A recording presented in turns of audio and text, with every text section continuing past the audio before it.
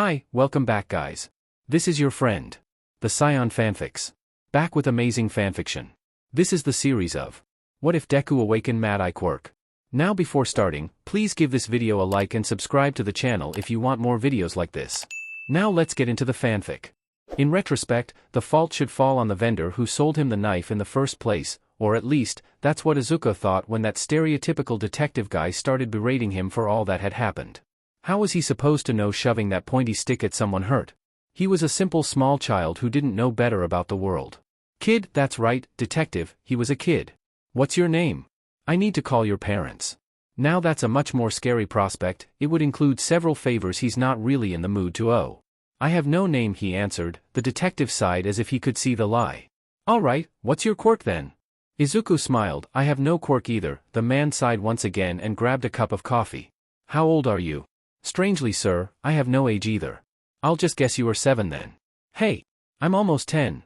The man grinned. Izuku looked at the side, not that the detective could follow his gaze, since he was wearing sunglasses, I mean. No. I wish I was almost 10, 7 is fine, I guess, I always wished for an age. I suppose you always wished for a name too.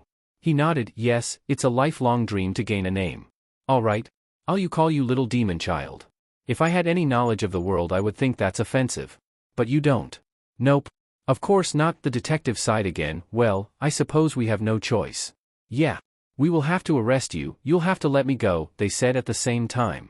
They looked at each other, the detective blinked first, Izuku smiled at the small victory. Kid. I could be an old man trapped in this body sir, we don't know.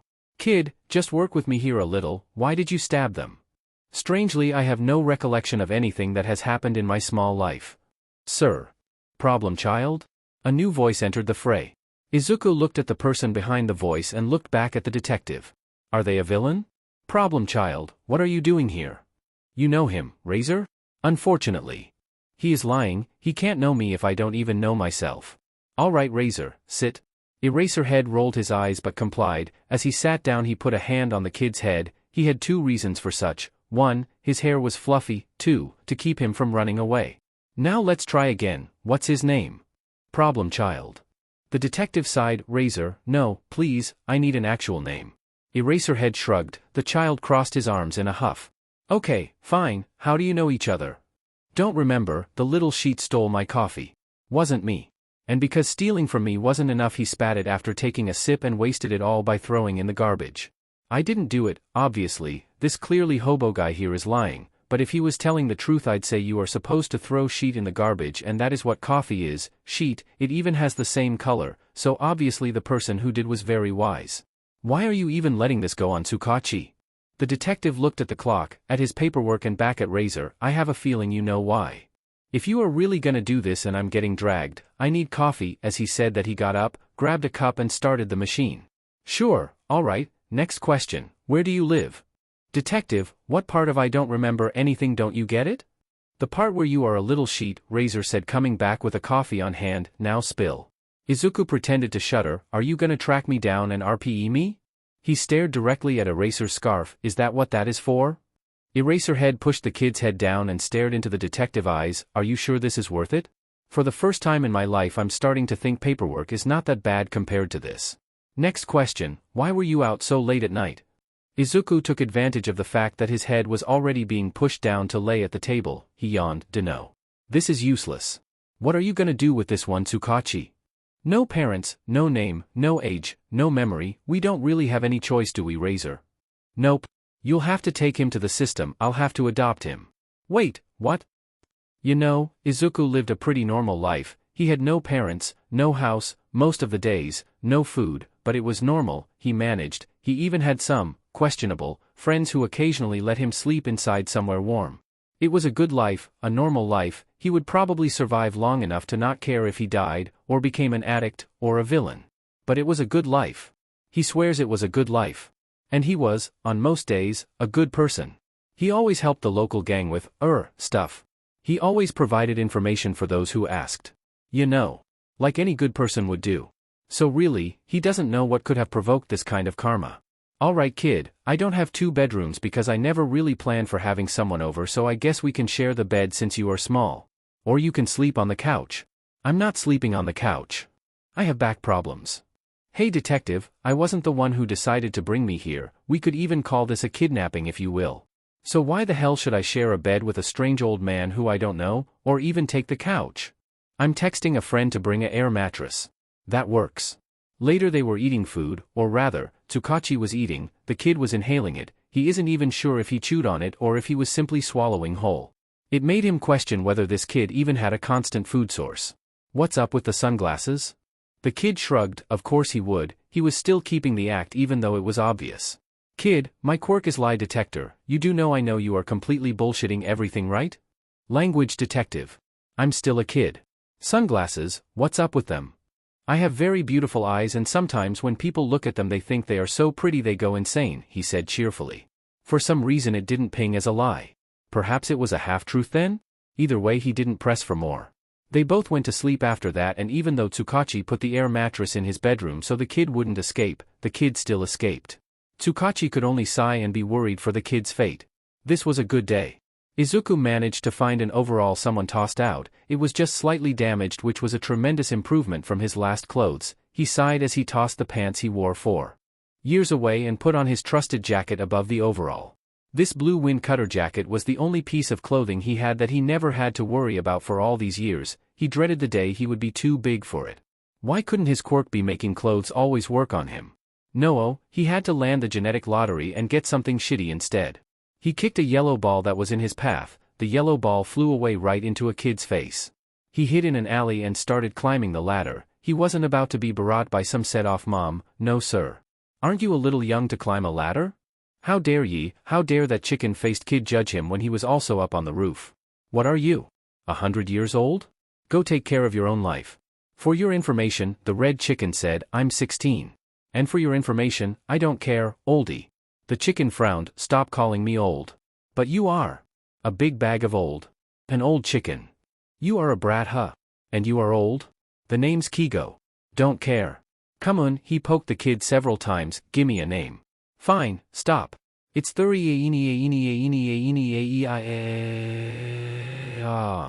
I am is such a unique name. Gimme a second here I need to think of a name. How about your real one little hatchling? No. That's boring. Call me. I'll call you Nugget if you don't come up with something in the next 4 seconds. 4 seconds? That's barely any time to dash. And that's up. So, what ya doin' on a roof, Nugget? I'm planning ways to fry a chicken. You are a rude one, ain't you Nugget? And you are old, and your nicknames are boring. Says you. Says me. I'm gonna be a super cool hero someday you know. Nugget snickered, yeah, you and half the world. What about you? He leaned on the ledge, I'm gonna survive. That's depressing for a kid. The kid suddenly jumped, Kigo was a little less judgy and a little more desperate now, wait kid. That isn't surviving. It's the opposite. But when he looked down there was no body, there was no Nugget either. Just an empty street. Still, it was a good day, he had a new overall, he managed to make that move he had been trying for ages without severely hurting himself this time and he even got an apple from a random passerby. That means he had food. And clothes. But then it was raining so the day wasn't good anymore. It was shitty. He needed somewhere to hide from the rain. He also needed somewhere to stay the night? Somewhere safe because his last sleeping spot had been, he sighed, cleaned up by the heroes. DMN heroes ruining his sleeping spot. But the sleeping part he would only need to worry later, much later, for now. He looked at the sky, for now he had bigger priorities. Alright, he said to no one. That place doesn't like me, that one kicked me out last time I went there, that one has the people who look at me like I have all the diseases with me, that one is closed, that one is a park, silly me, it doesn't have a roof. That one has a chicken on it and chickens are evil, that on, Nugget head. He would argue, he was actually a broccoli head, but that wouldn't make it better. No, he turned away and started power walking. Come on, I just want to talk, the chicken was too fast. Leave me alone.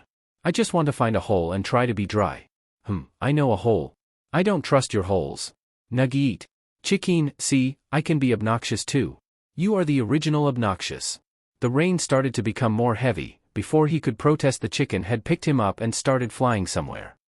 Okay, this was a good day. Chicken's place was warm and he could take a shower after several weeks. Chicken also had food. Disgusting food, but food. Never mind he wasn't that desperate, I'm not eating this sheet. Language, you are a kid. It's trash. It's food, it has all the necessary nutrients. This is garbage, even the detective's food was better than this. What detective? Honestly chicken, how dare you kidnap me here if you weren't going to at least gimme something decent to EA dash. Yo, Nugget, shut up for a sec. Don't shut up me. No, for reals. He looked scared so Izuku simply looked away. Then out of nowhere the chicken was shoving him inside a closet and telling him to not make a sound. During his time inside that closet Izuku was left to wonder what life is like outside the closet. It didn't look so bright on Chicken's side if the yelling and whip sounds were any indication. When the chicken opened the closet for him, he looked broken. Are you alright chicken? The broken expression morphed into a happy one like nothing had happened. Yeah. I'm great, wanna watch something while the rain is still up? Sure. Oh great. I have several movies here. That's cool, I haven't watched anything, ever. That SCKS, I'ma be your movie teacher as of now.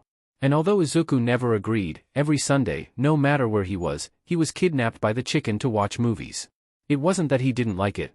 It was more that he was starting to like it a bit too much and that only ever led to bad things happening.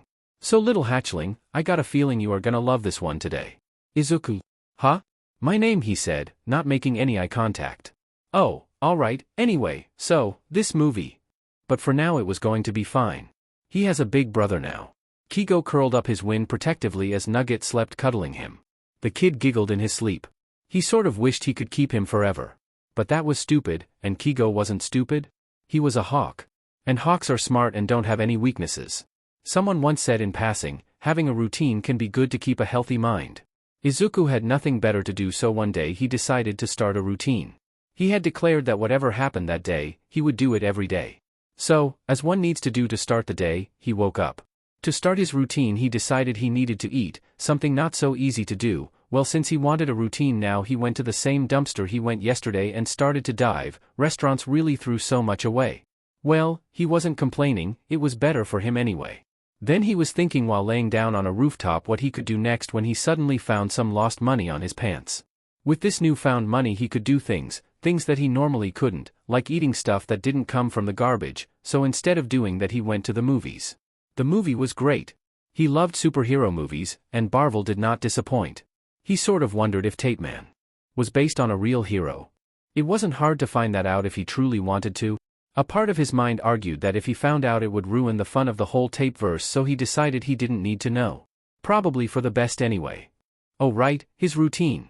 So, after he left the movie he decided to run around, maybe gain some muscle mass? Yeah, that would probably help eventually. He took exactly one step and was kidnapped. Well, sheet. He would have to do this every day? No thank you. His kidnappers took him to a warehouse. They talked and talked and talked about something. Izuku wasn't sure, he wasn't paying attention. He only started to pay attention when one of the idiots took off his sunglasses. He watched as they killed each other and sighed. One of them could at least have let him go from the ropes. Honestly, it wasn't too much to ask. He fell asleep in that chair. When he woke up he was wearing his glasses again and a familiar idiot was standing in front of him looking smug. He tilted his head bored. Are you gonna let me out or nah? It amazes me. What does? How you keep finding yourself in these kinds of quests. They aren't quests. They are dumb sheet. It could be avoided if you properly joined us. This talk again? We could do so much Izuku, if you became my player too. Shii guy, I'm bored, your speech never changes, let me go or let me sleep, I'm not having this talk again, if you wanna convince me at least try a little harder. Society failed you Izuku. Yeah. Look at yourself, he chuckled, you are what? 10? And already have a higher body count than me. It's bullshit isn't it? I bet if people hadn't thrown you away someone could have built something to block your quirk, or you could have learned to control it, but instead you are just like me. Izuku rolled his eyes. You are thinner than last time I saw you. What's this? Are you concerned? When did you become my mom? Shut up brat, I need to take care of my party members. We aren't dash he sighed, you know what, whatever, are you gonna dust this rope or not? Oh, right, he did that. Once Izuku was out he took his sunglasses off and stared right into Shigaraki's soul. The shit-stain smiled, Izuku huffed. Still doesn't work on me. I hate you. I still think it's fate. It just means you are already insane Shigaraki. Suddenly he was being hugged, ugh, no get off, stop. It means we are fated Zuzu. No. Kurogyri was the better person. Kurogyri actually fed him and let him sleep. He liked Kurogyri. Man, how the hell did an angel like you end up taking care of that gremlin? He asked the Misty Man. Instead of answering, Kurogiri ruffled his hair. Izuku could swear his eyes were saying he was also a gremlin he was taking care of. But obviously that couldn't be true. Izuku was a saint. On day 2 he tried to do things again without the being kidnapped part. It did not work. Not because he couldn't follow. Well, he couldn't, but that wasn't the only reason, it was also because it was Sunday. And on Sundays he was always kidnapped by the chicken for movie marathons. Well, 2 birds 1 stone, but after a day and a half of following this routine he wanted to find that car-looking person and kick them in the groin. Routines were curses made by corporations to control humans. His movies, marathons and kidnap were special because they only happened once a week. Now that a similar situation had happened 2 days in a row, he was feeling bored. He didn't like feeling bored. What's wrong, Nugget? Chicken. Do you ever feel like setting a building on fire just to see what happens? Yes. Izuku nodded and they went back to watching the movie. Next day a few heroes' agencies mysteriously caught on fire. One of them being Endeavor's. He didn't know yet, but a certain firebender was in the lookout for him. PSHH, hey kid, someone called him. He isn't sure if he's the kid being called, he wasn't paying attention to the world. Yeah, you kid. It wasn't smart moving towards a sketchy person who called him like one would do to a pet. However, he had no preservation skills and was extremely bored. Want some drags? That was straightforward, way too straightforward. No murder attempt, no robbing attempt, no RPE attempt. Was this really just a kind soul offering a kid some drags? You look like you need some, the person added as if that would explain the sudden care. There is something wrong with the world, or maybe just Izuku, because he was actually considering this. Come on brat, I don't have all day. But it's night. The person rolled their eyes. Do you want M or not? Sure. Oh goody, this makes things easier. Before he could even blink, the sketchy person was injecting something on his neck and he was falling down. From an outsider's perspective, it might have looked like he was spasming and dying a bit while being shoved on a truck. For him, he had just arrived on Candyland. Shiggy was singing about love and the stars were faces he sort of recognized but wished he didn't. WHYY Izu WHYY, why you must ignore me completely. WHYYY Izu WHYYY, why must you be independent? I don't know what to say. WHYYYY Izu WHYYYY? Can't you see I just want your attention? I don't think that's true. I just wanted some love. What? And now my family is dead and so is yours. Izuku eyed the stars. I don't like where this is going. Suddenly Chicken appeared. He was tap dancing. You rely on others but not on me. You are like my age. And I just want us to be free. That's literally the opposite of what you can give me. Ugh, why am I even arguing with you? You are just a hallucination. Everything started turning, the stars started screaming, as the chorus,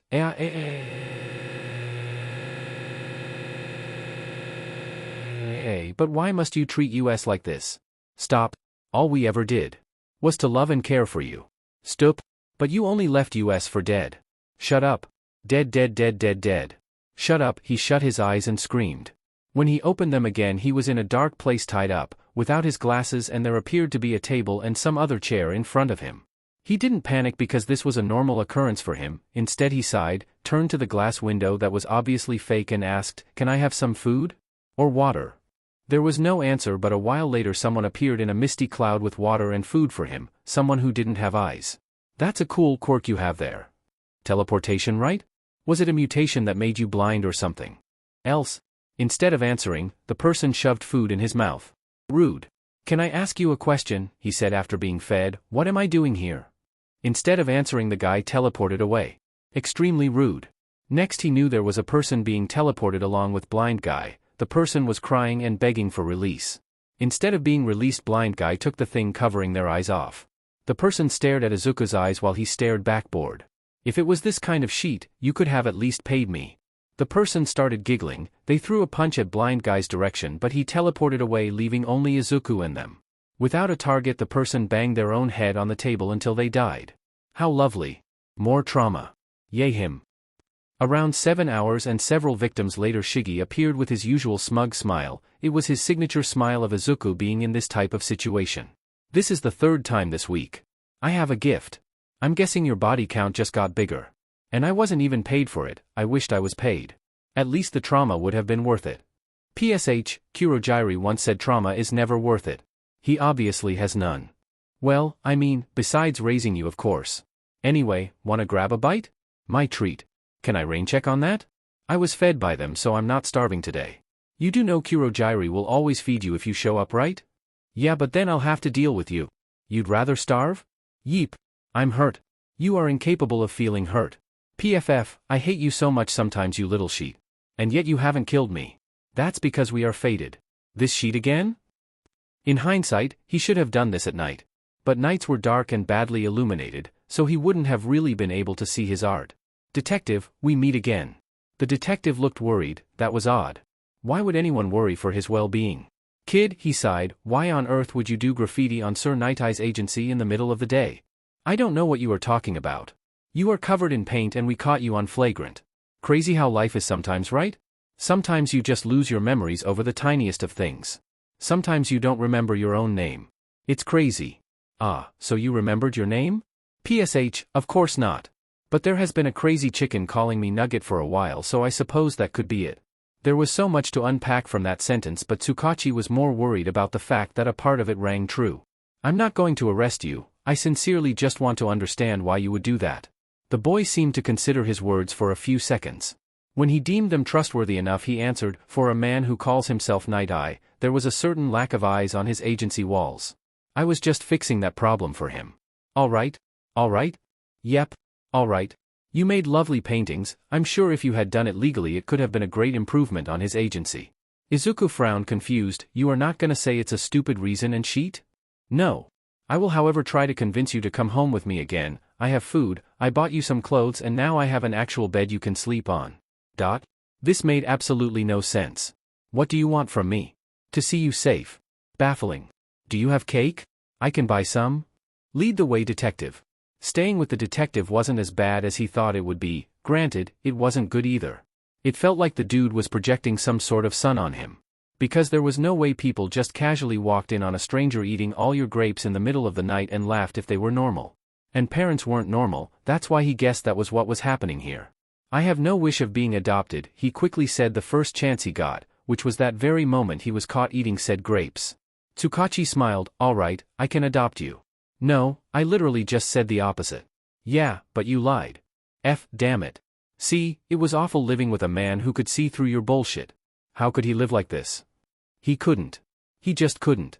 I already have a family, he tried again, believing really hard that at that moment Tamura was family.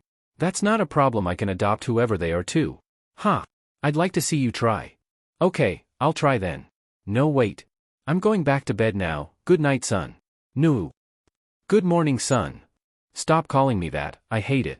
I'll keep calling you that then. No. I was thinking we should buy you some clothes since you'll be staying here forever. I did get a few for you, but you should choose for yourself. Who says I will? You lie every time you talk about wanting to leave. I never lie, I'm incapable of lying. Tsukachi raised an eyebrow. I hate you. He smiled, glad to see you like me. GAH. Chicken. Nugget. You have come to save me from this horrendous house. I was kidnapped, Chicken. And he's keeping me here with bribes and offering things I can't refuse. Chicken laughed. Tsukachi was extremely confused by how the teenager had gotten into his house and who he was, but anyway. I see. Well, I hope he knows that Sundays are mine. He doesn't. Oh cool. Anyway, he picked Izuku up and jumped out of the window. Tsukachi ran after them, but he couldn't jump off his window. He wasn't suicidal. I'll bring him back tomorrow. Chicken yelled from the skies while Izuku giggled. So this was the other kid he had to adopt, huh? Aight. No problem. Aight, a lot of problems. Just who is this kid? Why is every single information on him classified? This was so sketchy. Extremely sketchy. He needed more information. Should he? He would regret this, wouldn't he? Hey Yagi, I need a favor, could you give me Nedzu's number? Why would you want such a thing? Just gimme, I'll explain later if you pass by the house. There is a rule regarding giving Nedzu's number to people, Suki. It involves not giving unless there is a extremely good reason. For FS sake. I don't want to say it through the phone. Are you busy? He heard a lot of people yelling and a big whoosh sound. Not anymore. Where can we meet? Just come to my house, I can't leave right now. Is there something wrong? Tsukachi watched as the kid ate literally everything he could eat. No problem, just bring something for us to eat. A cake. The kid yelled. Yeah, like a cake, I'll make coffee. Coffee is trash, the kid yelled. Make some hot cocoa for me please. Aight. Whose voice was that? You'll see. That's ominous. Yep, he hung up. Several minutes later Yagi Toshinori was knocking on the apartment door with cake and bread in his hands. Come in. Tsukachi yelled. The door opened. One side, tiny, but not so tiny, All Might looking as healthy as ever, and that's not even sarcastic, on the other, a detective that had seen better days and looked like he was on the verge of alcoholism. You look well, Yagi said with a big smile. Thanks. Anyway, come in. As Yagi did, he noticed how Tsukachi's living room was a mess. Not only there was several papers that looked like some case, but there was also a child wearing sunglasses and surrounded by pillows. It was basically a pillow fort, except it didn't look like a fort, it looked more like a cave. Staring intensely at an iPad screen as if he stopped looking, the world would explode. Hello. I'm Yagi, he said in an attempt to make contact with the being. You weird, the kid answered, what's up with your hair? You trying to copy All Might? It didn't work on All Might, buddy, it also doesn't work on you. Tsukachi had to stifle a laugh. Who is this Suki? The kid had stars in his eyes, not that they could see that, given the sunglasses, but anyway, he calls you Suki? That's hilarious, I'm calling you that from now on. This is Demon Child, I'm taking care of him for the time being. Were you threatened? No? I see. What's your name, young man? Young man? What are you, 100 years old? Who talks like that? Haha. It wasn't a joke, All Might wannabe. Izuku rolled his eyes and tossed the tablet away. Suki, I'm bored again. People say talking about yourself can dash. Yuug, he grabbed the closest pillow and let the cave fall on him. Anyway, the reason I need Nedzu's number is that I'm trying to find information on another kid, but everything seems to be classified for some reason. If it's classified, there must be a good reason. No, Izuku provided from the cave. Oh. I'm feeling all kinds of red flags all over that kid, so I need to figure out what's the deal. Gee Suki, you met Chicken for like 5 minutes. Yes. And that was enough. May I assist in this investigation? No offense Yagi, but no. If I do require your help though, I'll call. Okay. Are you gonna give me the number or not? Oh, yes. Here it is, just send it to you. Thanks, can you keep him busy while I do this? Just let him make fun of you, it will keep him distracted enough. But it hurts my feelings, he thought. All right. Hello little one, he said sitting down in front of the pillows. His head was the only thing that peeked out from the pillow mountain. I'm not little. Really? From my perspective you only have a head, so yes. Little. That's stupid, of course I have a body. We can never tell in these times of quirks. I guess that's fair. I met a guy once whose head was on his belly and he was floating in a kind of tank. Isn't that from Barvel? The body emerged from the pillows. You are a man of culture, I see. So you do have a body? Duh. Well, what do you like to do? Those two things don't have a connection? Yes they do, I'm learning about you. Why would you do that? Because Tsukachi is taking care of you, which means we will see each other a lot. Izuku tilted his head. Are you two dating? No. Why was that phrased as a question? So you are dating then? No. But you want to? I want to learn more about you. You are reflecting the conversation, but I'll indulge. I like watching movies. So do I. But I only watch the ones with quality. None of those shitty things. Really? Yep. Chicken has said multiple times that my taste has no match. What's your favorite? Nope, too hard, ask me something else. Alright, what's your name then? I don't like giving my name to people. Why is that? I gave it once and then he abused it too much. So annoying. He? Yep. Is there anything I can call you by then? Chicken calls me Nugget. Okay. Yagi, come here. Suki called. Izuku watched as the man went like a puppy. Yep. They be fucking. He nodded to himself and got up to steal some cake. Once he ate it he plopped back down his pillow heaven and fell asleep. Pillows were life. When Tamura tracked Izuku's signal he did not expect a normal apartment house. He also didn't expect a responsible adult to be having a yelling match with Izuku about going to school. They were both allergic to responsible adults, so it was odd seeing him with one. This is new, he said, calling their attention. Immediately Izuku frowned upon seeing him. You are late. He shrugged and let himself in the small apartment. Who are you? The adult put himself in front of Izuku like he was protecting him. Cute, who is this? A nuisance. Don't call me nuisance Izu, I know you love me. Tsukachi at the moment smiled so bright Tamura thought he was going to somehow die from it. He turned to Izuku. Your name's Izu? Izuku stared at Shigaraki like he was going to kill him. Tamura liked that face on him. He was ecstatic. It's not. As if it was possible the man smiled even brighter. Izu. Ha, it matches you. Ugh, he grabbed the nearest pillow and tossed at the man. Izuku, I can already see it. Oi, what's he talking about? Shiggy walked forward. If you are taking last names it should be mine.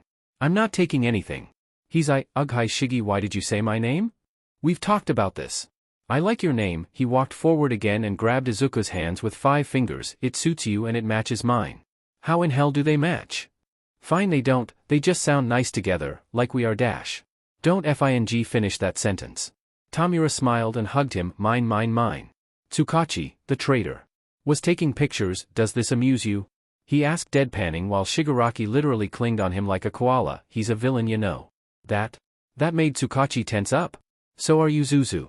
He doesn't need to know that, he said, groaning. I've entertained this enough. Are we going or what? Going? Why's? Let's go. This is gonna be the best birthday you ever had, Zuzu. As he said that, a portal opened behind them and they walked in, leaving a stunned Tsukachi behind. Villains?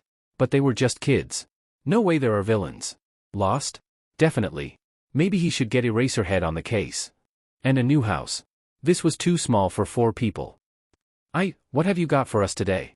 I hope you plan on giving me cake. I really love cake. Just trust me. No. Trusting you always somehow ends in someone dying. Have I ever let you down? Multiple times. Gimme one example. Every time you breath. And yet you still called me to celebrate your birthday. Don't get full of yourself. You are just the only one who knows. You could have told that dude. Who was him, by the way? Just some detective that decided I'm his charity case. Police? Yep.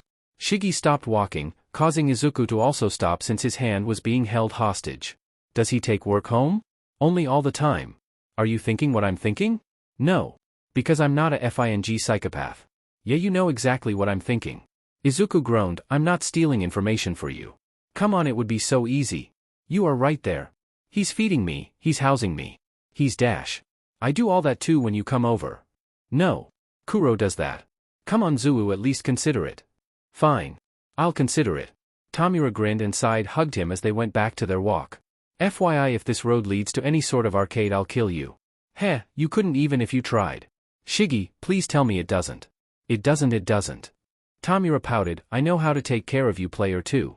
Whatever. Where even are we? Heh, don't you recognize this part of town? No dash. He stopped when he realized just where they were. Shiggy. Why did you bring me here? I passed by the other day and you know what I saw? Shiggy. He tugged on his hand and pulled him forward. Izuku almost stumbled to match his speed. There, in all its glory, was his old house. The house everything went to shit. All these years no one is living here. I bet they say is haunted. Probably. Wanna go inside? What if all my things are still there? Then you'll get them back and stop looking like a kicked puppy every time I put my family on. Izuku sighed. I do that because the hands are disgusting. And now you get to have your own, he said, decaying the door, or at least something similar. The house looked almost exactly like he remembered the last time he saw it. There were still some blood stains. Well, they were just stains at this point, but he knew what they were. On the wood, the furniture was moved around as if there had been a brawl. It wasn't as dusty as he thought it was going to be, though. That was weird. Oh, he crouched down and picked up a broken picture frame that had a picture of him, Inko, and Hisashi. Is that your mom? Yeah. You gonna take the picture? No. Wanna burn the house? Did you burn your old house? Nah. I decayed it. Should have seen it coming.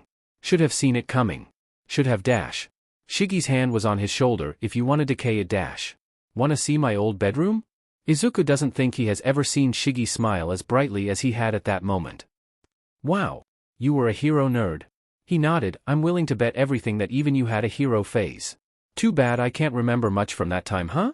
Indeed, he picked up an All Might figurine and let it dust. Ew. Those are expensive. I bet if we sold them we could get a lot of money. Sensei is rich. Izuku rolled his eyes. Yes. Have no financial independence. How smart. Says the homeless. At least I have independence.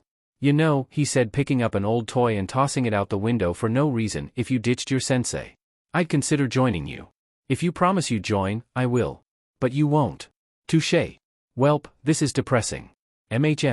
Well, this was just phase 1 of my master surprise, obviously. Next phase better be some cake. I deserve cake, okay? Nope. Cake is the last one. How many phases are there then? 3. He grabbed his phone and texted their location to Kurojairi. They went back to the living room because it was better spaced for the portal. The portal opened. They walked in.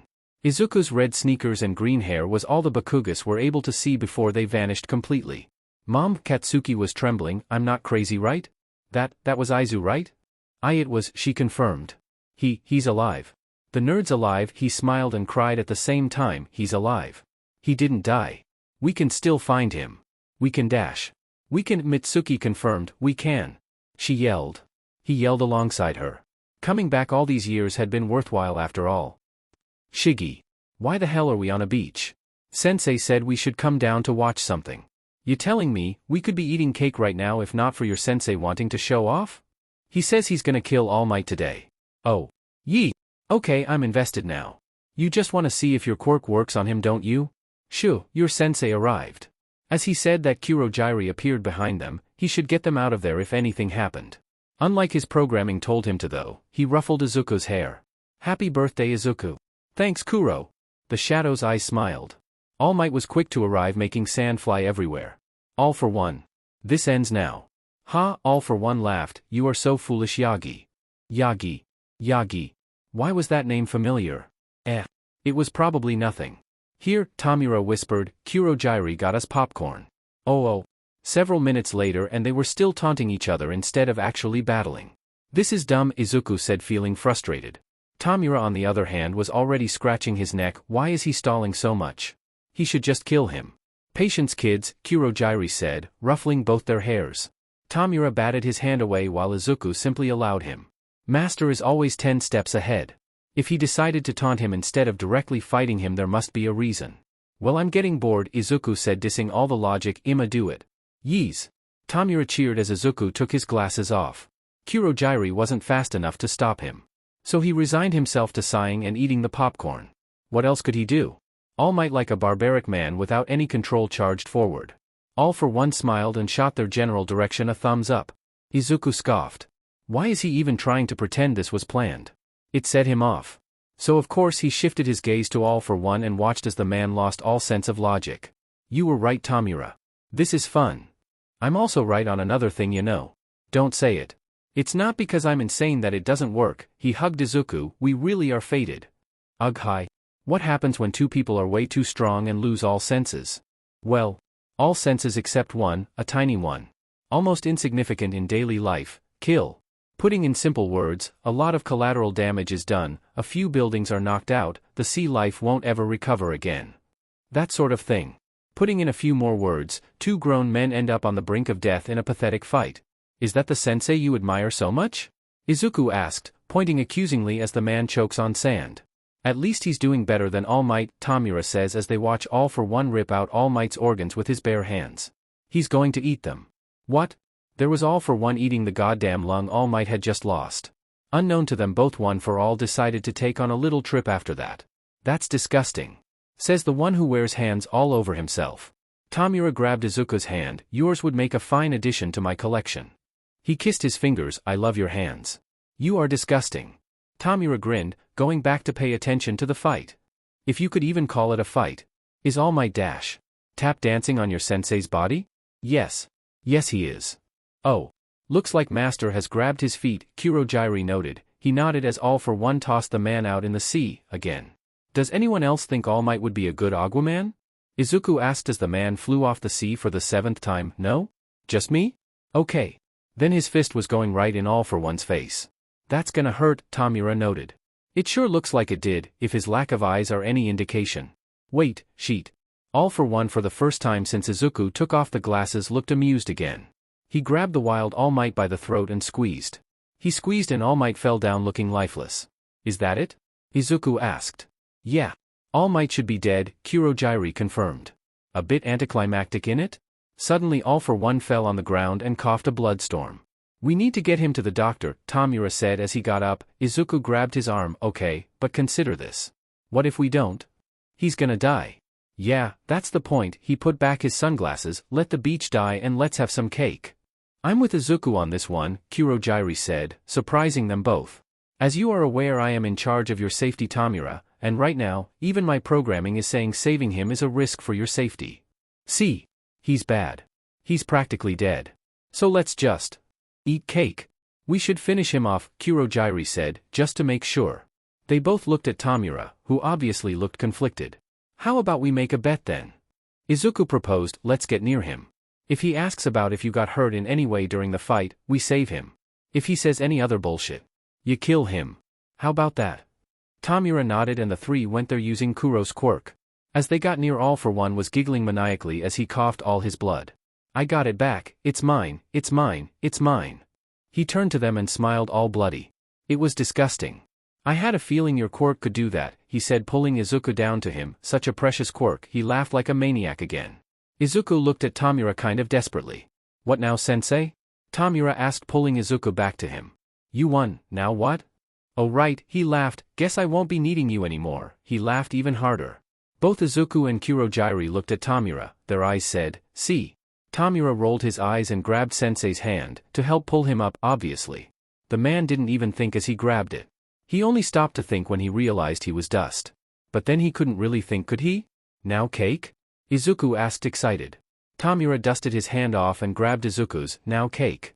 Kurojairi nodded and opened a portal for them directly into a pastry shop. Woo, Izuku made a little spin as he sat down at a table. Tamura sat next to him, evidently less excited, and Kurikiji went to fetch the cake. What do you think happens next? We eat cake? Okay, but what about after? Izuku shrugged, we can play something. Aizu, he grabbed his hand, I don't mean today, I mean generally. Well, we are just gonna keep living. Like always. Can I stay with you? Why? He deadpanned, you can't be serious. There is no way I can go back to the bar after this. What if the people want revenge? Ugh, I guess it's kind of my fault you are sort of homeless too now. Fine. You can stick with me. He nodded. Kurojairi came back with the cake. Happy birthday to you. The shadow started singing, not caring about the eyes on them. Happy birthday to you. A few people joined his singing, mostly the employees, but there were some NPCs at it too. Happy birthday, dear Aizu. Happy birthday to you. He smiled and blew the candle. Kurojairi handed him the knife. He cut the first piece backwards as he made his wish. He took off his glasses and stared right into Tamura's soul. Behind them several people started going crazy and killing each other. But not Shigi. Shigi simply smiled and asked, so the first piece is mine, right? Izuku sighed defeated and shoved the cake piece at him. Guess it is. As everyone killed each other, they ate cake and laughed at life. When a hero and the police arrived later at the scene, they were already gone. Hitsuki. I'm back, he yelled while opening the door. No, he didn't have a key. Who even needs keys when you can pick locks?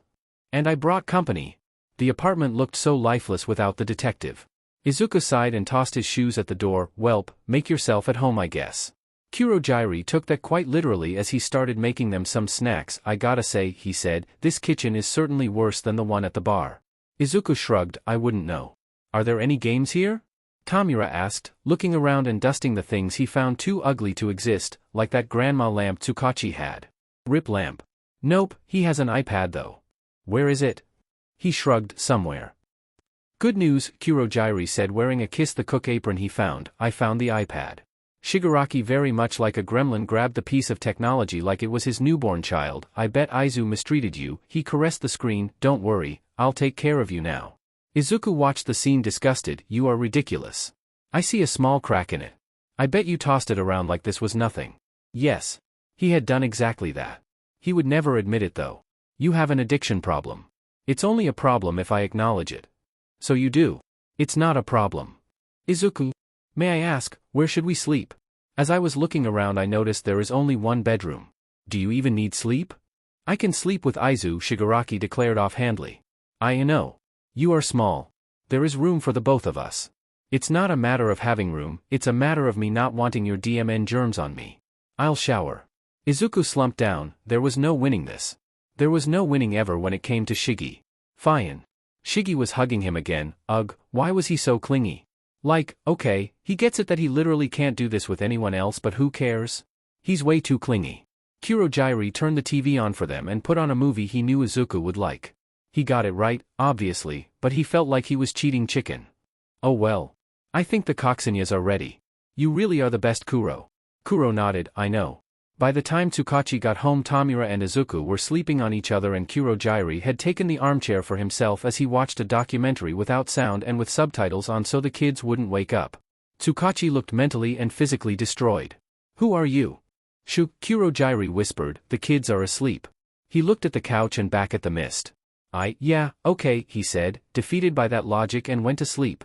This was a problem for future Tsukachi. Future Tsukachi wanted to punch past Tsukachi in the face.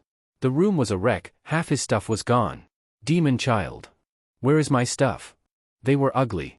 So I dusted them, Shigi said offhandedly as he slapped Izuku's hand. Izuku did not make a sound. He simply smiled and slapped Shigi's hand even harder, motherfucker. Tsukachi wanted to cry. For the best really. Less things to pack, Kurojairi said while making breakfast. Pack? Yes. We are moving. How do you expect to raise 2 children in a 1-bedroom apartment? Kurojairi shook his head, no can do. He was too speechless to say anything really. All he could do was sit down in the first chair he found and stare dumbly at the man cooking with his kiss the cook apron Yagi had given him. Kami, Yagi. He started silently crying. Gee, if they meant that much to you we can buy more ugly sheet, Izuku said rolling his eyes. While he was distracted Shigi slapped his abused hand. He sked in a big breath. You'll regret this you fucker. Pay attention to the game Zuzu. See can someone turn on the TV? Tsukachi asked. Of course, Kurojairi said, turning it on. Certainly news that affect the entire nation, if not the world. I'm starving, how much longer till it's ready Kuro? Izuku asked as he slapped Shigi's hand. At this point their hands were extremely red. It is unsure who was the villain that caused such destruction and if he was defeated or not. Just 2 more minutes. He looked at the TV, we should have left them a finger, he murmured and shook his head. But one thing is clear, to have put all might of all people out of commission. Gahi, Shigi yelled. Ha! I win. No you don't, that wasn't. You know, it was gay. Gay. You are just delaying the inevitable Shigi. Our reporters on site said the situation isn't looking good, apparently the most concerning wounds were that he's lacking a lung and he was severely asphyxiated. Everyone is wondering who was the villain that managed to make all might of all people get in this estate. Tsukachi slumped on the table. You must feel worried about the news, Kurojairi noted as he passed him a plate. I am. He nodded, don't worry. The villain is dead too, he won't be a threat, true. True? True. Why did it ping as a true?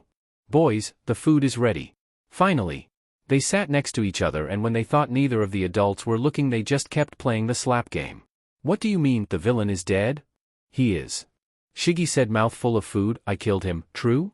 He was a threat to Tamura's existence. It had to be done, true? Even if he was like a father. True? Oh pallies. He made you call him sensei and got mad that time you called him dad. He was just a big baddie, Izuku said, slapping Tamura's hand in the process and again it rang true.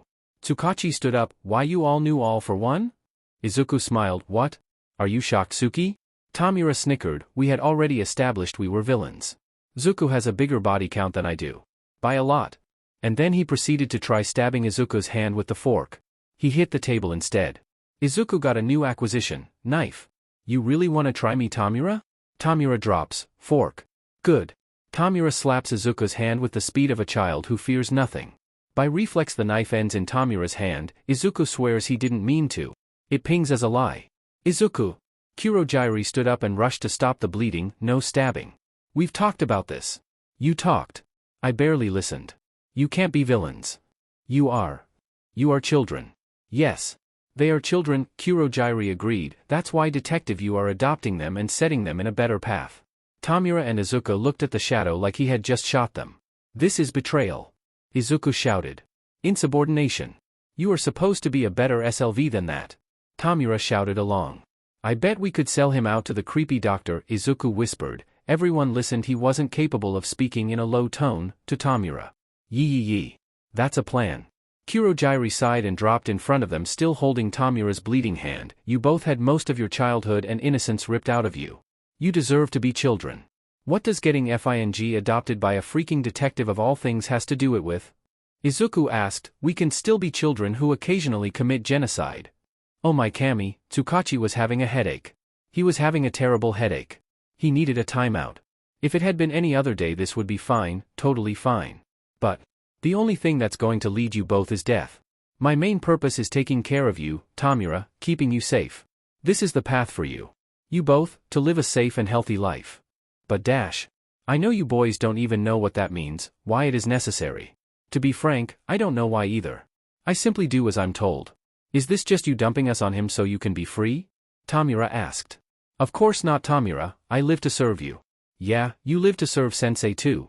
The shadow was silent as he took Tamura over to the kitchen to wash his bloody hand. Do you have some bandages, detective? In the bathroom, Izuku answered for him. Thank you, Izuku.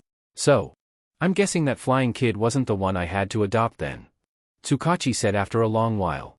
I mean, he was being abused by whoever takes care of him when I went there. So, alright, with a newfound emotion Tsukachi picked up the phone and dialed the first number he found. Coincidentally, it was everyone's favorite rat. I need help. Oh my, it's been a long while someone requested something other than information from me. Yeah, no. I really need help. And then he hung up and let himself slump on the kitchen table. Would you like some tea? Kurojairi asked. Yeah, sure. Why not? He answered. Problem child, Aizawa said, surprised at the door. Problem hobo, the child nodded. He searched around the room and found Tsukachi with a blanket around him and a cup of tea in hand. Problem detective, why did Nedzu tell me to rush here? It's my 7th tea, he answered instead. He has almost ended all the stash, Kurojairi said concerned. We will need more tea. Aizawa stared at the talking shadow and back at the problem child. Somehow he was certain everything was his fault. He didn't even know what was wrong, but it was definitely the kid's fault. Who is this? That's Kuro. Kuro's my SLV, the other kid Aizawa hadn't noticed till now added. Aizawa raised an eyebrow at the shadow's direction. The shadow nodded. That I am, Kurorajai, at your service. Somehow it was slightly more concerning the man also considered himself a SLV for a 10-year-old. He looked back at Tsukachi for guidance. We need a bigger house, he heard the man say. So far so good, the detective decided to adopt after all. Is there a school that would accept former villains? No, they don't know. No one can know. Okay, so far not so good. Hey, knock it off, what happened? There was no time for him to answer though because the problem demon had sneaked up on him. What's your quirk, problem hobo? Era dash. Don't tell him, Tsukachi suddenly yelled, reaching out of the blanket. Aizawa was extremely confused and the child was pouting, but I wanna know. He asks questions, Tsukachi said. He asks a lot of questions. Not my fault y'all don't know your own quirk. I know my own quirk, Aizawa challenged. Yeah? Bet. Tsukachi slumped back down on his blanket. I tried warning you. We are officially out of tea, Kurojairi said as he served the last cup to the detective. The man looked at him like he had just shot his lover. I'll get some more, he said and looked at the kids. Behave. Aizawa had only time to blink and the shadow was already gone. What an amazing quirk. He bet Oboro would have loved it. Erasure, he said looking at the child. My quirk lets me erase others as long as I'm looking at them. Izuku was silent for a long time. Tsukachi thought Aizawa was a child wizard. Hee, Izu's plotting something, the other child said. My quirk makes whoever I look at or whoever looks me directly in the eye have the sudden urge to kill everything, the problem demon said. Both Aizawa and Tsukachi were thinking the same thing. Discovering this quirk must have been terrifying. Which one do you think works faster? We aren't going to figure that out, Aizawa quickly said. Why not? If yours lose I swear I'll put the glasses back on before you go on a rampage. That's a lie, Tsukachi said tiredly from his spot. Izuku groaned. This is why we can't have nice things, he yelled to the detective and stormed off to the bedrooms. Tamura watched as he went waving as he passed by but quickly returned his attention to the iPad. Meanwhile Aizawa was having a small crisis because he had firmly believed the child would actually do as he said. DMN, when did he become so gullible? Do you need me for anything, Tsukachi? Moral support. He rolled his eyes. Anything other than that? Maybe a hug. I'm going home. Wait. Please don't go. Give me exactly one good reason and I won't. They killed the person who had all might in the state he's in. They? The kids. Aizawa's mind went blank. And why the hell are you not turning them in? Eraser. They are children. Are you really going to try to reform some killers, just because they are children, on your own? They just need a positive figure in their lives. Tamura laughed and Aizawa scoffed. The problem demon literally tried to make me insane just a few minutes ago. We don't need to be reformed, we are perfect as we are, Tamura said, not adding to the conversation. Then why have you not left yet, Tsukachi argued. We killed everyone's sugar daddy, the child that should not know these words said. We need a place to stay low until we know people won't try to kill us instead of simply kidnapping Izuku like they do all the time. Eraserhead, they are kids in danger. Yes, they may have a questionable curriculum but isn't it our job to help them? Fine, I'll freaking help. What do you even need help with here anyway? I really could use a hug. This time Aizawa didn't announce it, he just left. Tsukachi slapped his own face. Kurojairi gave him a pat on the back and the kids ignored him in favor of one of them dusting everything and the other one observing everything being dusted. Say goodbye to this old house, Tsukachi said to himself. Everyone obeyed anyway. Tamura dusted the last thing they chose not to take and grabbed Izuku's hand. Okay, we can go now. Kurojairi opened the portal for them. They left one dusty living room in exchange for a clean and fully furnished room in a matter of seconds. Alright, this has 5 bedrooms, an office, the kitchen Kurojairi wanted and the game room Tamura wanted. So, everyone will do as promised if I got what they wanted, and behave right? Right, Tamura said, already moving towards the game area. He didn't know where it was, but it was okay, his gamer instincts would get him there. You just forget to defy what your concept of behaving was, he said before closing the door. That led to the wrong room, but he couldn't leave now, it would be embarrassing, so instead he tried moving from one room to another through the window. Before he even tried, a bird stared threateningly at him and he decided this was just his life now. Back at the living room, Izuku nodded. How did you pay for everything? He didn't. A new voice only Tsukachi recognized said. I did. Said a rodent-like creature. Izuku poked it. What even are you? Nedzu kindly removed his hand from his fur and smiled. I'm glad you asked. Few people have the courage to. Izuku shrugged. You only live once, why not say what's on your mind? I like this one. Nedzu declared. And patted Izuku's hand twice before letting it go definitely and sitting on the couch. Alright, detective, let's have a chat. Oh sure, do you want anything to drink? Before he had any time to answer, Kurojairi appeared wearing a new apron. This one had a bear imprint and it said hug the bear in the middle, new apron for the new house, and bringing snacks and drinks for all of them. The kitchen is marvelous, he said with an approving nod and walked away to help Tamura into the right room without him having to leave that one. My quirk doesn't work on Kurojairi because his brain is different, Izuku suddenly said, appearing on Nedzu's side. He grabbed a cookie from the tray. Would it work on you? That's something we would have to test someday. Is that day today? No. Is that day now? Nedzu smiled. No, I promise you it will be soon, how about that? Izuku immediately looked at Tsukachi, who sighed. Yeah, he said the truth. Satisfied, Izuku stole another cookie and made himself comfortable on the couch. Anyway, how did you like the house? Tsukachi sighed. It's perfect, you got everything I asked for and more. Yes. You didn't mention, but there is a pool outside. I'm very thankful for all you've done for us so far. Keep that thought in mind, detective. I have a few news for you that will likely disturb your mood. Shoot. The child you asked me to investigate, he's being raised by the commission. Nedzu made a dramatic pause as a weapon. Tsukachi moved to the end of the sofa. That's not good, he said for a lack of better words. You are in luck though. How? I personally detest what they are doing and will do everything in my power to end it. He smiled. So you don't have to worry about that. At all. Are you sure? I want to help. You can help by giving the child a place to stay after I'm done with them and by doing everything I ask of you. Sure, whatever it takes. Good. Next thing is, well, about the kids' education. You must have realized by now it will do them no good to put them in a regular school. Yeah, no, I was thinking of putting them in an online school, or homeschooling them myself. Both valid options, however what if I offered a better one? Tsukachi sighed. Just say it. UA in a partnership with Shiketsu are opening up reform classes for villains who are minors. What? Of course. Suddenly Izuku's crunching sounds were getting louder, or was Tsukachi imagining things? It would be separated by age groups. Crunch, and once they are deemed reformed enough they'll be reintegrated in regular classes of their choosing. Crunch. Did you do this just for us? Crunch. Don't be silly, Nedzu said getting up. It was going to happen anyway. Projects like these don't come out of nowhere, detective. Intense crunching sounds. Tsukachi knew it was a lie, but everything Nedzu had said was the truth. Anyway, give it some thought. Crunch. Who would be the teachers responsible for their classes? Crunch. At UA Snipe, at Shiketsu I believe it was Ryukyu. Alright, I'll give some thought. Nedzu nodded and left the house. Once he was gone he turned to the source of the crunches. You good?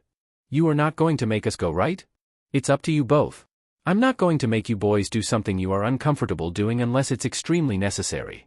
So we agree school isn't necessary. Izuku, tell me what's wrong. I never went to school. Ever. Tsukachi blinked. Oh. I mean. Shigi taught me some things. Can you specify? I know how to write. And read. Some. Words. And English. I can almost understand everything in English because of his games. Kuro explained basic math to me too. He furrowed his brows and ate another cookie. What evuthn is show HWRD? Tsukachi smiled softly. Izuku hated that look. Is Tamura at your level too? Shigi knows everything. He scoffed, it's pretty annoying. Okay, how about we talk about this after dinner when you both are here and we'll decide what to do. Izuku nodded, that works. How long do you and Tamura know each other? He asked while opening his laptop so Izuku would think he was only paying half attention and actually answer. Basically all our lives. He laid down feeling sleepy, he's basically the reason I'm even free right now. He frowned, I don't like thinking about it. Thinking about it means I have to acknowledge his stupid theory and I hate it. His theory? It's stupid, he thinks we are fated to be together, says we are soulmates or some shit like that. He turned to the side, he told me that means we are stuck together forever. I just think he's an idiot. Why does he think that? Because he found me because of a massive coincidence. And then he kept finding me and our quirks don't work on each other for some dumb reason. That's strange. I asked Kuro to explain to me what soulmates are and I don't like it. He closed his eyes, I don't like it at all. What did he say? In Greek mythology it said humans were born with 4 arms, 4 legs and 2 faces, but then some dude called Zeus got scared and split everyone in 2, condemning everyone to spend their lives in search of their other halves. So your soulmate is the rest of you. He shook his head, I don't want to be stuck with Shigi forever. It's gross. Tsukachi chuckled, it's not literal, you won't turn into one person Izuku. No. Are you sure? Because it could happen. Quirks are weird so it could happen. I'm pretty sure. If it does happen I'm blaming you for me lowering my guard. Completely fair. The two fell into a comfortable silence, only the click-clack of Tsukachi writing things on the laptop could be heard. Then suddenly Izuku shot up and looked at him, Yagi. Suki swallowed loudly, what about him? Izuku stood up, all might is Yagi, he gasped, I helped killing your boyfriend. Suki stopped what he was doing and put the laptop on the side, he's not dead. No. We saw him die. Sensei ate his lungs. What? Sensei ate his lungs and then squeezed his neck, there is no way he survived something like that, not after almost drowning a bunch of times. Tsukachi didn't even know how to react on the news, so he simply stood up and hugged Izuku, I'm sorry you had to see that. Izuku froze, what are you doing? I'm comforting you. You watched something extremely traumatic. I caused that.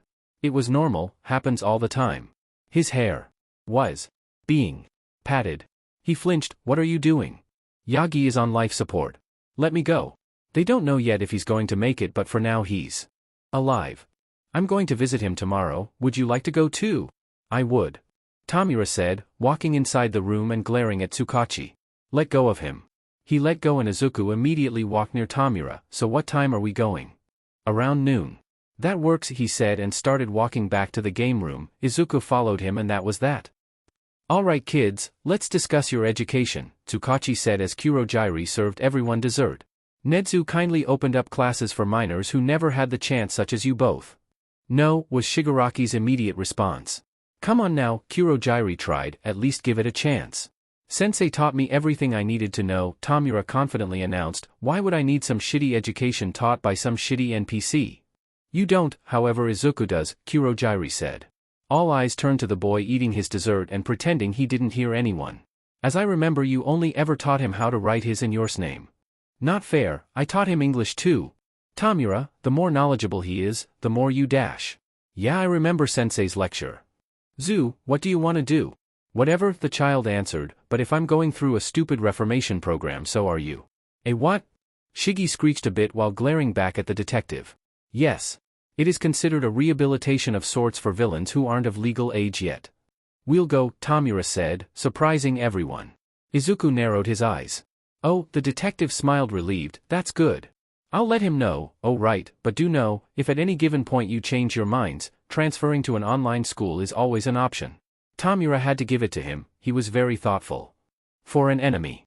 But that's what made the other side so weak anyway. Shigi was smiling creepily to himself, he was planning something that would go terribly wrong, Izuku was sure of it. Just one more thing and I'll leave you both be, Tsukachi said, bringing Tomu's attention back to him. From what I understood, there will be 2 possible school choices, UA or Shiketsu. Which one would you boys prefer? Can we sleep on it? Of course. We should go with UA, right? Shigi said excited, if we are doing this it should be with style, Shigi said once they were alone. What are you planning? You had your planning face. Zuzu, can't you see this golden opportunity that fell on our laps? We are living with a high-ranking detective which means free access to all police-related information. We are going to a hero school where our enemies are actively trusting and our allies will be easy to recruit. This is perfect. Their weaknesses will be practically shoved at our faces. You'll do your magic. I'll do mine. And within no time we will have ruined all of society. I already said I'm not helping you with your thing. No. You said you were gonna think about it, and if Sensei was out of the picture you'd join me. Well, Sensei is out of the picture. No, you are twisting my words. I can do this without Yuzu, but I want to do this with you. Shigi sighed, I'll give you cake every time you ask if you stick with me. Izuku nodded and laid down on his bed. You should have started with that. Yue, or Shiketsu. He shrugged, what can you tell me about the heroes in them? We can figure it out together. He said, jumping on Izuku's bed with his phone in hand.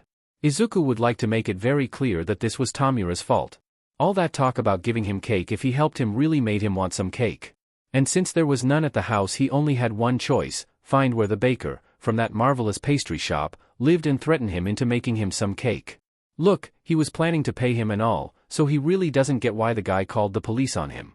And he especially doesn't get why there was a cow-looking hero amongst the police, but looking at them just made him think of milk, and that made him think of cake again. Come out with your hands in the air. The police shouted from outside the house. Aw man, I just wanted cake, he whined to the baker, who flinched. Why did you sell me out like that? I was willing to pay you and all. The man was trembling as he made the cake Izuku had requested of him. We are gonna count to 3, the police shouted again. This was getting annoying. How long till the cake is ready? 40 minutes. Izuku sighed and walked over to the window. Hope this stalls them enough. Then, he took off his glasses and looked at the eyes of everyone he could. The hero made her first move against a fellow officer. It became war out there. He closed the window so they wouldn't even think about killing his baker and hopped back to where he was sitting on the counter. It smells so good already, he said, smiling.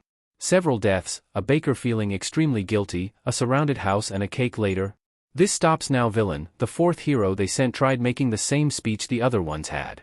Come out now and dash. To their surprise, Izuku did come out, with a bag hanging on his arm, a cowboy hat and his sunglasses. I am gay, he yelled to the hero. He didn't know what being gay meant, however Shigi had yelled that to Kuro once when the Nomu was trying to make him leave his bedroom, so it had to have some meaning. The hero was stunned for a few seconds. So am I, they yelled back. Can I go? He asked. I promise no one else will die as long as I can go. I just wanted cake. No, you can't, the hero yelled. He was about to just take his glasses off again and be done with it when he was picked up by an invisible force that made him fly out of there onto the nearest building. When he landed, Chicken was there with his disappointed face. What the hell were you thinking? That I wanted cake. He looked inside the bag. Okay, good, the cake was intact. I can share it with you. But then you'll have to repay me with another whenever I ask. Chicken shook his head. There are better ways to get cake. It's 4 in the morning, Chicken.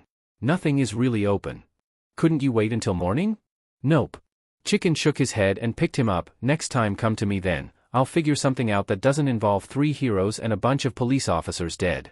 They killed themselves, I had nothing to do with it. Really? Take the sunglasses off then. Izuku closed his eyes against Chicken's chest as they flew to Chicken's house. Nope. When Izuku woke up, he was being smashed by a chicken on one side and by a bunch of pillows on the other. He tried saying words, but words just didn't work at the moment. Too hot, he said, and started kicking the pillows away from him. Sto, movin', Chicken said. Izuku wormed his way out of Chicken's cuddly arms, but the cuddly arms were insistent. They grabbed him back. In a moment of clarity, when Izuku figured it out, the things holding him were arms, he bit the nearest hand. Chicken yelped out of there. You bit me. With his new regained freedom, Izuku rolled around and spread his legs, taking up most of the space on the bed. A skin for it, he mumbled, still only half coherent. Chicken shook his hand around like that would make the bite fade away. Can't believe you bit me. Izuku made some incoherent noises in response. Welp, guess I'm waking up then. What do you want for breakfast? Garlic. Okay. Why the F does this breakfast has garlic in it? Izuku asked 2 hours later when Chicken got him out of bed. You asked for it, Nugget. I did? Yep. I have no memories of asking though. But you did. If I don't remember, then it never happened. Except it did. Do you have any proof? He showed his hand with a bitten mark. It was around the same time you bit me. That also never happened. Now you are just messing with me. Am I though? They were sitting, laying on each other to be more accurate, on the couch watching a movie. It was Sunday after all. By the way, I'm pretty sure Nedzu is going to destroy the hero commission for you. Chicken blinked. Izuku continued watching the movie. Chicken didn't say anything, however he can't say he watched that movie. When it was over they just stayed in silence for a while, that was, until Izuku said, "Wanna do some questionable things?" "Sure." "Oh goody, let's go then, you definitely won't regret saying yes." He blinked rapidly, "No killing anyone." "That's fine." "No stealing anyone either." Izuku pouted, "Fine." "And no dash." "Stop talking or you'll remove the questionable part of it and then everything will lose meaning." "I was just going to say no dying." "Oh." Izuku chuckled, "I have no plans of dying, Chicken. I'm immortal." Izuku wasn't immortal. But he was proving to be extremely careless. Well, can we even call it carelessness if the person is actively jumping off high places and shouting for their friend to catch them before they become goo? Was this your idea of fun? Chicken shouts after saving him from near death the 6th time. "No," he said with a smile, "but it became my idea after you said no dying." Chicken pushed him this time. As he fell from the bridge Izuku laughed and when he landed on the water he just let himself float. "Are you staying there all day?" Chicken asked after 5 minutes. "Yeah. You are gonna get hypothermia." "Does it taste good?" No. A feather flew down and brought him up again. "You are gonna get a cold." "No I'm not, it's too hot for that." "It doesn't work like that." "Then why is it called a cold if you can get it when it's hot?" "That's because when your body suddenly changes temperatures it dash." "Boring." "Alright, let's eat ice cream now." Chicken sighed but ended resigning anyway. "Yeah, okay. Last time I went to an ice cream shop they made me leave. I wonder if it will be different this time." Chicken sighed, hugged him. "If they even try making you leave I'll kill them." "Thought you said no deaths were allowed." "There are times when exceptions must be made, little hatchling." "Was it that one?" "Nope." "Okay, we are going to that one then. There is a cow in the entrance." "Yeah and? Don't you feel sympathy for it? Being a chicken and all. Haven't you heard? Cows and chickens are long sworn enemies." "Oh sheet." Chicken out of nowhere started hiding behind the menu when a group of girls got inside the store. Izuku couldn't help but stare. There was nothing special about them and they all looked older than Chicken. Sheet, trade places with me." "Nah. Nugget, please, if Snakey sees me I'm dead." Izuku looked behind him again trying to figure out who Snakey was. Well, it wasn't even much of a question, one of the girls literally had snakes in her hair. "Why? What did you do?" "That really isn't important right now." "Yeah it is, if you want my coupe that is." "Fine, I called her ugly." Izuku nodded and got up. Nugget, stop, where are you going?" Izuku hopped to the balcony and asked for the thing he wanted. "Hello, could I please have the Belgian chocolate please?" The girls cooed at his misspelling. When the clerk gave him the ice cream in the biggest cup they had he said again using an innocent voice, "Oh, I forgot my brother's order." "What does your brother want?" the clerk asked with soft eyes. Izuku hated those eyes. I don't know, I'd have to ask him." He prepared his throat very loudly to yell Chicken's title. He looked right into Chicken's eyes as if daring him to stop him and show himself. The chicken was a chicken. "Chicken Little, what do you want?" Still hiding behind the menu he yelled back, "Strawberries. Please." He smiled blindly to the clerk, "Strawberry please." "Here you go little man." "Thanks." He returned to his seat and started eating. Meanwhile Chicken was still hiding behind the menu. "It will melt. I like it melted." "They'll see you either way." "Let's eat while we walk then." "But I dash," he fakely sniffed, "I could never eat inside shops. People always kick me out." Chicken sighed loudly and dropped the menu. It was almost comical how immediate Snakey's reaction was. "Kigo Takami, fancy seeing you here," she said with class while she walked up to them. Chicken slurped his ice cream. "Do I know you?" he asked. "Sorry, I have extreme bad memory when it comes to ugly things." Chicken left that shop with ice cream on his hair and clothes. "Can I have a pet snake?" "She's gonna call me Chicken for the rest of my life. Why are you like this?" "Her snakes were so cute, I want a pet snake. And I bet she's gonna tell everyone in that stupid modeling class to call me that too. Do you think if I trained it, it could attack people on command? I don't care too much about any of them, but there is this cute boy there, he's gonna think so badly of me now. And then I could make it attack Shiggy every time he says something shitty. It could work, it could work. I need to somehow regain my honor. I really need a pet snake." So how about we make a deal?" Chicken said. Izuku raised an eyebrow. "A deal?" "Yeah, I buy you a pet snake and you come with me on my next modeling class." "Okay, but why?" "Because there is this cute boy I really wanna impress, and if anyone starts talking shit about me I want you to spread how good of a big brother I am. So I just have to say good things about you and I win a snake?" "Yep. It's a deal. When are we going?" "Thursday. Works for me." Notes. Hee fan person forever drew this FIC Suzuku, humans, appreciate it or perish, https, fan-person-forevernever.tumblr.com post 6748384429574888128 Gremlin Izuku. Here's the pic for ya lazy buns who don't click links. As Izuku once again had a sleepover at Chicken's house, he felt like he was forgetting something important, but well, how important was it really if he couldn't remember it? Meanwhile, Tamura and the detective were having a debate whether or not the fact that Tamura had put a tracker in Izuku's arm was considered unethical or not. Look, Izuku missing out on going to sea but might? Normal, it wasn't the type of sheet he was into. He and the detective went. He watched as the man lacked life, amused, considered decaying the plugs but didn't when the detective started talking fondly about them to the butt. No, he wasn't soft, he was just curious and that distracted him. They returned home the detective's home, several hours later, and when he noticed Izuku still wasn't back he suggested looking for him. The detective said it was Sunday, so he was probably with the chicken, whatever that meant, but Shiggy was a patient man, so he waited till the day was over to suggest looking for him again, and even then he waited to see when the detective started to look apprehensive. So it was only when the detective mumbled, "He's usually back by now," that he suggested, "We should look for him. What if something happened?" The detective readily agreed. So he really doesn't get why when he said, "Okay, good, Kuro, get the tracker's location and let's go." The detective asked, "What tracker?" "The one in his arm," he answered, and really that was it. He has a tracker on his arm? He really doesn't get why the detective looked mad at him. It was such a basic thing to do. "Yeah, he gets in trouble all the time. I needed a way to find him fast. Can we go now?" "No. Just wait a moment. How long has it been there?" I dunno," he shrugged. "I think the doc put it there after the 6th time I found him kidnapped by someone." When was that, Kuro?" "4 years ago, master." "4 years ago," he repeated. "You can't just put trackers on people." "Why not?" He frowned. "Izu agreed to it if you are concerned with consent." "How old was he when he agreed to that?" Shiggy looked at Kuro. "I believe he was 6 years old." "6, he repeated. "Tamura," the detective sighed, "did he even understand what you were asking him?" "Of course he did. Izu's not dumb." "Are you implying he's dumb?" "Don't call him dumb." He angrily slapped the table crumbled. Tsukachi watched as the table slowly turned to dust in front of him and sighed. "No, I don't think he's dumb, Tamura." He huffed and crossed his arms. "Good. I do however think he was too young to be able to consent anything. He would have asked me to get it out or take it out himself if he didn't like it." "It's really fine, detective, we have an agreement. Can we go now? He could be dying while he have this discussion. I suppose there is nothing I can do except agree, is there?" "Nope," he said and motioned for Kuro to open the gate. The shadow did and they walked in. When they walked out they were in a bedroom and Izuku was sleeping soundly next to the teen Tsukachi knew as Chicken. Tamura furrowed his brows. "Who is that fucker? Why is my Izu cuddling with him?" "Izu hates cuddles.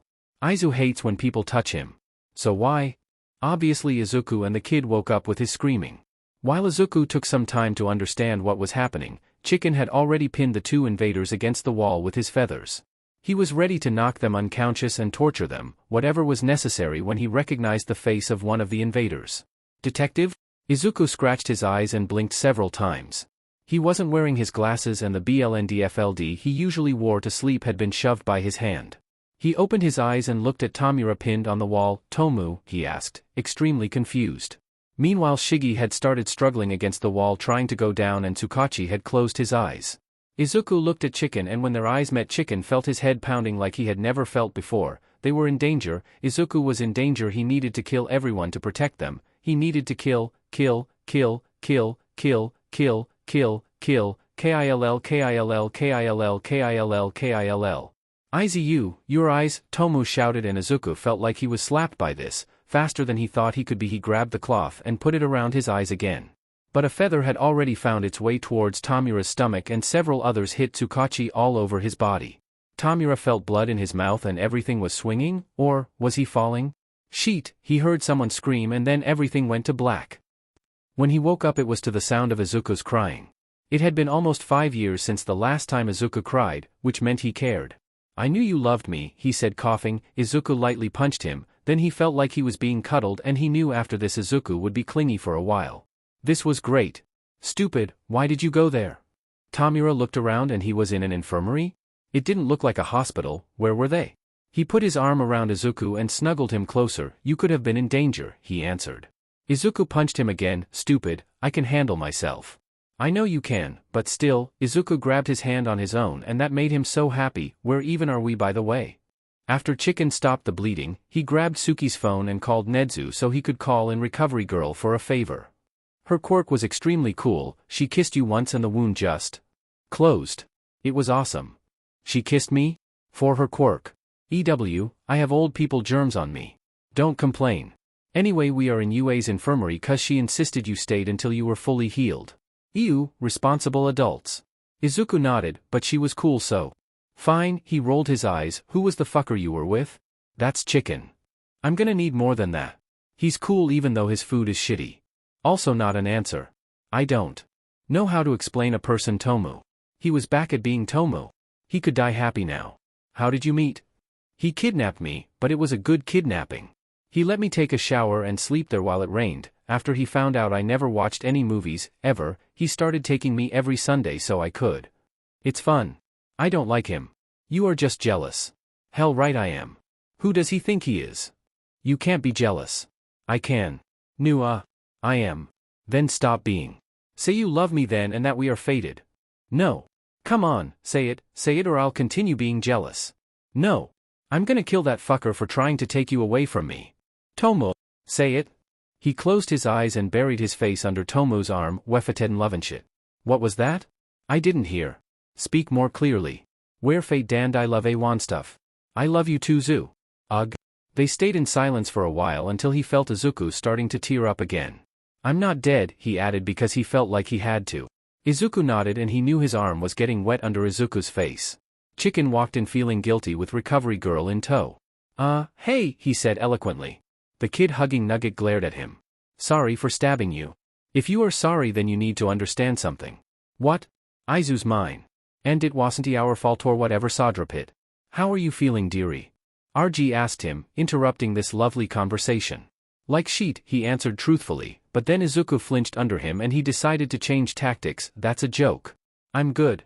She glared at him but nodded anyway. I'll just examine the wound and if it's completely closed off you'll be free to go. No strenuous activities though. He nodded. Dearie, I'm gonna need you to move so I can see his wound, she said to Izuku. He took his time to untangle himself but even when he was out of the bed he kept holding Tomo's hand. All good, it wasn't very deep, you got extremely lucky. That's weird, normally they go for the kill shot. He should have shot my neck, not my stomach, he said casually. Izuku shrugged, maybe in some way my quirk protected yo? No. It did because we are fated. He said pulling Izuku back to the bed. Gah. Chicken and RG were extremely confused but they strategically decided to ignore them. Who is coming to pick you up? She asked since Tsukachi was in the hospital. Ourselves, Izuku said almost at the same time a voice at the door said, well, that would be me of course. Izuku had this inexplicable desire to grab Nedzu and throw him up. Chicken scked a big breath upon seeing the rat. It's a great honor meeting you sir. Both Izuku and Tamura rolled their eyes. Tomu even went as far as saying, suck up. Nedzu and Kigo ignored him though. Only Izuku snickered, only Izuku gets him. Kigo Takami, it's a pleasure to meet you. If you don't mind, I would love to have a chat with you while I take you boys home. Sure, of course sir. Please. You can call me Nedzu. Oh okay. RG offered Tomu a wheelchair. He laughed at her face and just leaned on Izuku every time he felt a little more pain. He knew Izuku needed the contact right now. When they got home Kurojairi was making lunch. Welcome back, he said without really looking at them. You all sure took your time without giving me any news, he sassed, and then he turned and noticed a certain lack of detective. You didn't kill your future father did you? It was an accident, Izuku said not looking at his face. I didn't have my BLNDFLD on. He helped Tomu to the couch and then curled up by his side. Kurojairi looked like his soul had left his body. He isn't dead, Chicken quickly added, just in critical state, and stuff. Kurojairi leaned on the counter. Don't worry, I'll take care of them while he's in the hospital recovering. Nedzu happily announced. This was the final straw for Kurojairi to pass out. Tomu was perplexed. I didn't know Nomus could pass out, he chuckled. We live and learn. That we do, Nedzu agreed. Do tell though, what's a Nomu? An engineered human created to destroy society, he happily explained. Tomu. Izuku pinched him. Maybe don't tell him that. It's fine. What can he even do anyway? Izuku rolled his eyes and rose up to get a cup of water for them both. I don't know. Maybe create a plan that will destroy everything you planned? I'd like some tea please, Nedzu said as Izuku served himself water. I don't even know how to turn the stove on, he said, perplexed. Oh dear. Izuku went back with his and Tomu's water. I can make you some tea, Chicken offered. No need. I simply forgot you were all children for a moment. Won't happen again. So, have you decided which hero school you are going? Chicken snickered. Nugget? On a hero school? That's funny. Shiggy answered. Wait, for reals? Izuku shrugged. I want to learn how to read and stuff. Tamura was about to tell them their entire plan, but Izuku shushed him with a glare. I see. Nedzu said, sounding disappointed. May I ask why you chose that instead of UA? Because you aren't in it. Izuku thought. Well, in terms of basic education, Shiketsu just looked better. And Aizu deserves only the best, Tamura said, knowing that would hurt the rat's pride. I see. Nedzu showed his fangs. Well, that's just wonderful, isn't it? I'm sure you will both do great and become great people. Whatever you say, Rat Man. It's been a while since it's just been us three, Kurojairi noticed while they played Monopoly. I'll give you my red for your blue, Shiggy said, ignoring the shadow. Izuku smiled. Sure. It's a shame it can't always be just us three. Aizu wouldn't have to wear his glasses all the time if it was, Tamura said as he shook Izuku's hand and they traded the cards. Izuku looked at his complete set and said, time for this neighborhood to improve. He said and started shoving money at Kurojairi and grabbing houses for himself. Like for example, if everyone else in the world was dead, you wouldn't have to wear sunglasses ever again. Unless you kill the sun Tomu, that would still happen, he deadpanned. Besides, if everyone was dead we wouldn't have electricity, nor water, nor Wi-Fi, he shuddered, no movies. No games. Tamura frowned. Yes. It doesn't seem very wise to simply destroy everything, Kurojairi agreed. Fine, not everything, just heroes then. Kurojairi shook his head at Izuku's nod. That's acceptable, he said and rolled the dice. Ooh, I want that property. Well, you can't have it. Pay it up, Kurojairi said. What if you sold it to me? Pay up. Fine. This is awkward, Izuku said, standing in front of the detective's hospital bed. Tomu nodded. I agree, couldn't we have just waited for him at home? He's getting discharged today as soon as he wakes up, boys, Kurojairi said, putting his hands on both of their shoulders. I believe he would be happy to see you both here once he does. Tamura leaned his head on Izuku's shoulder. Izuku leaned against his head. How long will that be? Shiggy asked. Kurojairi shrugged. At any moment now. I'm hungry, Izuku said. I'll grab you something from the bar across the street. Would you also like something, Tamura? Nope. He nodded and disappeared. A few seconds later he was back with a small bag of Carolinas. Nothing had changed. It took 1 hour for him to wake up, and that was enough time for the boys to get bored and start playing a game they made up on the spot. Kurojairi honestly had no idea what the game was, and when they started talking about space cows that kidnap trees to make monkeys he gave up on trying to figure it out.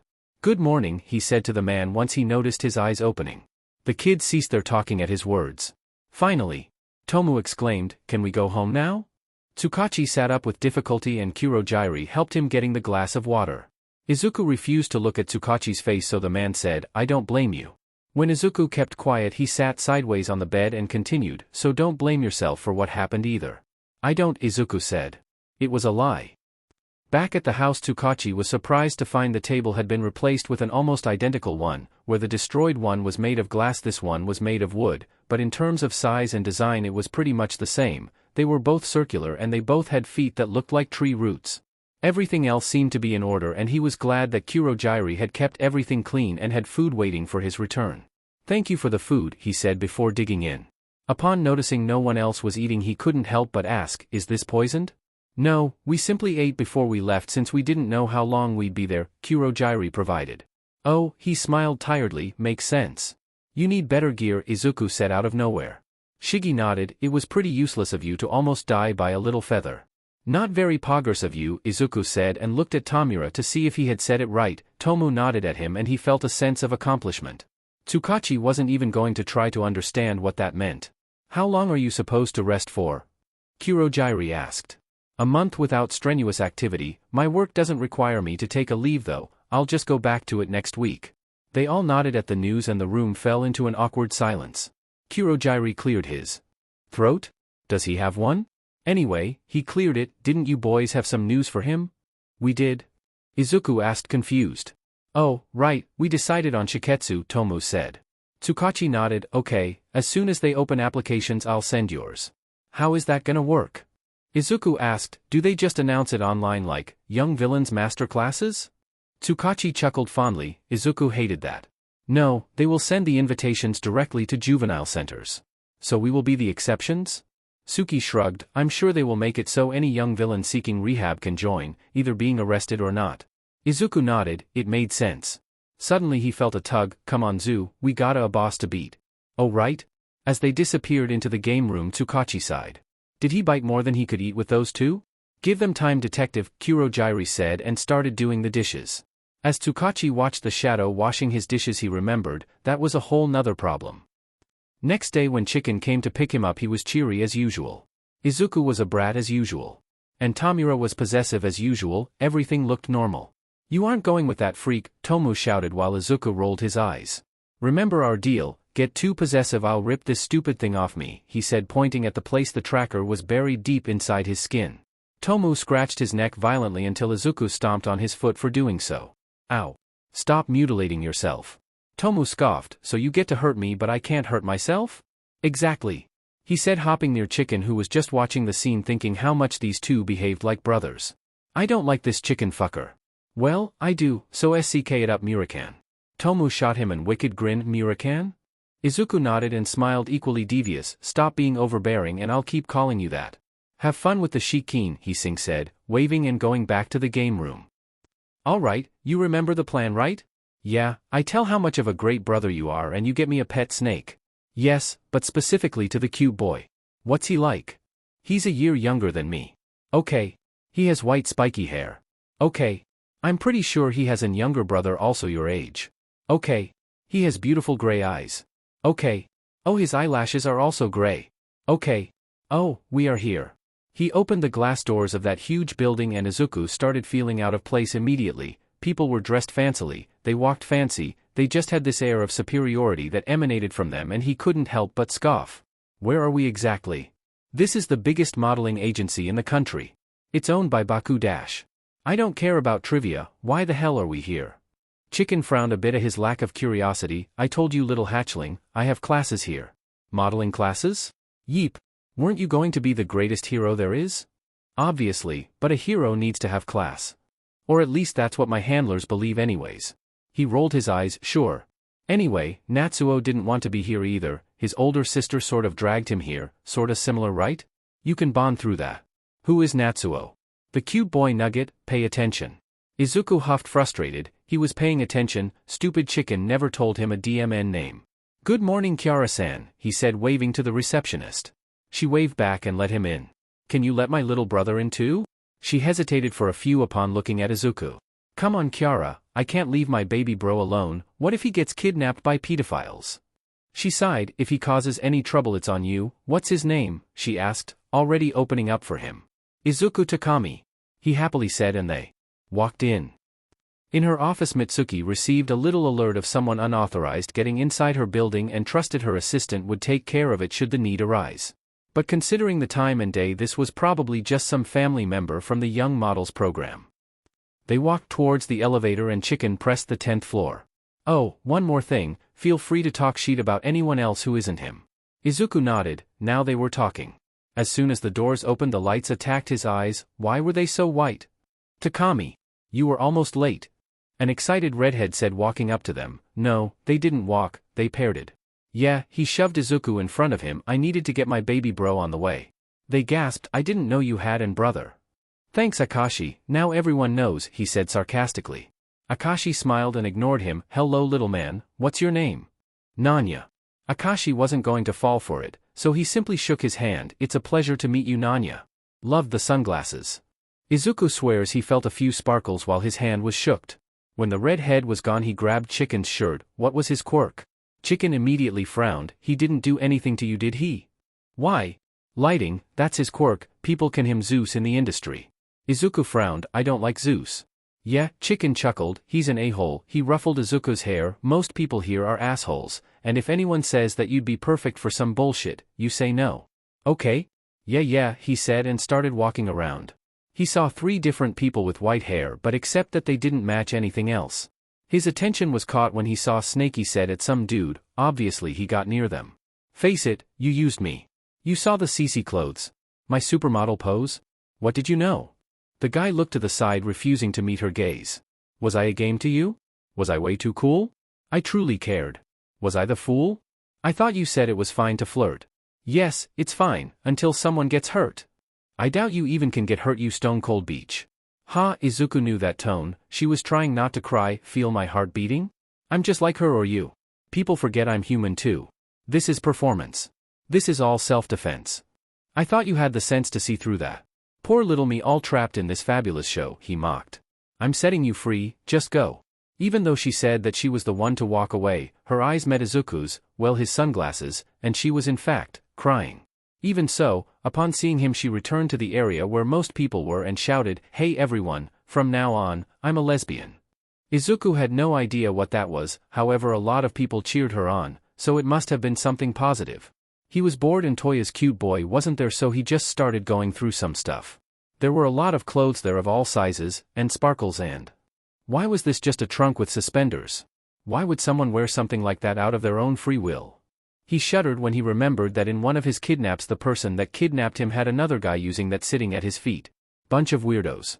A woman started yelling instructions for everyone and Izuku saw his chicken sat in a chair and started posing. He looked absolutely ridiculous, but the instructor was saying his technique was excellent, so he just went back to looking around. He must have gone through a secret portal or something, because suddenly he was in a room full of mirrors and there were a bunch of people dancing ballet. Their postures were perfect and they were all following the rhythm that the old lady at the front was dictating. The hell was this? He sat down and watched them go. At some point the old lady noticed him and walked to him. "Hello young man, are you lost?" He shrugged. "My brother is doing stupid brother things, so I'm just wandering around." "What are they doing?" She smiled. It was sharp. He didn't mind it. "Dancing ballet. I thought this was supposed to be a modeling agency." "It is. Ms. Bakugu wants to reinvent the mere concept of modeling." He nodded, not understanding at all. "Would you like to try it?" "My glasses will fall if I move too much." He watched as someone was turned upside down, like that. She chuckled. "You can just take them off." "Nope, Quirk would be catastrophic if there isn't something blocking my vision." "I see. Well, dancing is about flow, following the rhythm. Would you like to try something, child?" He shrugged. "Close your eyes." He did so, and she removed his glasses, putting a veil in front of his eyes. "You can open them now." He couldn't see a lot, but he could see. "Now little one, come here, I'll show you the beauty of ballet." 2 hours later Chicken found him after thinking he had somehow gotten lost or kidnapped, and technically he did have been kidnapped, because when he found him and said he was going to take him back home the dancers all glared at him as if what he was suggesting was something ridiculous. He wasn't the ridiculous one though, Izuku was. Where did they even get training clothes his size? He was tiny. Upon seeing Kigo the little sheet smiled. "Big bro. Come here, I learned how to dance." The boy shoving glitter at his face chuckled. "That's great, wanna go home?" "Yeah. Can I come back next Thursday too?" "If you actually do the thing we had agreed on, then sure." "Oh right, I will." Kigo smiled and looked at the dancers. "Thanks for looking out for him for me." Izuku chuckled. "That's a weird phrase." "It is, isn't it? Grab your clothes, and let's go little hatchling." "Okay." He vanished for a few minutes, and while he did that the instructor came near him. "You know this was just a demonstration, right? Classes for his age are on another time and building, and it isn't free." He nodded. "Yeah, no worries. If he doesn't give up on the idea by the time we get home I'll enroll him properly." She gave him her business card. "Good." "Ms. Kojima," a young teen came up to them. "He's asking where his glasses are." "Oh right." She grabbed them from her pocket. "Deliver them for me please." "Sure." "So, ballet huh?" He shrugged. "Are you going to give me a snake now?" "Nope, not until you do as we agreed." He pouted. He wasn't even there today. "Yeah, that's why I'm letting you off for today. Next Thursday we try again." "Don't look at me like that. You would have the time to do both. Apparently our classes happen at different times. That is, if you are really serious about doing this." Izuku shrugged, but Kigo could see he wasn't as indifferent as he wanted to appear. "I wouldn't oppose going more times." "All right." Murakan dropped his eating utensils. "What?" "I believe it's a great idea," Kurojiri said. Tsukachi was dancing internally. This was such a step up from villainy. "Murakan, think of this as something to up my flexibility if you think I'm deviating or whatever idiotic idea your brain has formed." "I was just shocked," he mumbled. "As long as you have fun, whatever." Izuku nodded. "Have you chosen where you are gonna have your classes?" Chicken said he'll handle my enroll. "Enrollee." "Roll," he huffed frustrated. "Enrollment." "Yes, that." "May I inquire how you discovered this newfound passion, young master?" "It isn't a passion. It was just fun," he mumbled, playing a bit with his food. "Oh, you'll probably need some sports glasses." Suki suddenly exclaimed happily, grabbing his phone, I'll buy you some right now. He poked Tomu, what are those? Tomu shrugged, beats me. Kurogyuri was still looking at him expecting an answer. Izuku had already forgotten the question. What was it you wanted to know, Kuro? How you discovered this hobby? Oh right. So, Chicken has modeling classes for some stupid reason, I got bored and then suddenly I was at the ballet class and the teach was cool. Where were these classes?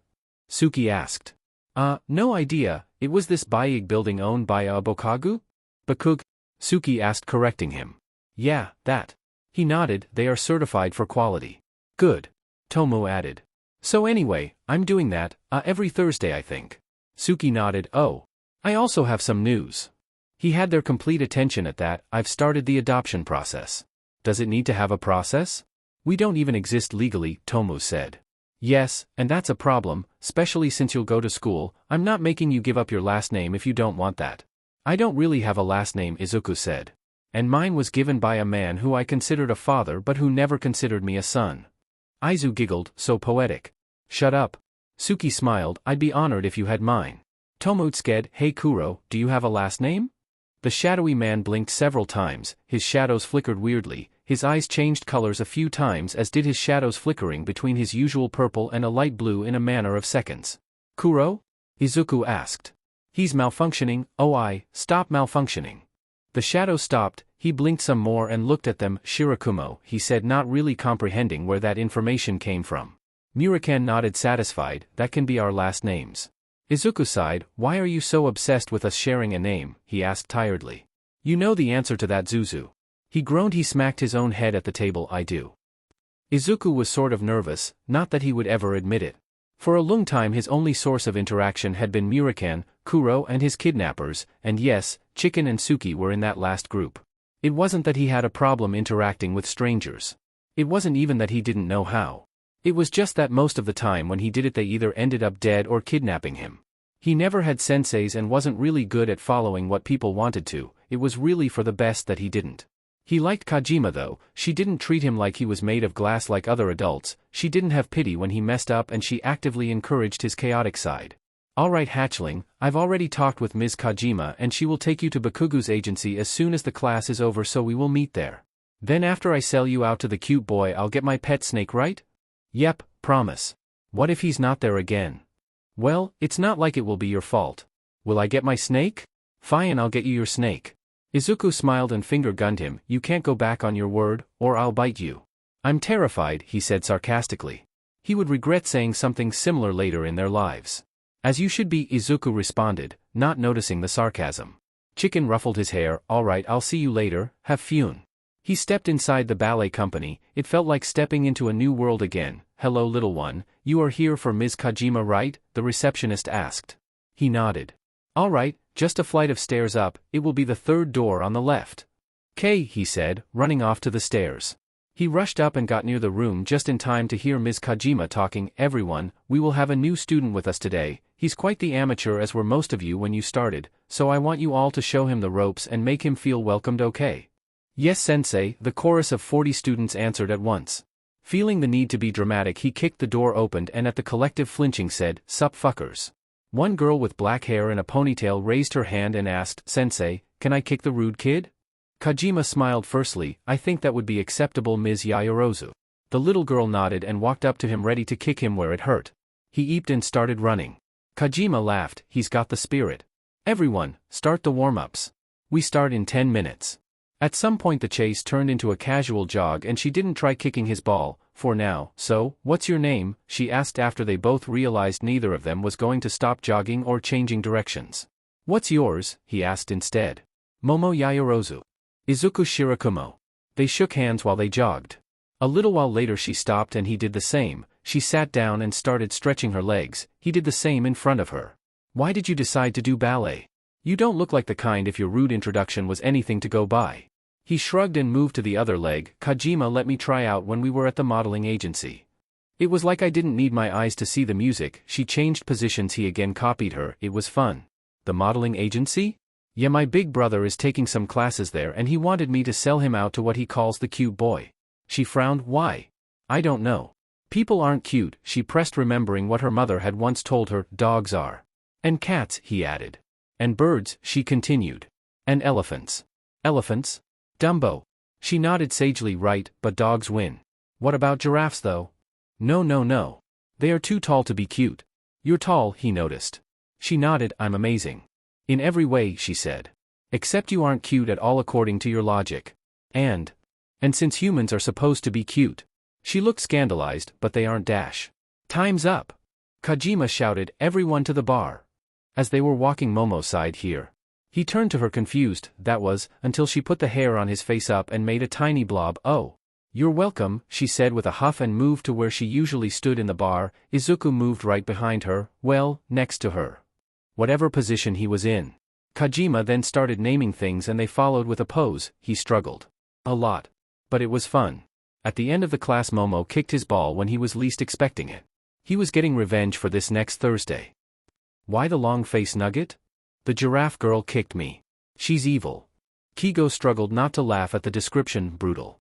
Izuku huffed. So where is your cute boy? He asked, crossing his arms. He pointed at a boy glaring at his phone like it had personally offended him. That's him. He nodded and walked up to the boy. Hi person my brother calls cute. Why are you trying to murder your phone with your eyes?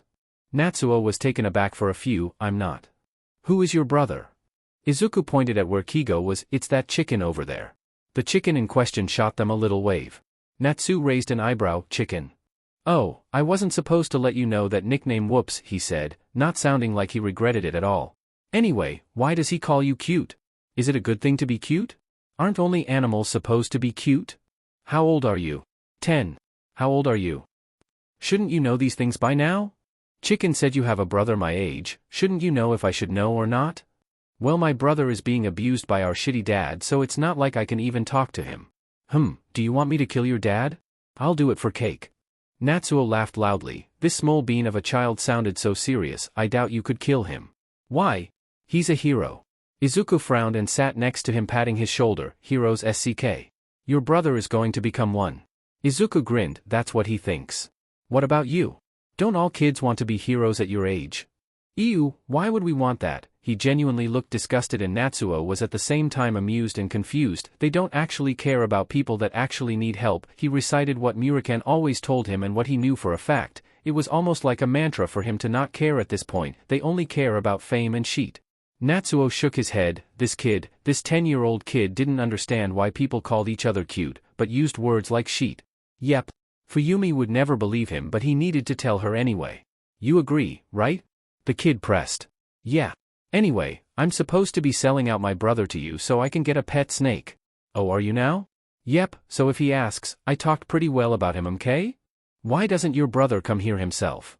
'Cause he's so full of himself that he thinks Snakey over there talk sheet about him to everyone, you included, so he needed to amend that. He looked at who Snakey was and looked back at him. I never even noticed that girl was here.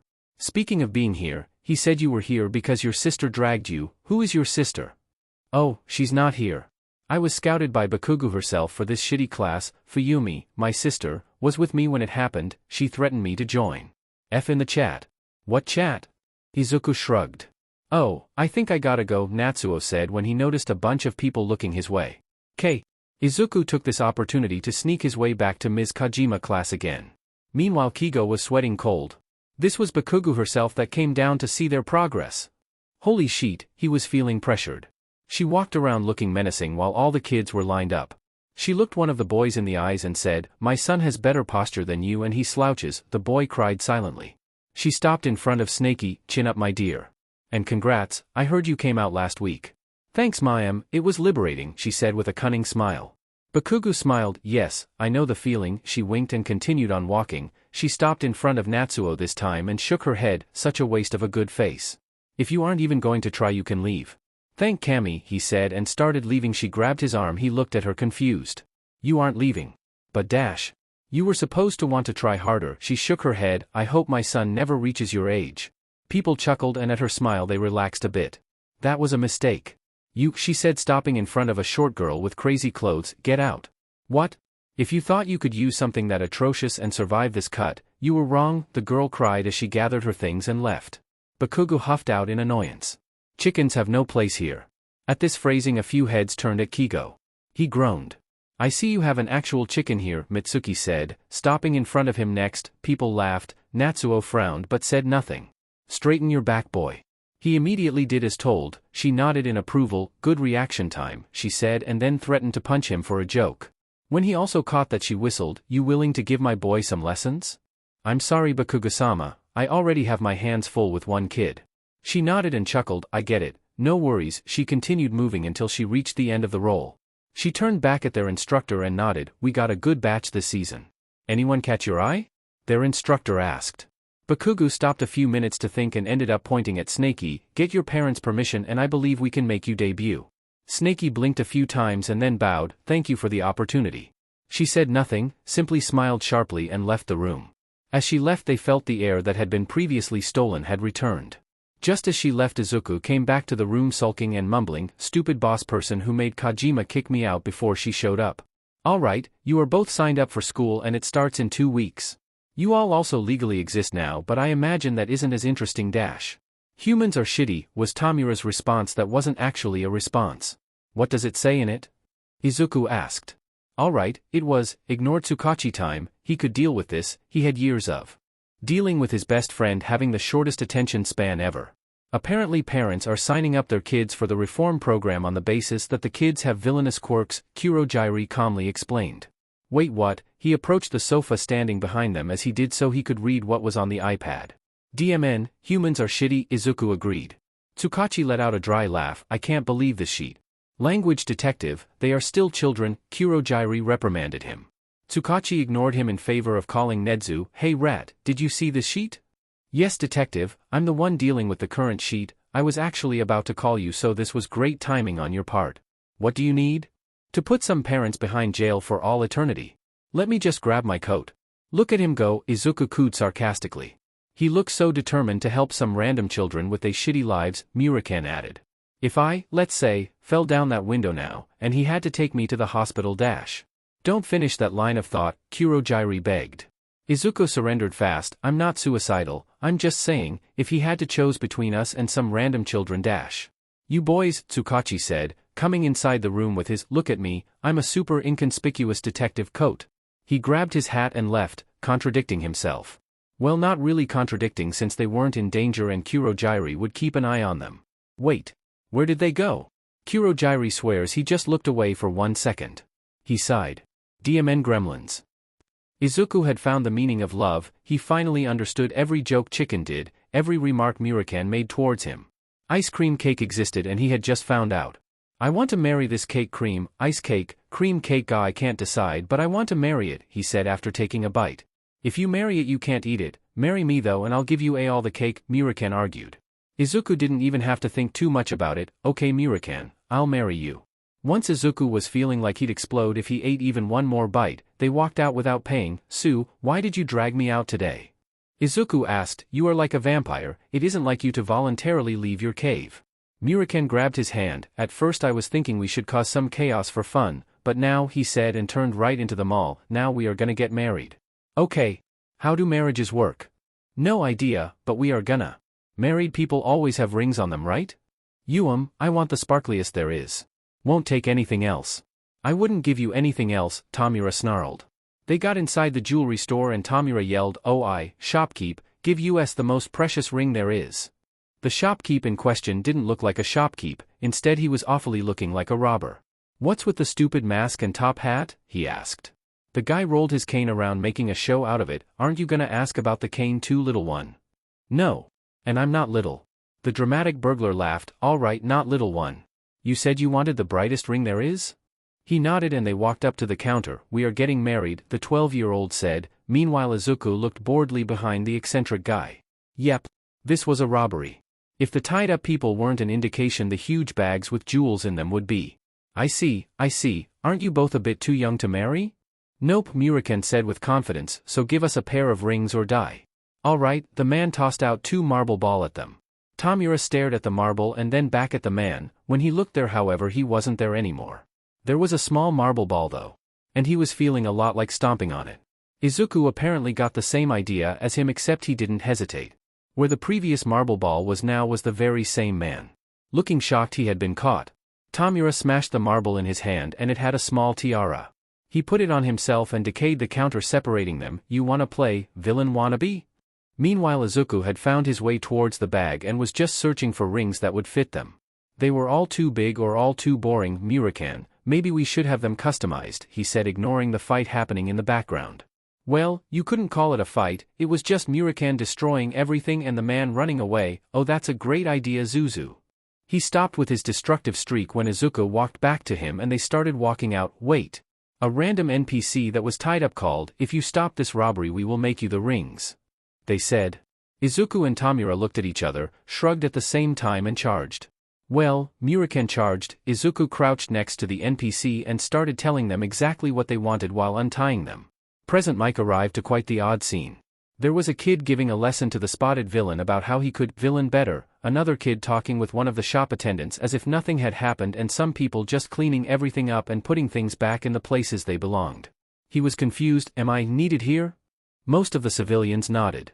Well, heroes can't really make arrests and the situation seems to be under control, he said, smiling a bit when the green one shot him a thumbs up. He still waited for the police to arrive and take everyone's statement. When it was time to interrogate the kids they were already gone with shiny new rings in their fingers.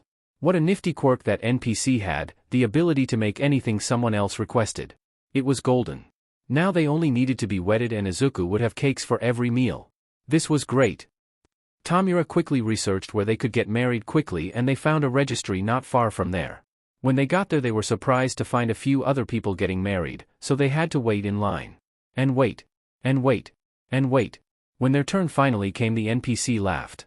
Then they called their colleague who also laughed. You should do it, Cass, the colleague said and started recording. This is the most interesting that has happened here in a while. I can't just marry kids. Cass exclaimed, exasperated. But then a random person shouted from the line behind them, just do it. Another one, that they suspected was a Pefli and discreetly called the police, yelled, love has no age. And soon everyone was cheering for their wedding. Cass decided, if they were going to do this, they were going to do it right. All right, everyone calm down.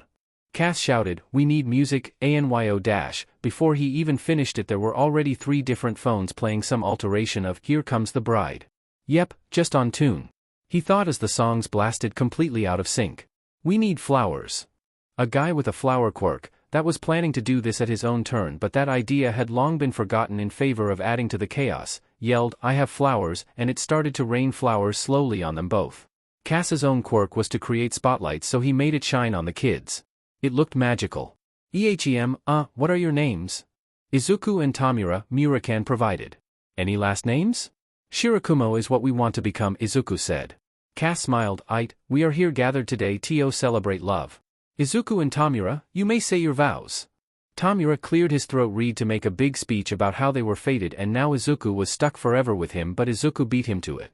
For cake, he said, holding Tamura's hands. Murakan crackled, yeah. For cake. Beautiful.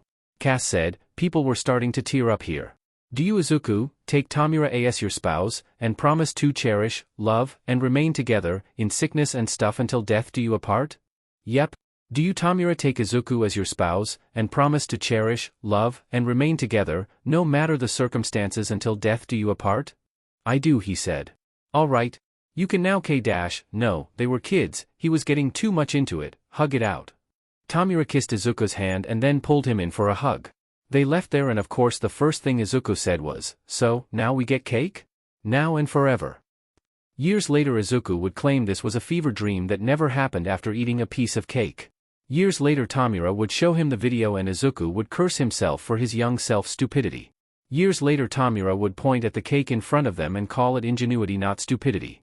Years later they were both still wearing a set of rings. Kurojiiri had a secret hobby no one knew about, everyone knew about it. He liked to tend to stray cats when he was alone. There was literally cat fur everywhere and he really thought no one would notice it.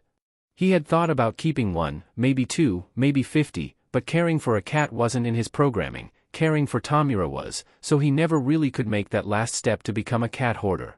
Of course when the kids disappeared, he could have gone look after them, however, he would like to point out that they were forces to be reckoned with and the cats needed him more.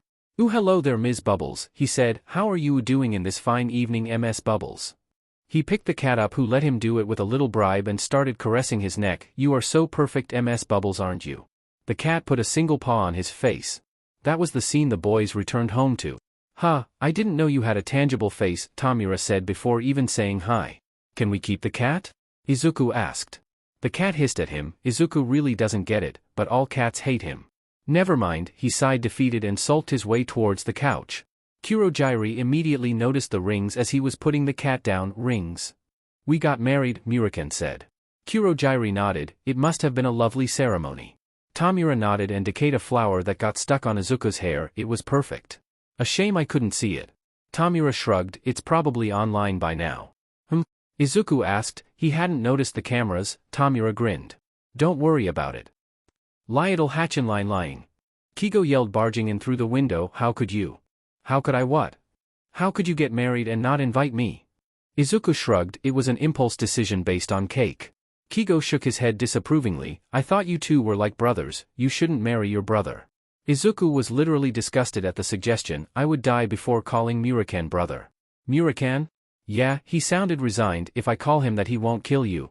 Anyway, let's go. Kigo picked him up and flew out to the pet store. It was snake time. Welcome to Codley. A teen whose face sort of looked rocky?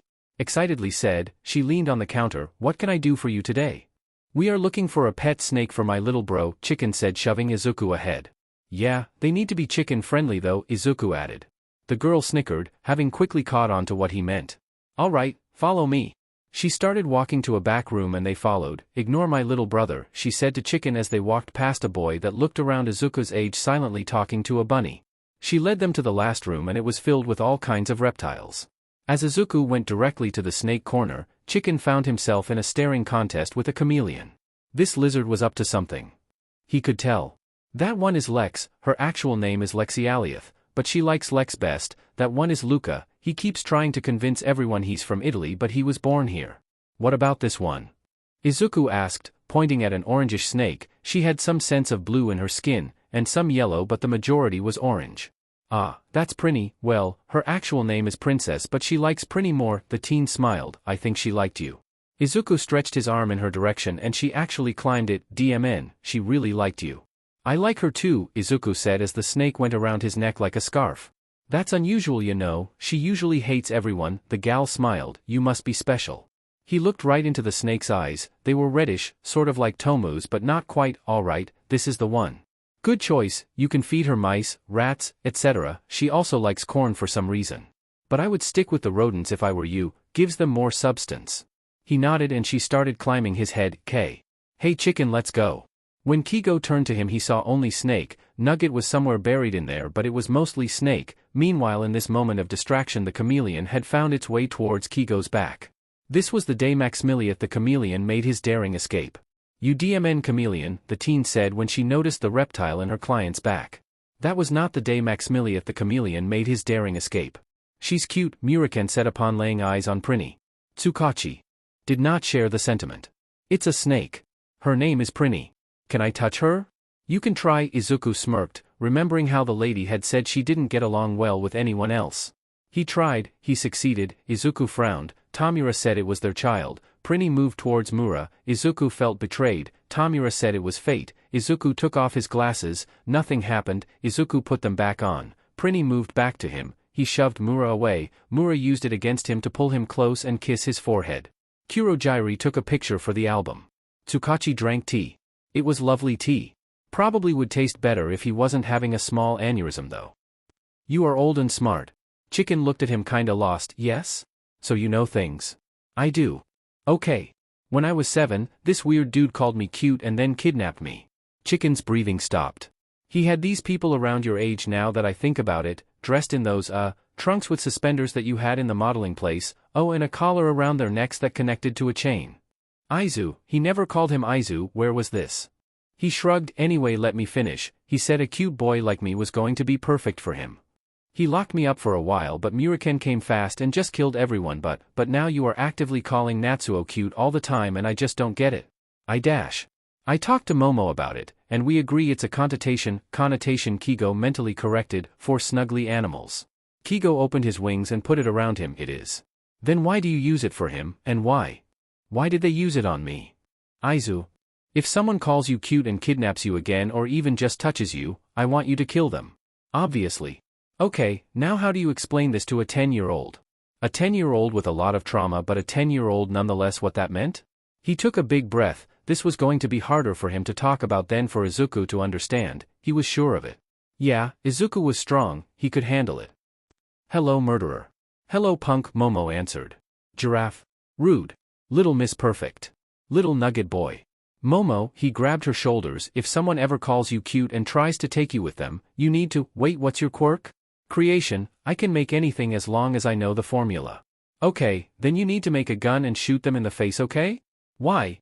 Because, he whispered to her. She looked scandalized, she also shivered a little, why would people do that? He patted her, people are monsters, did you know UA and Shikes2 opened up a program for villain rehab our age and that some people just started signing up their perfectly innocent children because of their quirks? That's awful. Izuku nodded. How do you know about that though? My dash, what was the detective to him? Roommate? Parent? Caretaker? I live with a police detective, he's working on that. I can't even imagine. Bar time. Kojima shouted singing a little and put on some music. They walked over there and continued whispering to each other, I'm going to participate in the program. Why? He grinned, well, maybe I'm secretly a villain. She nodded, I believe that. I heard of the program, another kid said near them. He had spiky black hair and during class time he always looked at them scowling. Mom said she's making my brother go. Your brother? Izuku asked curious.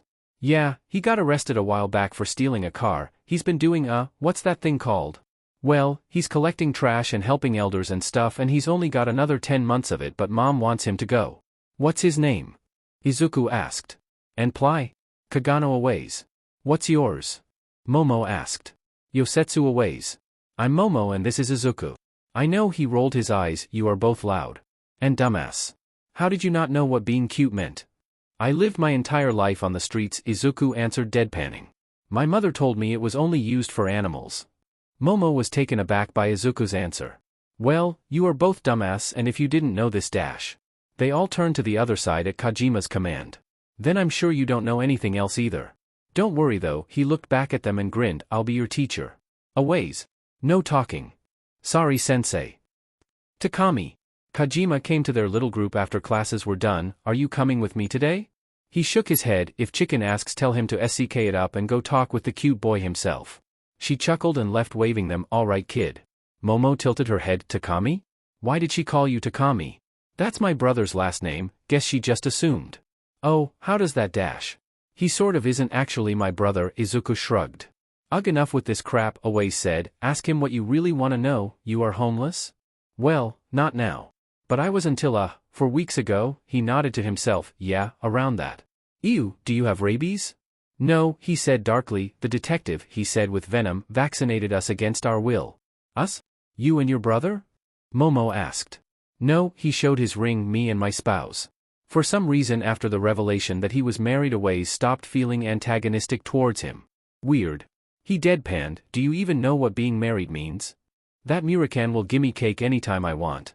Momo shook her head and so did Aways. Marriage means you are stuck with one person forever dumbass, it means you can never date someone else, and everything you end up doing it will be together. No, Momo said, expression turned dark, marriage means unhappiness, it means joining clans in matrimony and having children that can carry on a legacy. Well, Izuku shrugged, for me it means cake. They were sitting on the sand watching as the waves did their thing. How come you never talked to me before? Momo asked, if I recall correctly we've been in the same class for almost 2 years. Aways looked away, you seemed impossible to approach. She isn't though, Izuku said. Yeah. Aways looked annoyed, I noticed that.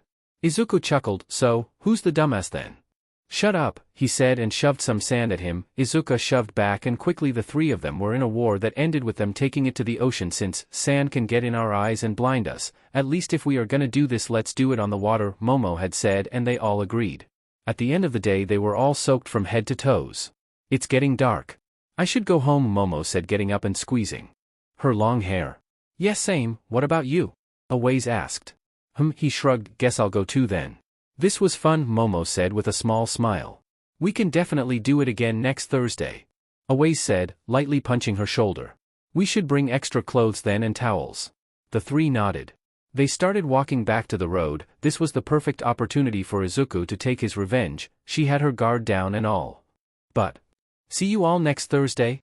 He said instead and wished he could write or at least have a phone so he could ask Kuro to pick him up. Well, technically. If he just laid there and waited, Tamura would eventually show. So of course as he sat down again and watched the sun go down at the beach waiting for a pickup, he was kidnapped. Extra. The Yorozus were having dinner as usual, the table was quiet and there was an oppressive aura around them that prevented even bugs from coming near. Momo cut her food with expertise and class. She took a bite, drank a sip from her glass and started cutting again, so she said, "When were you going to tell me about SEC predators?" She calmly asked and took another bite. Her mother choked to death that day. How, she asked after coughing her lungs out, how do you know about that? Unimportant. What is important is that I need shooting lessons. I'll find a place suitable to teach you, her father said. She nodded, he nodded, and the dinner returned to the cold silence they were used to. Izuku had already gone through this. He would wake up tied to a chair and then next thing that would happen would be whoever dumbass that kidnapped him would take the BLNDFLD off and he wouldn't have to do anything, they'd just kill themselves. But this wasn't what happened. You are almost never alone these days. A raspy voice said. You need to stop smoking, he answered. I don't, the guy answered, and he heard a chair being moved around. I have a proposal for you. I don't usually do deals with people I can't see. That won't work, I know your quirk. He let his head fall loose. If you are a stalker as you suggested, you know what usually happens when people kidnap me, don't you? The guy snickered. I'm confident in my abilities against some dust. Anyways, I've been watching you for a while, and at first I was just going to kill you for getting in my way. Izuku was flabbergasted. I got in your way? Do I know you? No, you don't. But it's been crazy coincidental that you burned the agency and got near one of the kids of the person I have a vendetta against. Ah, did you get pissy that I got close to your prey? He cooed. There was silence for a while. I did. For some reason that made him flinch, the guy just sounded so angry and resentful. So I watched you for a while. I couldn't get really mad because it was just coincidences, but you can help me do exactly what I want. So you'll do that. What do you want? You are gonna use your quirk on Endeavor's youngest son when they are together. What? He felt the guy got closer to him. You are going to use your quirk on Endeavor's son, Shoto Todoroki, and make sure he dies by the hands of his son. How would I even do that? Your bird friend will go to an event sponsored by the Yayorozu family. Endeavor will be there and so will Shoto. He is your age, so it should be easy to get close to him, no? He shook his head. Killing your own parents. No. They are monsters. And so are you for even suggesting this. The guy snickered. I am. And so are you. You don't have morals, you don't have qualms. I saw what you did to All Might, saw what you did just to get cake. He laughed loudly. You have a bigger body count than most villains in this country, so tell me, why the F wouldn't you do this? He lowered his head. Does it have to be his son? Yes. It will hurt his pride much more if it is. I get that Endeavor's generally AD-, but why dash? You don't need to know the reasons, you just need to do it. You are sorta desperate, aren't you? He didn't get an answer. Instead everything started getting hot everywhere and the guy said, get your hands off me, Krusty. Tomo. Tomo drew his hand closer to himself. Izuku yanked his head forward trying to make the bind fall, but it was obviously restrained on his head, so he just started rolling his head around like he was at a metal show hoping it would come off. Meanwhile Shiggy had started throwing random shit at the smoker guy. He laughed. Big mistake, Krusty. Shig, throw some water at him, Izuku yelled upon giving up on making the binds fall and instead concentrating on trying to decipher what he was hearing and on dislocating his finger so he could take the Dmed bind off. Fucker, think you can mess with my Izu? He grabbed a small water bottle sitting there and splashed the water at him. Yeah. It didn't do much. And his counterattack was much more effective. Wait, if you kill him I won't do it, Izuku offered while trying to dislocate his finger to get rid of the binds. Fine, the guy calmly said and made everything catch fire. I won't kill him, the fire however. He chuckled. I have no control over the fire. Izuku bit back a scream as he felt his finger moving, but he was free. He took off the bind, grabbed the chair he was just sitting in and tossed at the Human Torch. He simply blew the chair up. Well, this wasn't good. I need the power of friendship, I need the power of friendship, I need the power of friendship, he started chanting as he ran to Tomu's direction trying to avoid looking at the guy, and the fireballs thrown at them was not easy. I hate wizard types, Tomo suddenly shouted and shoved both his hands on the ground. Everything around them crumbled. Then Izuku was getting yanked and shoved in a portal he hadn't even noticed was there. Everything collapsed behind them as they left the place behind. Now free of adrenaline and the fear of dying, he clutched his hand and screamed. Motherfucker, how did the people make this look so easy in movies? It fing hurt. Come here, Zoo, I'll fix it for you. Young Master Tamura, are you sure yo dash? I'll handle it Kuro. Stop whining you big baby. Dislocate your own finger and see how that's fun if you think I'm being dramatic. Tomu rolled his eyes, fine. Yep. He screamed too. Kurojirai looked at them disappointed. You said you would handle it, Tamura. Handling it doesn't mean doing the same thing to yourself, Tamura. He's an idiot, Izuku supplied. And you young man, don't think I'm not mad at you for encouraging this. I didn't. Kurojirai simply stared. I didn't encourage him. I provoked him, it's different. Kurojirai sighed, you are lucky you are both young and your body heals faster. If that's actually a thing then I don't want to grow old. Kurojirai nodded, aging wasn't fun at all. How's your hand? My hand is dead, the only thing that can bring it back is dash. Cake? Tomu finished for him. He sighed as if eating cake was a burden, cake. What happened to your hand? Always asked while they stretched their souls. I had to dislocate it to escape a fire maniac. Fine, don't tell us, he rolled his eyes, are you going to keep coming once summer vacation ends or was this a summer thing?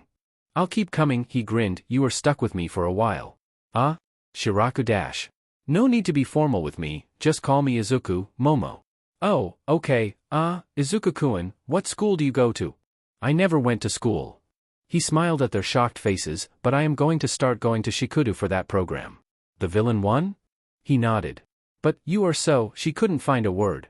She wanted to say incompetent, but at the same time, she didn't want to be rude and it wasn't entirely true. Makes sense, Away said, shrugging, and it's Shiketsu, not Shikudu, my brother is going to UA for the program. And so am I. In the future I mean, and to be a hero, not to reform haha. Momo nodded, my parents want me to go there so I'll go to UA too. Maybe we'll be in the same class. Izuku huffed, heroes? Really? Why? Heroes are awesome. Aways answered. Becoming a hero and achieving the top is the most prestigious position you could be in. Ugh, heroes aren't awesome, heroes destroy the place you sleep on because it's dirtying the city, heroes cause more destruction than they help, it's because of heroes that society doesn't care about a kid starving, because why would they care when surely a hero will help? Well, newsflash. Heroes don't help. They are too busy caring about whatever position they are in, and how much money they can make. It was like the entire class had stopped to listen to him. Upon noticing the attention he continued, so why would someone want to be a part of the problem? Why do people worship heroes so much? Aways deadpanned, so, you can criticize heroes but you couldn't tell what a person being cute meant. Sounds about right. Oh, the whole class expressed at the same time. Izuku scoffed, well, obviously, criticizing society is easy because it is flawed a lot and anyone with eyes can see that. Defining an entire new concept without references is much harder. Would the class cheered at the response. Aways rolled his eyes, you win this round Shirakumo. Izuku grinned, I'll all dash. Alright everyone to the bar. Kajima said, interrupting what could have easily become a fight. They walked to the nearby beach mostly in silence. Well, I say mostly, because their silence was very loud. Okay, I have to ask, Momo said, what exactly is your backstory, Shirak, Izuku? Well, the basics of it you already know, he said kicking a rock, but if you want more details you gotta reach level 7 friendship first. Aways rolled his eyes, it amazes me how much a nerdy gamer you are sometimes. Izuku shrugged, Murakan didn't give me the option to be anything else. Murakan? He mentioned that name before, Aways said, he's your spouse right? Izuku smiled. Friendship level 7? Momo asked sighing. I'll be fair, it's level 5. What level are we on right now? 2. She nodded, okay, I can work with that. By the way, he started taking off his overalls upon reaching the beach, you asked about mine so it's only fair, what school do you go to? Summing Momo answered taking her shoes off. Aways gawked, DMN, I knew you were rich, but… Dang, you are rich, he said taking his pants off. What about you Aways-kun? She asked while removing her shirt having her bikini already under. Corellia. She nodded. You never heard of it, have you? He asked amused and now shirtless. She shook her head, he rolled his eyes, I'm not even gonna ask you dash, he said turning to Izuku. Izuku who took his clothes off too. Izuku, who had a multitude of scars decorating his body. Izuku, who simply ignored him and ran to the water. Wait for us. Aways yelled running behind him. They were floating, just watching the clouds, we should play mermaids, Momo said. What's that? Izuku asked. What's a mermaid or what's the game like? You have to specify, Aways asked. Izuku rolled his eyes, the game. I know what a freaking mermaid is. Aways shrugged, we can never be too sure when it comes to you. You know, it takes only 20 seconds for a person our age to drown if they don't have any experience holding their breath, Izuku casually said. Do you have experience, Aways? So. Mermaids? Momo asked again. Sure. Mermaids. It started wholesome. It quickly became, grabby strangers' feet time though. At some point a kid with sharp teeth, who shyly introduced himself as Kirishima, joined them in the fun, well, fun for them, not for the random people who had their foot grabbed out of nowhere. 3 hours later they were drying themselves off having long said goodbye to Sharky Kid. Oh. This Sunday my parents are having a boring party, Momo suddenly said. They said I could invite people from the ballet class, so. You two wanna come? A fancy rich party? Aways asked. A fancy rich party with heroes, she answered, nodding. How likely is that they would arrest me for dressing like a homeless person? Izuku asked. Not likely at all. They just wouldn't talk to you. Okay, next question. If I, let's say, pranked a hero, would I get arrested? No, she answered with a smile. No, because you'd be an honored guest. Doing anything to you would mean offending the Yaoyorozu family. He smiled. Then sure, I'll go. They both turned to Aways. I'll have to see with my parents, but I'll probably go. How could he say no to the opportunity to mess with heroes and having them not be able to do anything against him? Of course, the fact that this was the same event the guy that kidnapped him was talking about had obviously slipped his mind. We should trade numbers so I can send you all the information. Yeah, it's about time we had a group chat. Aways readily suggested, already saying his number. When he was done they both turned to Izuku. Oh, I don't have a phone. Why? He shrugged. I never felt the need to have one. Besides, I can't even read. Most things a phone does requires reading. Momo frowned and nodded. Okay, do you know your brother's number? Maybe I can send the information to him instead so that you have it. He shook his head, but he's not far from here. It's a 30 minutes walk. Where is he? I can call my chauffeur to take us there. It's the Bakalo Model Agency. Bakugu Aways corrected. Yeah, that. Okay. I can't let you in, Kiara said, not without putting you all in the system, and that requires you all to have your IDs with you, which I doubt you do. Then could you call my brother here? Izuku asked while he tiptoed to be able to see her. I can try, she nodded. Why don't you kiddies take a seat over there while I do that? Okay, thank you, Miss, Momo said and started dragging them to the couch area she had been eyeing ever since they got there. It just looked so comfortable. She sat down. She was disappointed. She was always disappointed by couches. What's your brother like? Aways asked. Izuku didn't hesitate to answer, a chicken. Aways nodded, same. Do you have any siblings, Yayamomo? No. Mother and father have no time for children. Except you mean, right? She didn't answer. Aways tried again, except you, right? It's pointless to think about it. Am I the only one who is being raised normally here? Probably, yep. Takami Jr., Karara yelled. The three walked there again. Sorry, the instructor is not getting my messages. They are probably in the middle of something. I could call the big boss and see if she allows your entry though. Yes please, Momo said. Oh, and where's the bathroom? Izuku asked. I also need to know, Aways complimented. She smiled with her phone already dialing. You follow this corridor and take 2 lefts, it will be the blue door. They nodded and skidded off. Be quick.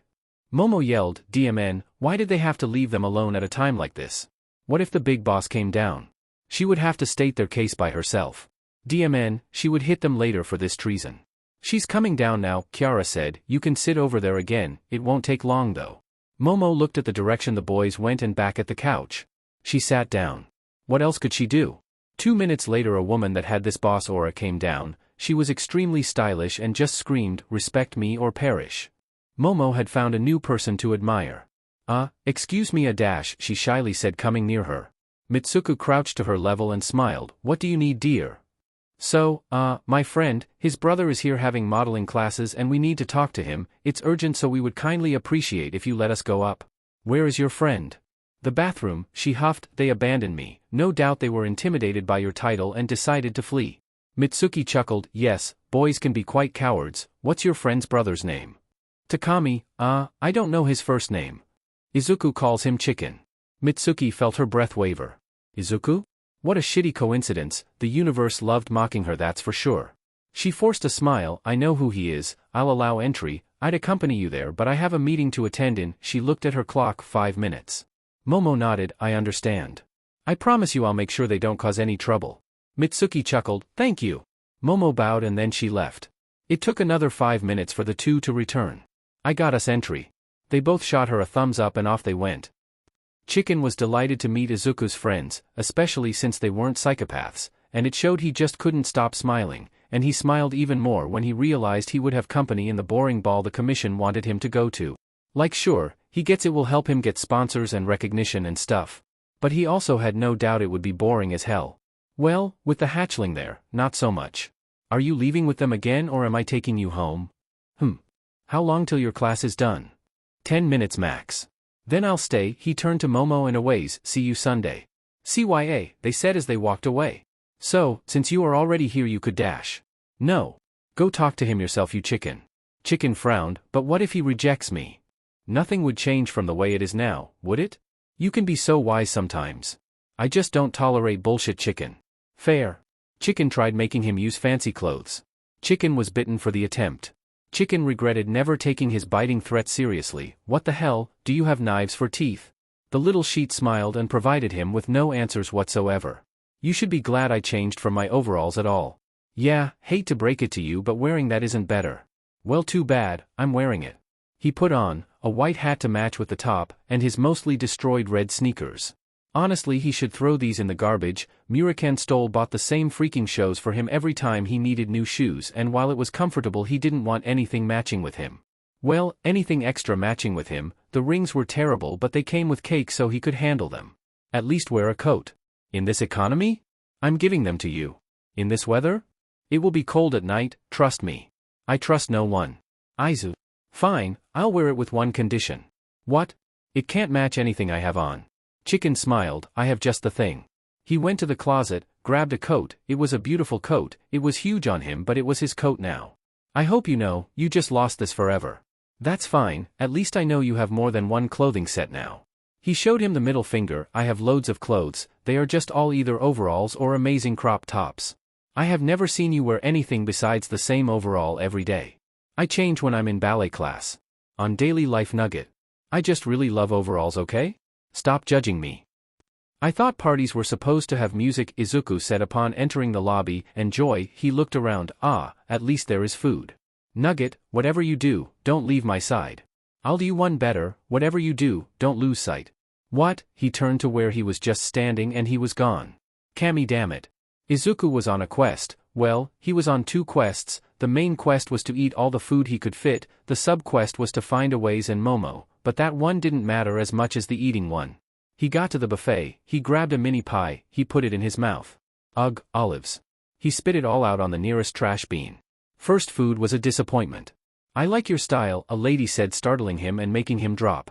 Whatever that was, he doesn't know the name but it looked like it had chicken on it. He looked at the lady and only one thought crossed his mind, baked rabbit. Toasted rabbit, rabbit rabbit rabbit.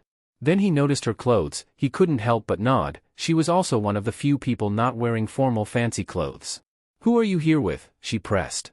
Maybe I'm not here with no one and I actually snuck in. Izuku. You came. Momo's voice rang out, welp, so much for being dramatic. Rabbit lady laughed loudly and walked away. He looked at Momo and she was probably stunning or something but he couldn't focus on her at all, he could only focus on the choker she was wearing, it made her neck look 10 times bigger and it had to be extremely uncomfortable. Is that gold? He asked. Well, hello to you too. Isn't it weighing on you? A little, she admitted, mother said it would complement the dress though. He looked at the orangish dress and back at her face, you look like a giraffe. I feel like one too, she mumbled, anyway have you seen Aways-kun yet? Nope. He said he's already here. Well, how hard can it be finding a child in the middle of a bunch of adults and teens? A lot. Well, he can't say that, they did find a child, just not the one they wanted to find. You are a dinosaur? The dual-colored boy asked, confused upon seeing Izuku's shirt. Rar, was his answer. Oh Kami, Momo said, so you know what's written in the shirt and you just decided to wear it anyway. Of course, did you ever doubt that? My father would hate you, the random boy said, let's be friends, I'm Shoto, he extended his hand. Huh, where had he heard that name before? That easy? Yes, he will be your friend, Momo answered for him. You need friends. He showed her the middle finger. Yes. Shoto said interrupting them, you are exactly the embodiment of everything father hates, he nodded to himself, we are best friends now. Do I get a say in this?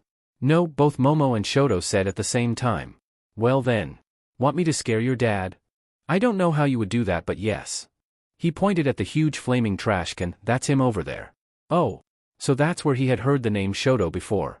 They started walking, having left Momo behind so she could continue her journey of finding a ways. Would you say you perhaps hate your dad?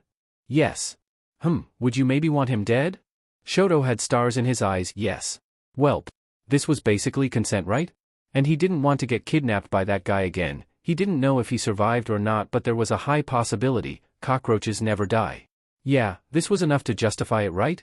He looked at Shoto, who looked like he never saw an ounce of happiness in his life. He was probably already traumatized anyway. No one hates their own dad without reason, and scars don't come out of nowhere. He was also dying to test a new theory Momo had come up after he had told them his quirk. So really, he should do it.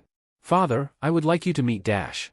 Izuku, it's a non-pleasure. This actually might be the worst day in my life, and I have had some pretty shitty days, so trust me when I say so. Endeavor rolled his eyes. Shoto, what are you doing with this homeless person? I'll have you know only one of the clothing articles I have on was stolen, though it was technically donated to me, so I don't know if it counts. He's my new best friend, Shoto said. We have a profound connection like no other. I believe someday we will get married. Our children will be named Sarah, Michael, and Bones. I'm already married, Sho. He showed him his ring. No matter, you can marry twice. Stop this nonsense. Ugh, why do you have to yell? That's like so not poggers of you. Yes, father, there is no need to shout. We can hear you perfectly when you talk. It's the same sound as a garbage truck crushing trash. It's indescribable, Mr. Endeavor. Indiscernible? Shoto asked. Yeah, same word. Shoto nodded. It must be a synonym he didn't know of. Izuku giggled at Endeavor's angry face. What is it, bestie? Shoto asked. I just thought of a joke. Really?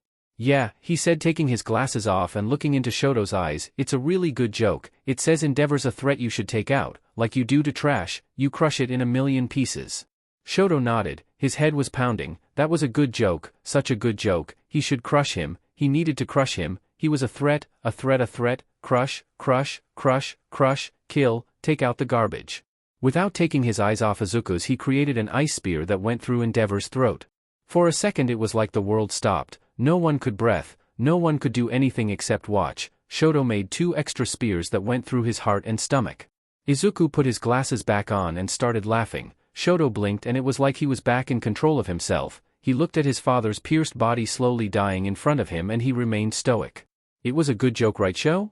Shoto nodded as a bunch of people started running past them trying to help Endeavor. But it was too late. He was dead and Izuku was getting some food and getting out of there. As he walked with all the calm in the world to the entrance, he found Momo and Away staring at the scene like they were in a trance.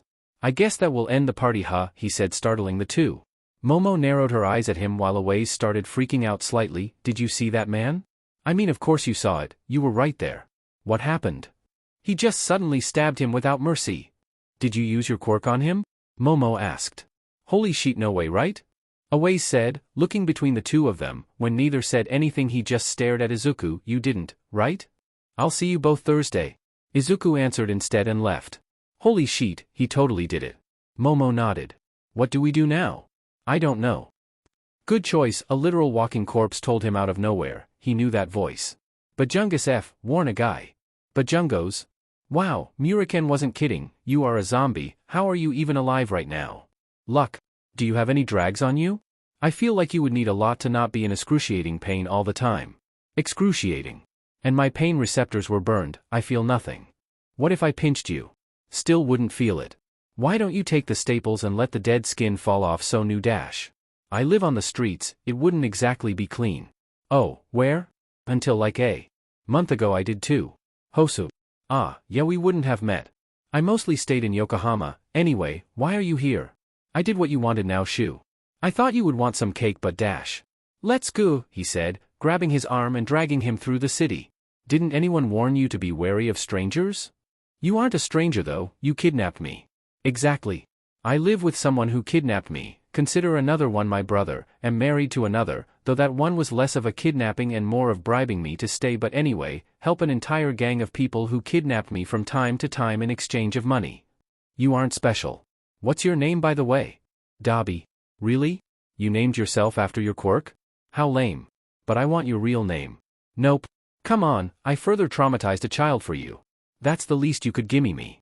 He rolled his eyes. Fine, it's Toya, but call me that and I'll kill you. Okay, Toya. He felt it get hot where his arm was tangled with Dabi's. Ack. It burns. Stop. I'll stop. I told you. Finny, I'll call you Dabberoni. Fuckin'. Just Dobby.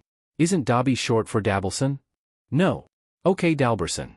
As Dobby was practically kidnapped to the cake store, he wondered what he would do now with his life. Should he give the reform program a try? Maybe actually get himself treated and see his family? Yeah. He had no idea. Tsukachi could finally relax. The last kid's case had been the hardest one, a freaking orphanage of all places they had to close down, and Kami, so many kids with trauma and nowhere to go. Would you like some tea, detective? Yeah, thank Kurojairi, you are a blessing. He was technically a SLV that he also had to somehow save, but for now he was a blessing that brought him tea. The boys start school tomorrow, Kurojairi reminded him. Is everything in order for them to start? Yeah. I've barely had time to talk with them these last weeks. How are they? Like they have always been. Kurojairi gave him the tea. Thank you. He took a sip of the tea. It was so good. Kurojairi was a tea god. Endeavor's dead, Tamura suddenly shouted from his bedroom. Tsukachi almost choked on the tea. The kid ran up to the living room holding up his tablet. Number 2 hero Endeavor died today at the hands of his own son, he read. The attack happened in the middle of a party held by the Yayorozu family. When interrogated by the police, Shoto Todoroki claimed he felt like if he didn't kill his father right there, his best friend would be in danger. His eyes were literally shining. Izuku was at the party. Suki felt like his soul left his body. Izuku was at the party and his quirk does exactly what this Shoto kid described. He started giggling maniacally, first the mighty man and now Endeavor. He laughed even harder. That was the moment Izuku returned home. He felt so light. Daberson really knew how to pick cake. He opened the door and immediately the detective looked at him with a frown. Why the long face, Suki? And why is Muraken giggling? Izuku. Suki sighed and stood up. I have to take you in for questioning. No you don't, he answered. You are a suspect in the murder of Endeavor. You have the rights to dash. I didn't kill him, true. Did you aid in killing him? No, true. Did you, in any way, cause his death? He locked eyes with Muraken. He nodded and looked at Kurojairi. The shadow sighed. No lie. I thought you had agreed to rehabilitate. Rehabilitation means no more killing, kid.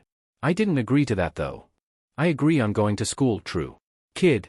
He's too far gone, detective, Muraken said, not once breaking eye contact with him. We both are, true. You are kids, you aren't too far gone.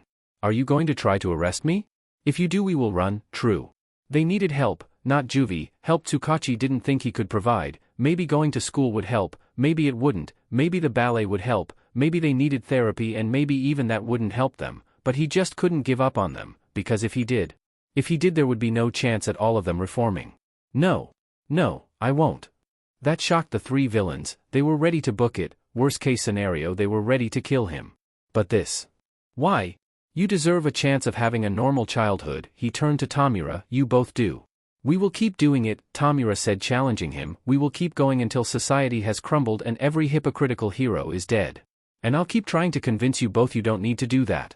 I've been failing in that department for the last month, I admit, and I don't really know what I'm doing, he chuckled, but I'll try. Why? Izuku asked again. Because neither of you ever had someone positive in your lives and I want to change that. Izuku. Can I hug you? No. That's okay. Whenever you want, I'll wait. You are weird, he said. He chuckled. Yeah, I guess I am. Tsukachi woke up at 4 am after hearing a weird noise. It's nothing, he told himself, turned and closed his eyes.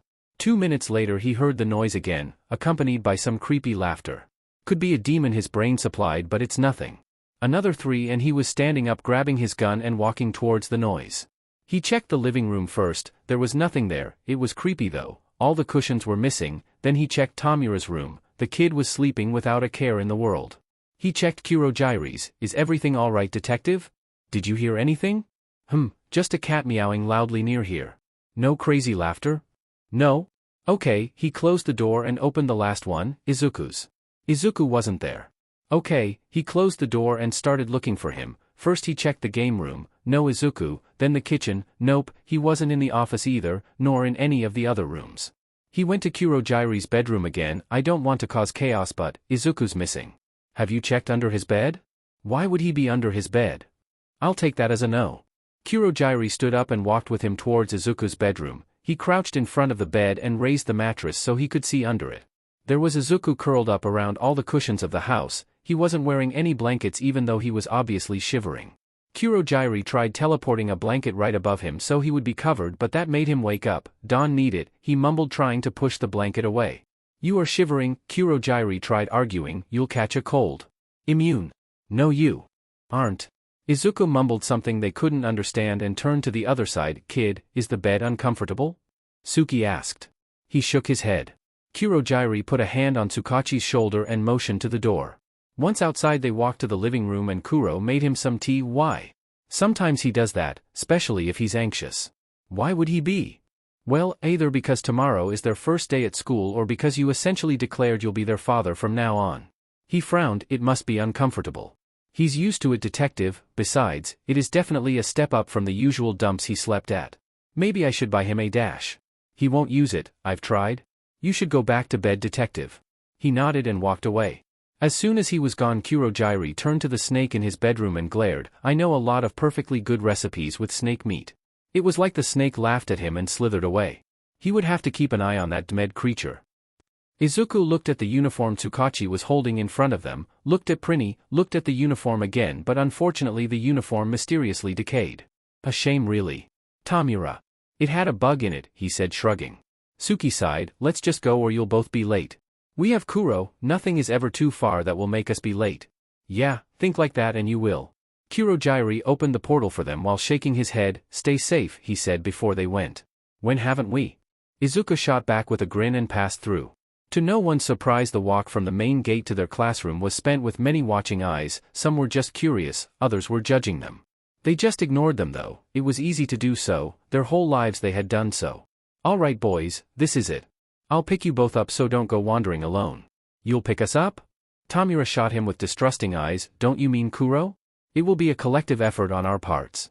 While they argued, Izuku had gone inside. There weren't many people and almost no one was wearing a uniform. From the looks of it, everyone was around 10 to 13 years old. He found a random seat near the door and just waited. He had no idea what he was supposed to do. No one talked to him, he didn't talk with anyone either. He just laid his head down on the table and waited for something to happen. If this turns out boring, we ditch it, right? Muraken said as he sat down behind of him. He nodded. Good. The door opened, Dragon Lady was here.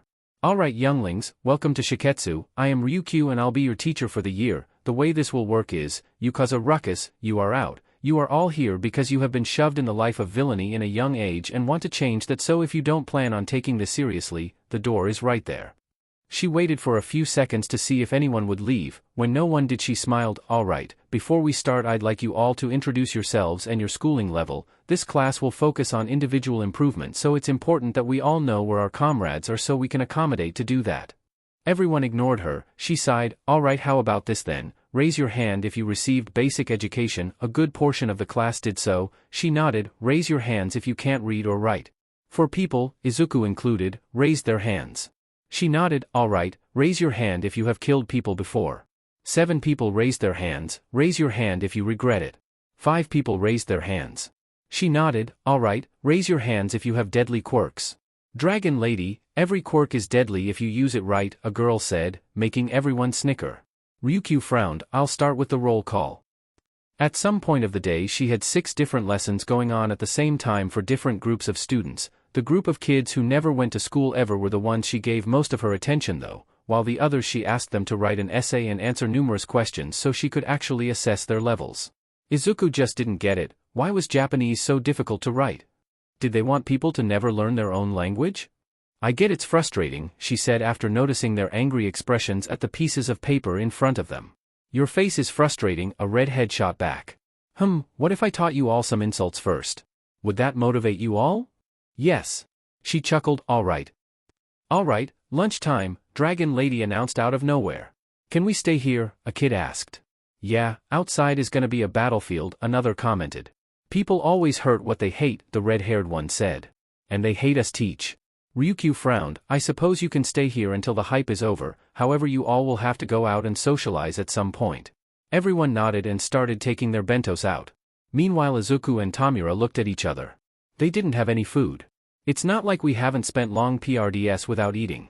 But we already got used to being fed Izu, we are gonna suffer. He shrugged. Will it really be that bad? Yes.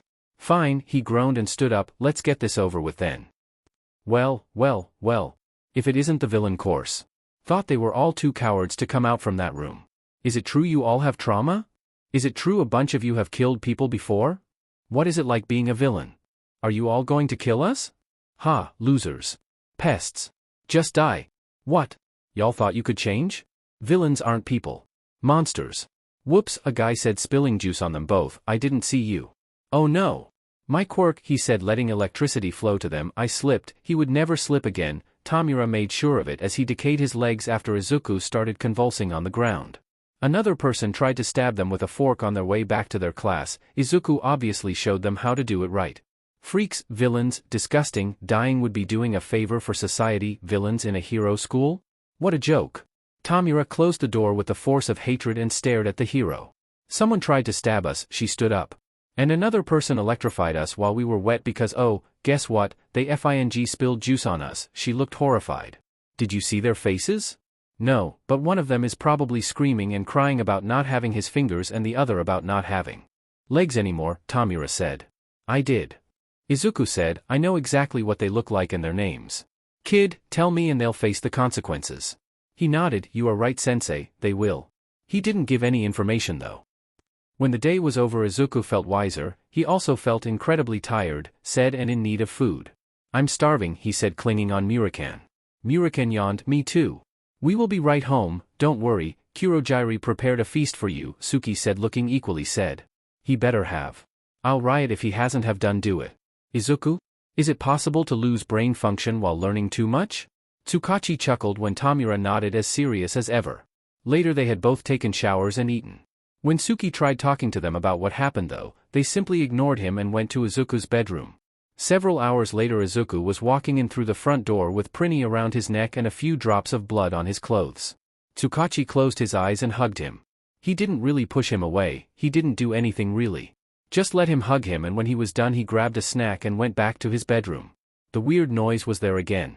It was definitely a demon laughing, or well, someone laughing, there was no doubt about that. He looked on Tamura's bedroom, he was sleeping like dead.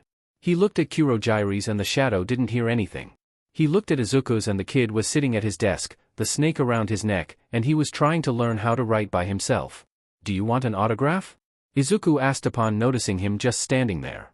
Watching. What are you doing up? It's 3 am. I couldn't sleep, so I decided to plan. Plan? Yes, why are you up, Suki? I heard some creepy laughter. He sat on Izuku's bed. Did you hear anything? No.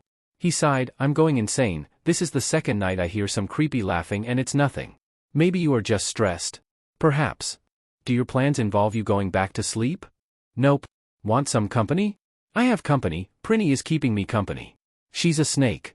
Izuku deadpanned, and that invalidates her because she can't talk. Yes, she can, we just can't understand her. Well, you can't. Are you telling me you understand a snake? He shrugged and caressed her with his cheeks, in a way. Does she have a quirk? Izuku chuckled and shook his head. Yeah, it definitely wasn't his laughter that he heard before. If she did, I doubt we would ever know. He hummed and started dozing off. Are you okay? MHM. He yawned. Look kiddo, what happened yesterday? It won't happen again. If it does, you don't have to go back there. I can hire a private tutor, I can find a way. Why do you care so much? I just do. He closed his eyes, unable to keep them open any longer. Thank you. Izuku watched the man sleeping in his bed for a few minutes until he resumed what he was doing. Tomorrow, they would incite a war. I have a plan, Izuku said as soon as Tamura was awake. Tamura smiled. Tell me all about it.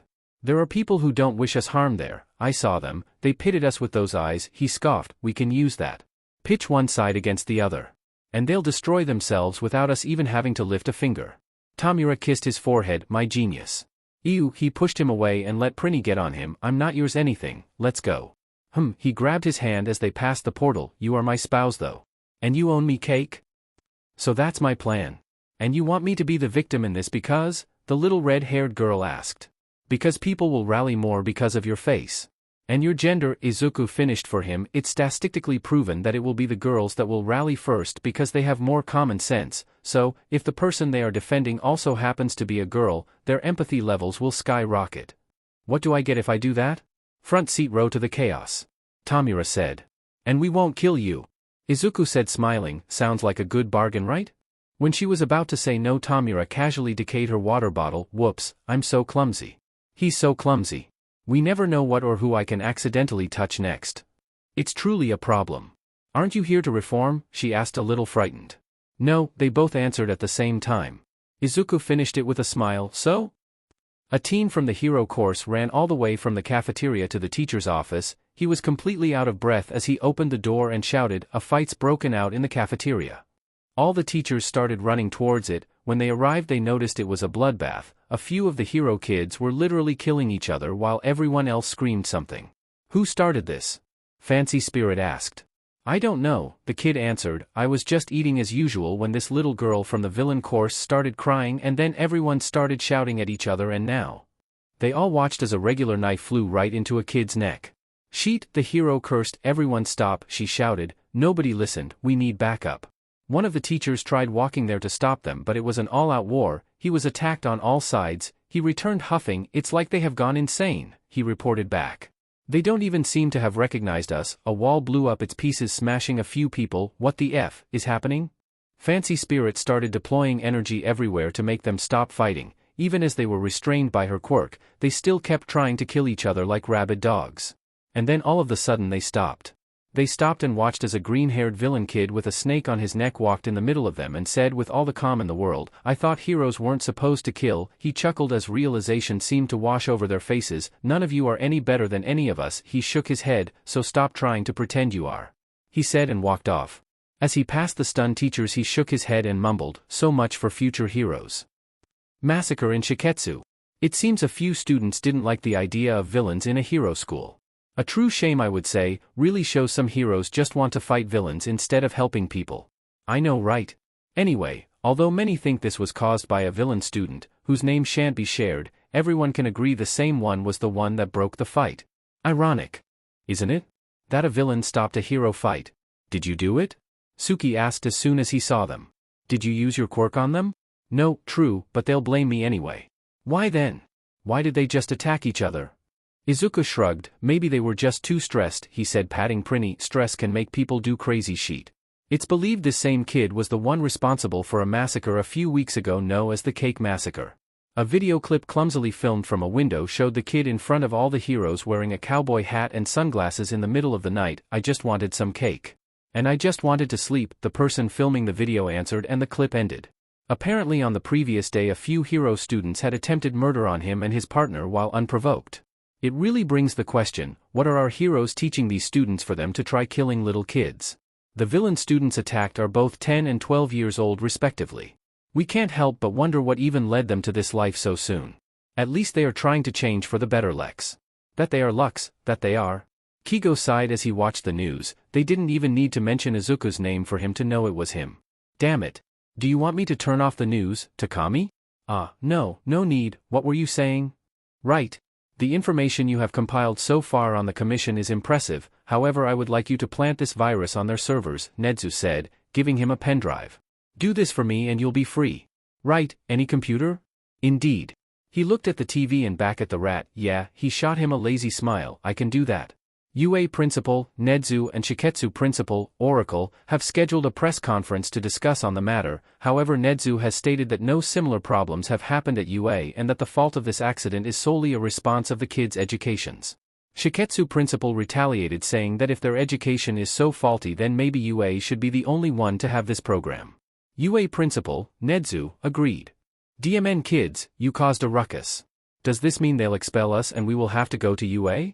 Izuku asked, amused by the news. Who knows? I was starting to like Ryukyu, Tamura said. Izuku hugged his legs. UA huh? Nedzu was too smart. They wouldn't be able to do anything, or well, at least, nothing on this scale. Maybe the rodent had somehow planned this to take out the competition. Izuku wouldn't put it past him. He looked at Tamura and said, you owe me some cake. Oh yeah. Let's go then. I doubt they'll end the program 2 days after its release, Tamura said as he watched Izuku eating cake. He shrugged. We never know with these heroes. True. Is it good? I'm not sharing with you. I didn't ask you that. Then yes, it is good. He nodded. He started approaching his finger onto the cake. Izuku grabbed the stretched finger. What do you think you are doing? Testing something. Well, you won't be testing anything. If you get even an inch closer I'll stop talking with you for a week. Fine, he sighed and retreated his hand. Why did you stop threatening that you'd bite me?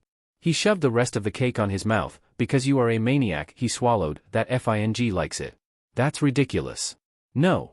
You are ridiculous. You are both ridiculous, a third voice says grumpily. Hobo pedo man. Wait, I shouldn't sound so happy. He huffed, what do you want? First of all, I've said this 1,000,000 times, I'm a hero. That just makes it worse, Tomu said. Izuku nodded to his words. Secondly, the scarf isn't for that. That's what you say, but, he shook his head, I can't trust your words. Aizawa rolled his eyes and walked to the counter. I have an order for Hisashi Yamada, he said to the attendant. The guy nodded and went inside to fetch it. What's the cake for? The problem demon asked, appearing next to him like a demon. It's none of your business. Is that your name? No, it's my friend's name. What is it for? Eating. Izuku rolled his eyes, I know that, but you don't look like the type to fully enjoy cake. Cake's fine. See, you don't enjoy it. The attendant returned with a huge strawberry and sweet milk cake. Izuku's mouth started watering. Mr. Hobo Man, you should kidnap me. No. I'm gonna kill everyone in a huge mall if you don't kidnap me and take me to the place the cake will be eaten. You are a child. I've killed more for less, Mr. Hobo Man. Again. You are a child. Did you forget last time we met I was literally in the station for stabbing a person? No, it wasn't. We met after the problem detective adopted you. He didn't adopt us. Yes, he did. He started walking out. Izuku followed him. No, we don't even share a last name. Oh, speaking of that, he turned to where his spouse was sitting. Murakan, I myself kidnapped myself to the hobo's house. CYA later. Tamura rolled his eyes and also left the shop. No use staying there if Izuku wasn't there. There was an arcade just down the street that was begging for his money. How could he say no? No, you aren't, Hobo Man insisted. He turned to a random person and took off his glasses. The person punched another in the throat and Aizawa used his quirk on him. Izuku glared. That's fine, he said, forcing a smile. Then his smile became real and he pulled a knife out of his pocket. I don't need a quirk to kill someone. Before he could stab someone, Aizawa held his hand. Fine, I'll kidnap you. Kami kid. His smile was blinding. Eek. For Kami's sake, stop yelling all the time. Shoo, you have a child with you. Izuku hid behind Shota and waved shyly. Hi, little listener. Stop pretending to be cute, we both know you are a demon. The child pouted, you are no fun problem, Hobo Man. Aizawa scoffed and shoved the cake on Zashi's hands. I brought the DMN cake, now you deal with him. So. You are Presentation Michael, right? Aizawa laughed as Mike Blue screamed. No civilian had ever recognized him with his hair down. How did you know? My stupid spouse made me learn all the dumb heroes' faces. I'm sorry, you're what? He showed his hand. My spouse. Gee, learn to listen, old man. How is a child married before I even get a date? Mike started having an existential crisis. Anyway, I came for cake, can we eat now? No. We have to wait for everyone else to get here. Izuku looked scandalized. But. More people means less cake. It's not about the cake, little listener, it's about the joy of eating it with your friends. His face contorted to what could only be described as a mix of bafflement and disgust. That's just, no. Nem's 5 minutes away, Mr. Hobo Man said, turning the TV on, putting on mute and practically throwing himself on the couch. She said she's dragging that dude that stole her win today. Ah, engines for arms dude? Mike asked excitedly as he also threw himself on the couch, almost sitting on Shoyuta in the process. Shoyuta shrugged. Meanwhile, Izuku threw himself on Shota's other side and said, you don't look happy by this development, why don't you tell them not to come? That's not gonna work, problem demon. I'm not trying anything. He rolled his eyes. Sure. And you dash. He turned to Zashi. Stop smiling like that. I'm not smiling, he said, unable to stop smiling. I know what you are thinking. And my answer is still no. But shoo. You are so good at it. Imagine how many little future heroes you could help with your insight. I am not accepting that DMN rat's proposal. And yet you agreed to watch his declaration together. Aizawa looked at the child. I wasn't going to stay. Suyer, Mike said, rolling his eyes, I totally believe you. There was a knock in the door and accompanied by the knock was a woman shouting, hello. Who is it? Mike answered. The bringer of poop kupcorn. Mike giggled and hopped over to the door. Aizawa looked at the child staring intensely at the cake. No cake's worth this, kid, there is still time to escape. I'll escape if you don't try to stop me from taking the cake with me. I'm considering this, he sighed. I'm seriously considering this. Kamuun problem Hobo Man. Join the dark side. He started waving his hand. We have cookies. Hell yeah, Mike shouted from the door and rushed back inside with 2 more mouths to feed. You didn't tell me the lil listener knew English. How the hell would I know? Izuku smiled. I'm impressive, right? You are. That means I deserve half the cake to myself, right? Mike grinned. You want to make a bet with me? No. Who's the kid? Engine Arms asked. You didn't tell me there was a kid here. Midnight yelled. Aizawa shrugged. Whoops. What's the bet? Izuku asked, ignoring everyone. Simple, next year I'm going to start teaching at UA. Pass my English test and half the cake is yours. I can't write or read in kanji, he said, but as long as the test is entirely in English I can do it. Wait, you can't write nor read? He shook his head. That's perfect. No man has ever been so happy by someone's lack of education. I'll practice teaching on you then. I never agreed to this. You will if you want cake. He said, smiling. He nodded. I do want cake. And my school does have a probability of ending the program. Fiyin, you can practice teaching on me. Mike grabbed his hand, made him get up, spun him 2 times, hugged him and then let go and started doing a small dance to himself. Meanwhile Midnight had taken to eating the popcorn. Why am I the only one concerned with this child? Engine Arms mumbled. His only mistake was that he wasn't the only one concerned. Oi, problem child, why don't you know how to write or read? He shrugged. It's a little hard to learn when you are homeless. Aizawa patted his hair and then slapped his head lightly. You little sheet, threw my coffee away even knowing how food is hard to come by. I was homeless, not desperate, he argued back, and coffee is sheet. Engine Arms gasped. You take that back? They all looked at him, Aizawa with newfound respect, Midnight and Mike surprised and Izuku annoyed. Izuku crossed his arms and huffed. No. One day kid, you will understand the magic of coffee, Midnight said. He shook his head. That will never happen. Aizawa rolled his eyes, landing on Engine Arms. Who are you, by the way? Ida Tensei, he happily said. It's a pleasure to meet you. I'm Dash. He laughed a bit. I'm a fan. Oh shoo, you have a fan. Mike cheered. Aizawa narrowed his eyes. A fan. Yeah man, he scratched the back of his head. We are the same age but you already are doing your own thing. I'm still stuck as a sidekick. Just don't then. I'm doing my own thing because I refuse to work on a shitty agency. Mike giggled. No agency wanted him.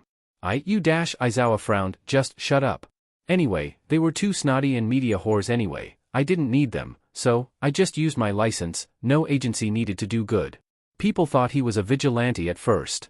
Some still do. Midnight completed and sat next to Izuku. He stole her popcorn for himself. If he imagined it hard enough, it would taste like cake. He used to do that all the time when he ate from garbage cans. I never thought of doing that. Tensei laughed and sat down on the only available spot, the lone armchair. Well, I feel stupid now. More stupid than when you accidentally stole my win. Midnight provoked. Well, no. How does one accidentally steal a win? Izuku asked. They are too fast to stop and a bird poops on their face and then they smash their whole body on a villain that just so happened to be on the way and then everyone claps and the hero already on scene glares because, of course she had it under control. The bird was the true MVP, Izuku said. Aizawa nodded quietly. Anyway, I'm more interested in who you are. Izuku pointed at Aizawa. He kidnapped me here. At your request. Threatened me to eat all the cake. He literally tried to stab a person if I didn't bring him here.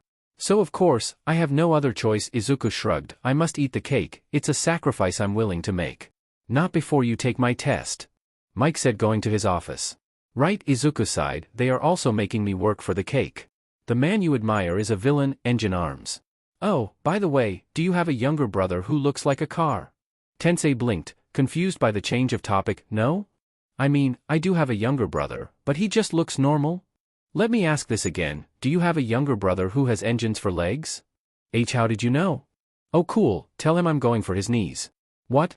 Izuku smiled. He finally had a lead on that routine lover fucker. He'd show him how fun routines could be. Mike returned with a paper full of questions and shoved the paper and a pen in Izuku's hands. He turned to the TV. All right, you have 30 minutes to finish that. I've never taken a test in my entire life, Izuku said, amazed by the things in his hand. First question. His name. He looked up at Mike and frowned. Is this a trick question? Why do you need my name? You don't have to answer that if you don't want to, little listener. Then why put it? It's the template. But why? The teacher's gotta know who is taking the class in a large class. Makes sense, he nodded and wrote his name. Alright, now the actual first question. Why? Why, he can't even phrase this. Why do words need rules? Is the best his brain managed to come up with. It made absolutely no sense, like, wasn't it enough to just know how to phrase things? You had to understand why? This was absolutely ridiculous. Once he was done with the questions, he flipped the paper over and started writing in perfect English why everything about the questionnaire was stupid and useless. Time's you up. Good night, listeners all over Japan. This is Lux. And Lex. And we are back with more hero news. This morning marked the second day of the new villain rehabilitation course in both UA and Shiketsu. Grade while we watch, it's starting, Izawa said. Yeah, I can multitask. Alright, he skipped over the name and started grading. If he wanted to grade while he was teaching, he would need to learn to multitask anyway. It also marked Shiketsu's massacre. After an entire afternoon of deliberation, UA principal, Nedzu, and Shiketsu's principal, Oracle, have finally come to a conclusion. Is this the end of the short villain rehab? Or a new beginning? Pro-hero Midnight has her victory stolen by one of the battery's sidekicks. Ingenium has publicly apologized for it, and the two were seen eating together in a restaurant. Could this be the beginning of a new hero partnership? Or even something more? That and more on today's news. Tan dan dan dan tan dan dan tan.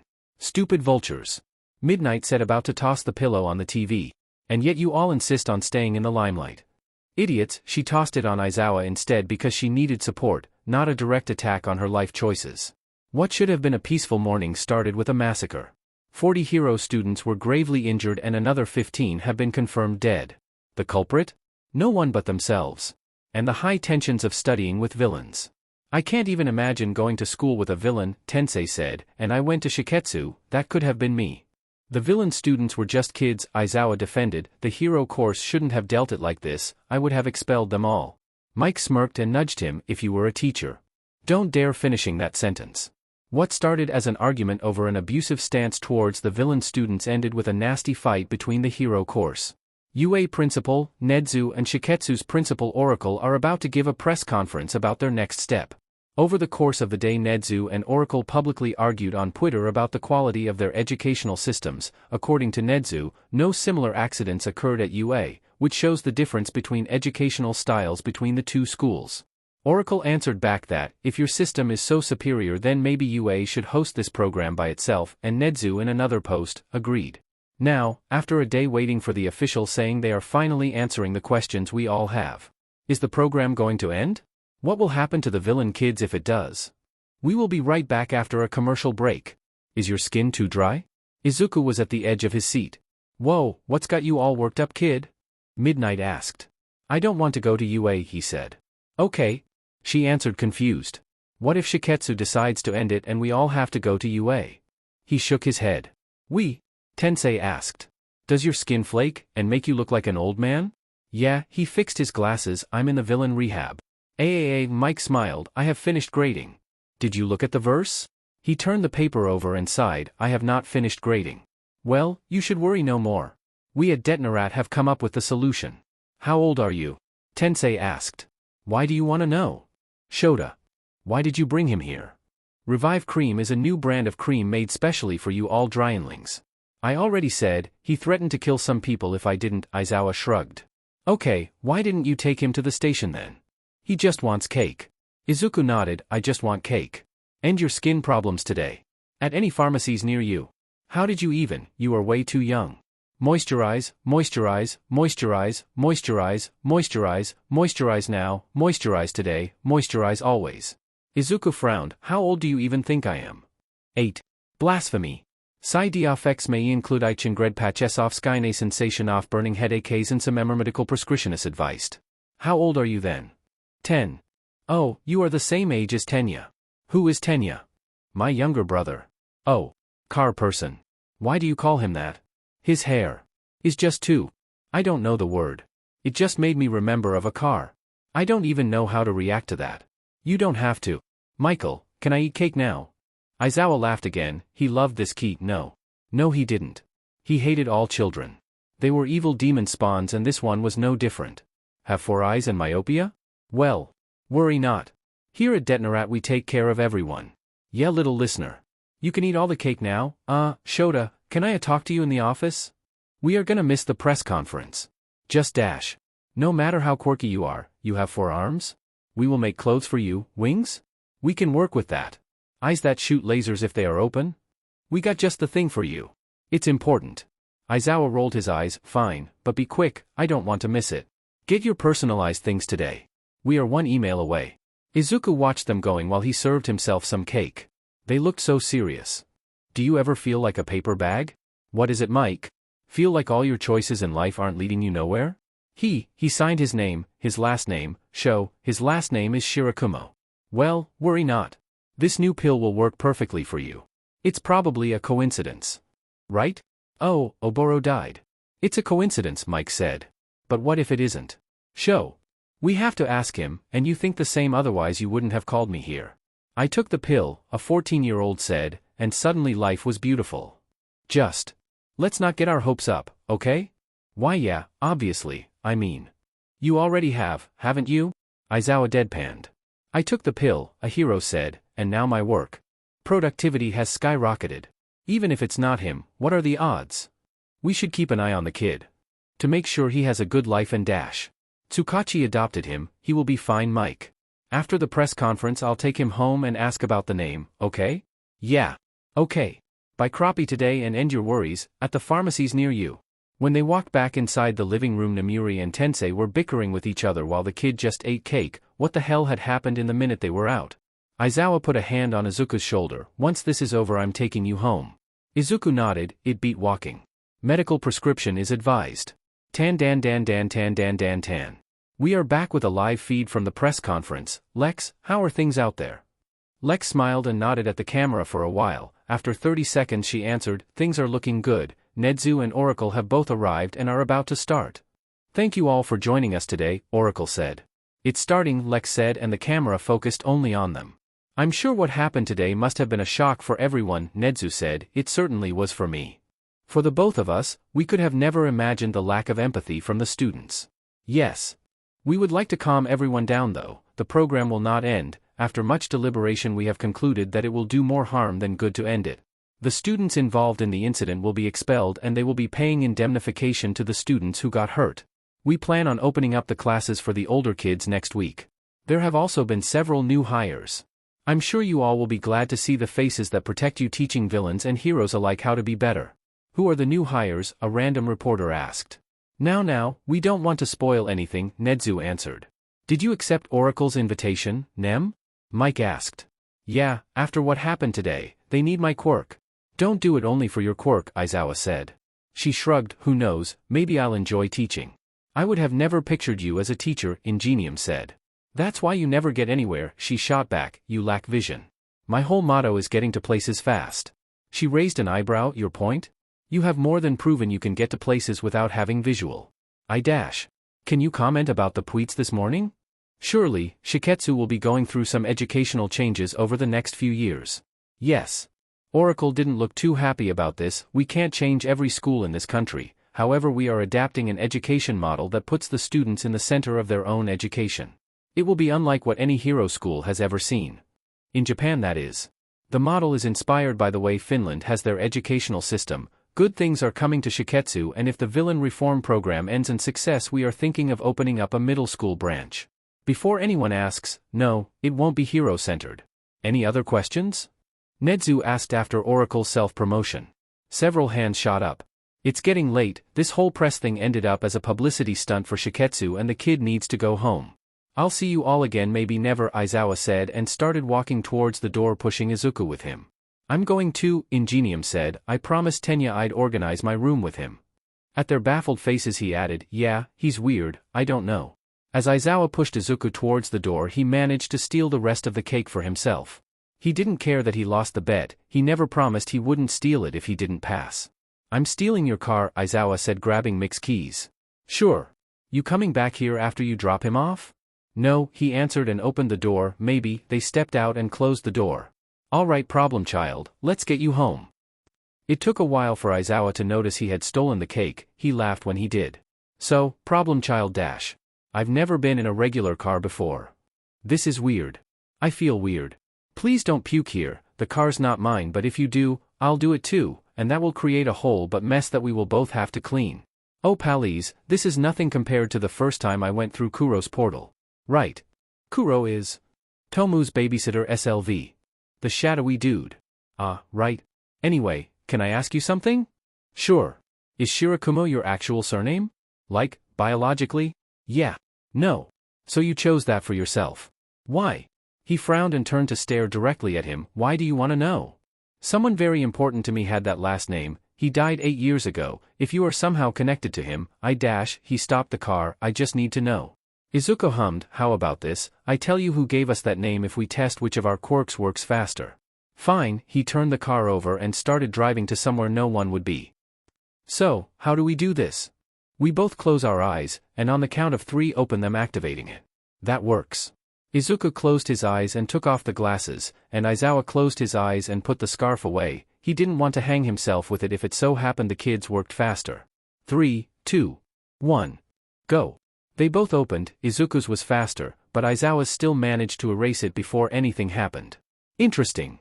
Now you'll tell me about the name? He asked, picking his scarf back up. I'll do you one better, I'll let you meet them. They went back to the car. Where to, problem child? Suki's house, problem hobo. Then just trust me. If this turns out to be a lie, I'm throwing that cake out of the window. Izuku was horrified. He picked the lock to get in and found Suki and Tamura in an apparent stare competition.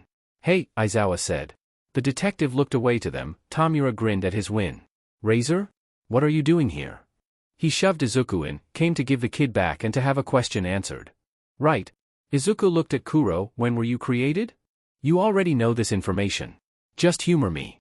8 years ago, Master created me to take care of Tamura. Izuku nodded and turned to the confused Aizawa. When we asked him what was his last name so we could have it, he said it was Shirakumo after glitching for a bit. Aizawa's eyes went wide. What? He took a big breath. What do you mean, maid? I am a Nomu, the shadow said and looked at Tamura for permission to say more. In turn Murakan looked at Izuku. What is this? Mura asked. Problem hobo knew someone named Shirakumo that supposedly died 8 years ago. When did your friend die? September. When were you created? October. Murakan stood up and started walking to him. And you think? What are the odds that it isn't that? Murakan grinned and kissed his forehead. Genius. Hey Eraserhead, we'll tell you everything we know, in exchange of your services. My service? At any moment, of any time we might ask you to do something for us, you'll have to do it, no questions asked. He looked between them and the shadow. It could be nothing, he could sell his soul for nothing. Tsukachi, ask them if there is a real possibility of this being my friend. Is there a real possibility of this being the person he knew? Yep, Tamura said. True. How would we know? Is there a way to confirm it? Aizawa asked. The doc probably has all the documents of this, right? Izuku suggested. Ugh, but then we would have to deal with him and he was obsessed with sensei. Ooh, I can ask Dabi to come with us. He tries anything, he gets burned along with all his life's work. Ask your chicken too. I'd rather him getting burned and stabbed just to make sure. And then decayed. Yep. So, do we have a deal? First, answer me this. What are nomus? They are genetically enhanced and altered dead humans who have quirks implanted in them. Kurojairi answered. I am a nomu. The first and only whose brain survived the nomification. Murakan-sensei said it was because he still had brain activity when they turned him, but they tried it again with people who were in the same state and it just never happened again. Stop making out like he's special, Tomo grunted. But he is. He is a bioengineered miracle.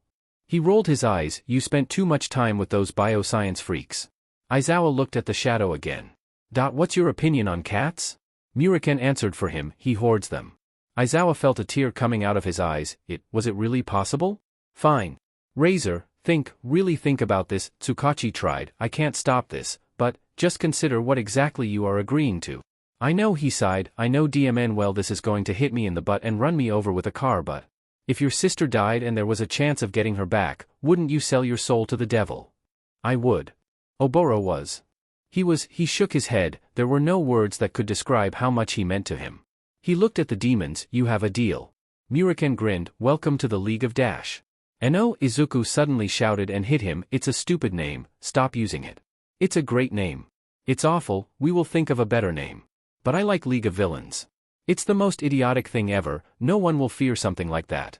It's an amazing name. Murakan, don't you want to create a name together with me? Ah dang, Izuku knew exactly how to manipulate him. Fine, he looked at the slightly amused Aizawa and said with a lot less excitement, welcome to the whatever I guess, gimme your phone. Why? So I can contact you at any time and order you around, obviously. Izuku rolled his eyes. When we find where the dock is we will tell you. For now, just sit down and let's try making Kuro glitching again. Upon hearing his name he asked, would you all like something to drink to accompany the experiment? He looked at Aizawa. Maybe some coffee? Sheet. Aizawa was low-key losing it. I saw the news, Momo said before even saying hi. You are in Shiketsu, right? What happened? Well, hello to you too, my day was great, how was yours? Drop the sheet, Shirakumo always said, tell us everything. Izuku shrugged and started stretching. There isn't much to tell. Some people didn't like the idea of villains in their school, some people did. A bunch of people died. It was pretty insane, he nodded. The teachers tried to stop them but they just didn't hear. Me and Murakan were just trying to eat when it all started, you know. He giggled. I even made a friend actually. She was a support student and her quirk made everyone pay attention to her when she talked, but here's the catch, she was mute. That must be inconvenient for her. She's selectively mute, he added. Anyway, if she touched anyone her quirk's property passed to them. She asked me to stop everyone. I would have done it anyway, but it was cool to have everyone paying attention to me without any effort. Awais raised an eyebrow. So you stopped the fight? Yep. I don't believe that. Izuku huffed. You can believe anything you want, it doesn't change the truth. Anyway, the next day we went to school and without those stupid bullies everything was so peaceful. Thank Kami, despite the massacre it all ended well, Momo said. My first day of school was extremely less exciting. We have a new student though, guess who it was? How the hell am I supposed to guess that? It was Todoroki-kun. At Izuku's confused face she added, Shudo-kun, you know, Endeavor's son you made kill his father. Ah, so he wasn't arrested? No, because of the circumstances they just put him in mandatory therapy and community services. My parents were talking and apparently his sister took custody of them all even though she just turned 18. Awais looked odd. Man, my brother would never do that for me, he'd just shove me in the system and get rid of me if my parents died. Momo nodded. If my parents died my custody would probably go to my butler. Izuku gasped, you would be like Ratman. I wouldn't be a vigilante though, that would only eat my money instead of giving me more. Yamamo Awais grabbed her shoulders. You could start a tech company and use it as a front, just like Ratman did. This is your destiny. My parents are still alive. That can change any minute, who knows, they could be someday attacked by a hobo who is also secretly a sex offender and die strangled by the hobo's scarf. That was extremely specific. Izuku shrugged, I'm just saying. Do you love your parents? I wish I did. I can't say I would feel anything if they died. Sue. Do you want them dead? No. Bar time. They got up and moved to the bar as per Kajima's yelling. I would never wish death upon someone, even if they deserve it, death is too final. Izuku patted her, you are a good person Momo. Kajima watched as they did the movements she proposed with glee. She wasn't one to brag, few times, but she was a hell of a good teacher if these kids were any indication. Alright everyone, time for the next step. She said after 30 minutes. Everyone on a circle. She waited until they were all positioned. We are going to do some routines again. I expect you all to help the new students to catch up, but I also expect you all to give your best. If I find your forms need sharpening I'll be giving another month of bars, understood? Yes Madam Kajima, most of them said in a chorus. Good, now you four, she pointed at some random kids, first-liners. You five, she pointed again, Momo and Awais were in that group, second line, and you three, Izuku was in that group, third line. She walked to the front of the classroom and changed the music on me. At the end of class Momo and Awais cornered him up. We are staying late to practice. Do I get a say in this? He asked. No, you missed 90% of the steps, you lost the privilege to have a say in it. Fine. You are staying? A excited girl with blue hair that was also relatively new at the class asked, getting near them. Yep. Cool. Can I stay with you? Sure, Awais said. He was a little intimidated. The first week this girl came to class she had already befriended everyone on her age group. He didn't trust overly extroverted people, and not only she was a girl, that automatically made her intimidating, but she was also 2 years older than them, which just made her even more unapproachable. What's your name? I'm Momo Yorizu, this is Yosetsu Awais and this is Izuku Shirakumo. Nijire Hato, she answered, we are going to have so much fun Koace. Her idea of fun was apparently talking non-stop while they trained. Granted, she wasn't disruptive and Momo and Awais actually managed to help them improve the routine, but she just didn't stop talking. It was all going great until Izuku got said. Oh my Kami, will you shut up? No. She answered with a smile. You are so f***ing annoying. Don't you understand the meaning of the words peace and quiet? She ignored him and turned to Momo. So, about your hair is so good, what do you use on it? I want brands, names, tell me everything. It's dash. And you have such perfect skin. Do you do anything? Ah, youth, my skin is already so dry, I wonder what I'm doing wrong. Makeup can screw dash. What are you going to do when you grow up? I'm gonna be a model. Did you know, Ms. Kojima is in direct connection with the Bakugu agency, the BA Kugus. I hope our group ends up performing for them, imagine being scouted. Momo took a big breath, let me answer you damn it. Oh, Nijire blinked, I didn't realize what I was doing, sorry, she giggled, sometimes my mouth takes over and my brain just can't catch up. Anyway. I dash. Izuku's brother is in the Bakugu thing, Awase said interrupting her for the meme. Momo started walking in the direction of the sound system set off. Oh yeah. He was forced to go there though, if he had a choice he wouldn't, Izuku said. Out of nowhere the before calm song that was quietly playing the background blasted through the room completely piercing their brains. They all screamed, except Momo. Momo was holding the butt tom. Momo smiled. So, you always do this after class? Nijire asked. Not always. But mostly yes, Momo answered. It's just so relaxing throwing ourselves in the water after the class and the beach is super near so. Awase said. Yeah right, Izuku sneered, relaxing, he said doing air quotes, remind me how relaxing it was when sand got in your eyes. That was your fault, Awase said throwing himself on Izuku. Izuku let himself fall to grab some sand, don't you dare. He grinned, you better have only positive things to say about me Yosetsu Awase. You villain, he screeched, and at Izuku's threatening movements he started running away. Izuku ran after. Kami-un future hero, show me what you got. Here's a good place to sit, Momo said ignoring them, last time we came we ended up making a friend and his moms lent us their chairs and stuff, she sighed, I wish we could bring chairs, it was so comfortable, she's spreading the towels. What's stopping you? She pointed at the boys trying to drown each other and laughing about it. That's stopping me. Okay. What's stopping you from just making them? That's your quirk, right? Creation. It's illegal. It's only illegal if you get caught, Nijire said with a wink. Momo was a lesbian, she didn't know what being a lesbian meant yet, but she was. I suppose you are relatively right. I know. Make those chairs Kohai. I want to catch some sun. Oh okay. Hey, Izuku slapped him, hey, stop. What?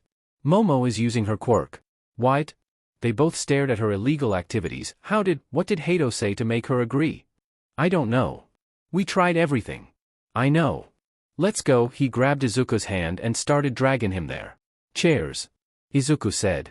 Momo nodded, chairs. We asked for chairs, we never got chairs before. Nijire-senpai made some good points. What did you tell her?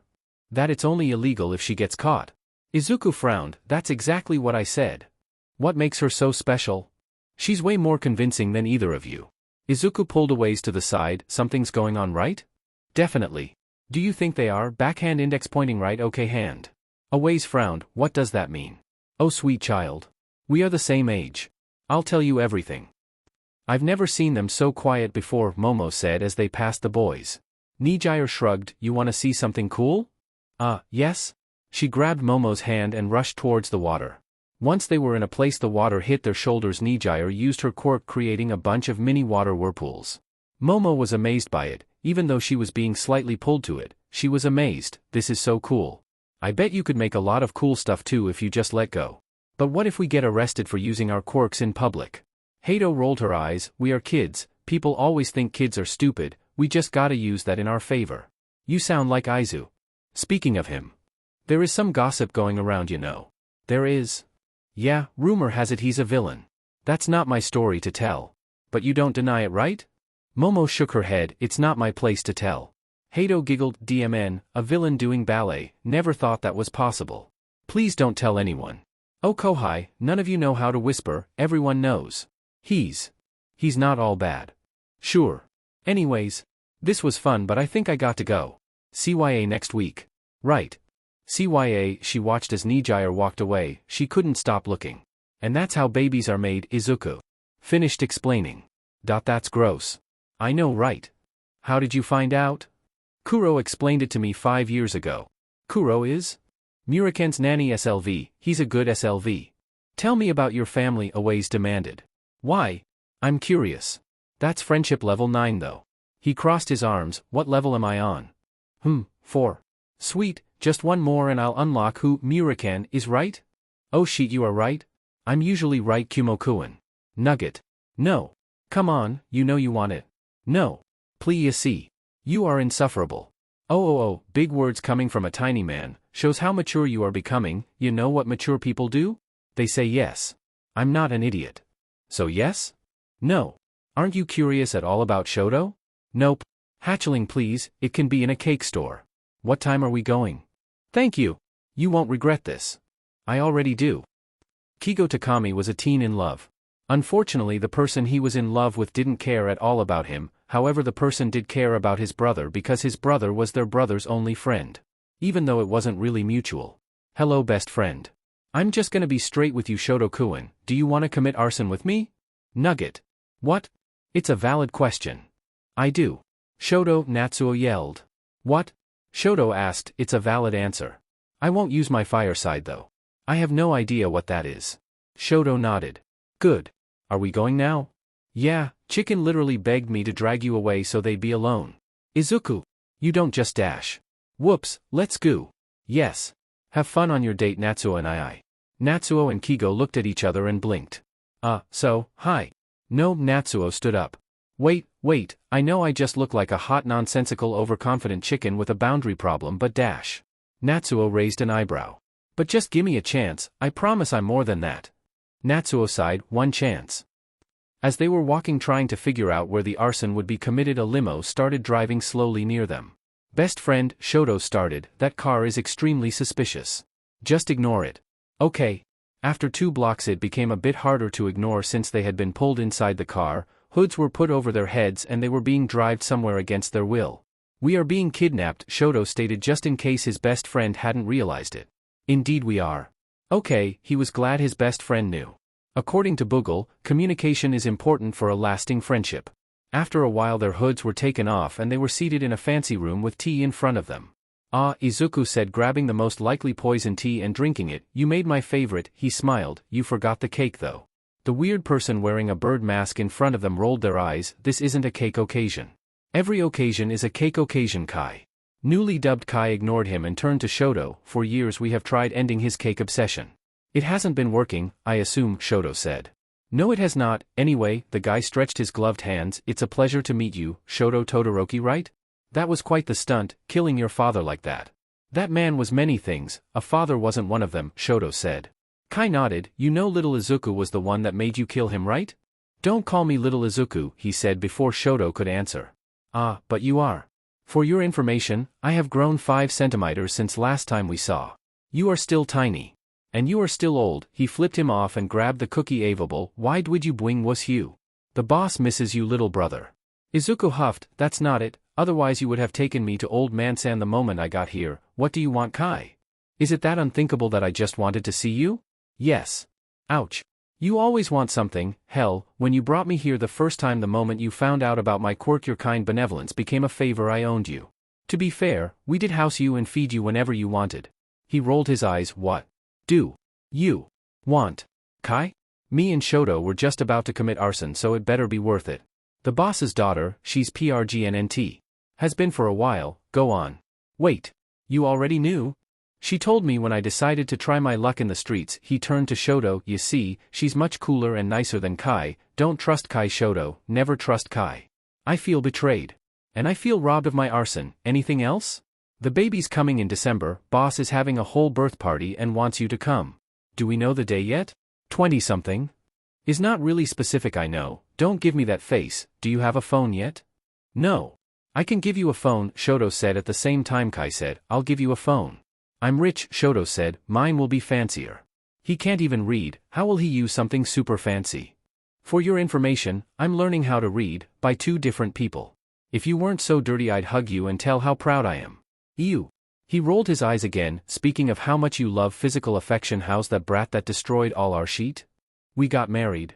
Kai blinked several times. I'm sorry, what? He said he'd provide me with cake forever if we did. It was an obvious choice. I see, Shoto mumbled while thinking very hard about the situation. As your older brother. Nope, not it, try again. As the only adult figure in your life. Again, not it, I got adopted. Congratulations, the boss will be sad. Tell old man-san he was too old to be a dad again. No. Anyway, as your handler, I should have been given the privilege of meeting him and giving him the shovel talk before you got married. First of all, no. Second of all, also no. third of all, F off Kai. Lovely as ever. Is that all? Can we go back to committing arson now?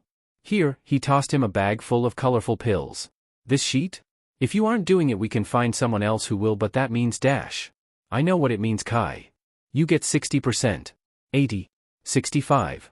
Fine, 65, he shook his head. Can't believe I'm doing this sheet again. I'll pick you up in 2 weeks. Right? You are in a hero school now, little brother. He stood up and started walking off. Izuku followed and so did Shoto. I bet a lot of hero students need the escapism. I guess.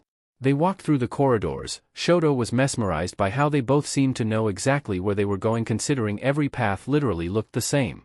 Worst case scenario, you know the drill. I don't like the drill. Then make sure it doesn't happen. He opened a door that led to an open garden. He's waiting for you. Right, let's go, Shoto. He grabbed his arm and started dragging him off. Kai stayed back and closed the door on them. Where are we exactly? Who are these people? What were you talking about? Are those drags? Not now, Shoto. Okay. They got to a Wadden area and found Old Man-san reading a book in a swing net. Hey old man, how are you? He lowered the book and smiled kindly. Little Izuku, you've grown up. And yet you still call me that? You got older. Not that older, I hope. He shrugged and shoved Shoto forward. This is Shoto. Yes, I saw the news. Hello, young man. Hi. What brings you here? I don't know.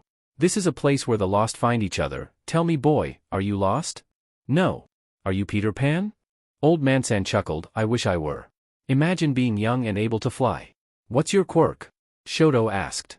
The man smiled, put a finger over his mouth and winked. Then he turned to Izuku. Did Kai treat you well, my child? Yeah. He's grown into a fine man, wouldn't you agree? No. He's grown even more entitled and but. When he takes everything over it will all go to ruins. I hope not. I have high hopes for him, he said, leaving the swing net. I also have high hopes for you. You really shouldn't. I saw you were doing ballet. Ah, are you enjoying it? Yeah, I guess. Send me a ticket if you ever perform on a stage. Okay. He patted Izuku's hair. I'm proud of you. You've come a long way from that scrawny kid to what you are now. He shook his head and forced his eyes closed to make the tears stay inside. I really didn't. Old Man-san crouched in front of him. Little Izuku. What Old Man-san? Remember my only rule? He nodded. Good. He got up grunting the whole way. I'm too old for this, he said once he was back up. What's the rule? Shoto asked. Put yourself first, he answered smiling. Now off you both go. This old man needs to take his pills. Izuku grabbed Shoto's arm again and started dragging him to the exit. Are you gonna answer my questions now? Shoto asked once they were out. How about a little arson first? Okay. Extra. When Eraserhead got a call about a potential villain and a building on fire, he didn't expect to find Problem Demon and the Todoroki kid doing some kind of ritual around a marshmallow surrounded by flames. So as any responsible hero would do, he walked away and let someone else deal with the bullshit. Are you gonna answer them now? Why are you still following me? Well, I assumed we would talk about those answers in a more secluded place. You are not gonna leave me alone until I do, are you? Sparkles no sparkles. He sighed. Fine, let's go to the pastry then. I need some cake. Okay. Shoto, you are a godsend. I am. This is high quality, extremely expensive, can't ever eat it cake. Alright bestie, what were your questions again? Shoto smiled. He had been acknowledged as a bestie. It was official. What was that place? Who were those people and were the pills drags? Right, he took a bite of the cake. Let's start with the easiest one. Yeah, they were drags. Why did you take them? I don't like depending on others to give me money. Kai just. Well, he gives me opportunities to earn some quick money. So you sell them? Yep. Have you ever used it? He took a bite and ever so slowly nodded. I got curious once. I'm curious too. If you pay up I have no qualms. How much is it? He analyzed everything he knew about Shoto. He could give him a discount for buying him this cake. Or, he could charge 10 times the actual price, not tell Kai about the overcharging and keep all the money for himself. The last option seemed much better. 69.538, 20 yen. Okay, how should I pay you? Cash. He nodded. Can we meet again tomorrow so that I give it to you? Maybe not tomorrow cause I need to make the packages and stuff. Saturday? That works. It's a deal. Now the other questions. Right. Well, I used to live in the streets, right? Shoto blinked twice. Well, I didn't always really have food and stuff, and you know, I managed it, but there was this one time I wasn't managing it at all, and Kai found me almost starving to death. I guess he saw himself in me or something because next I knew he had took me to his dad, that's the old man by the way, and told him I was staying. I did stay for a while, until Murakan got pissy that I was ignoring him and decided to destroy everything there. After that I just did odd jobs for money, and if I was really desperate I stayed there. I see. You don't have to worry about money anymore, best friend.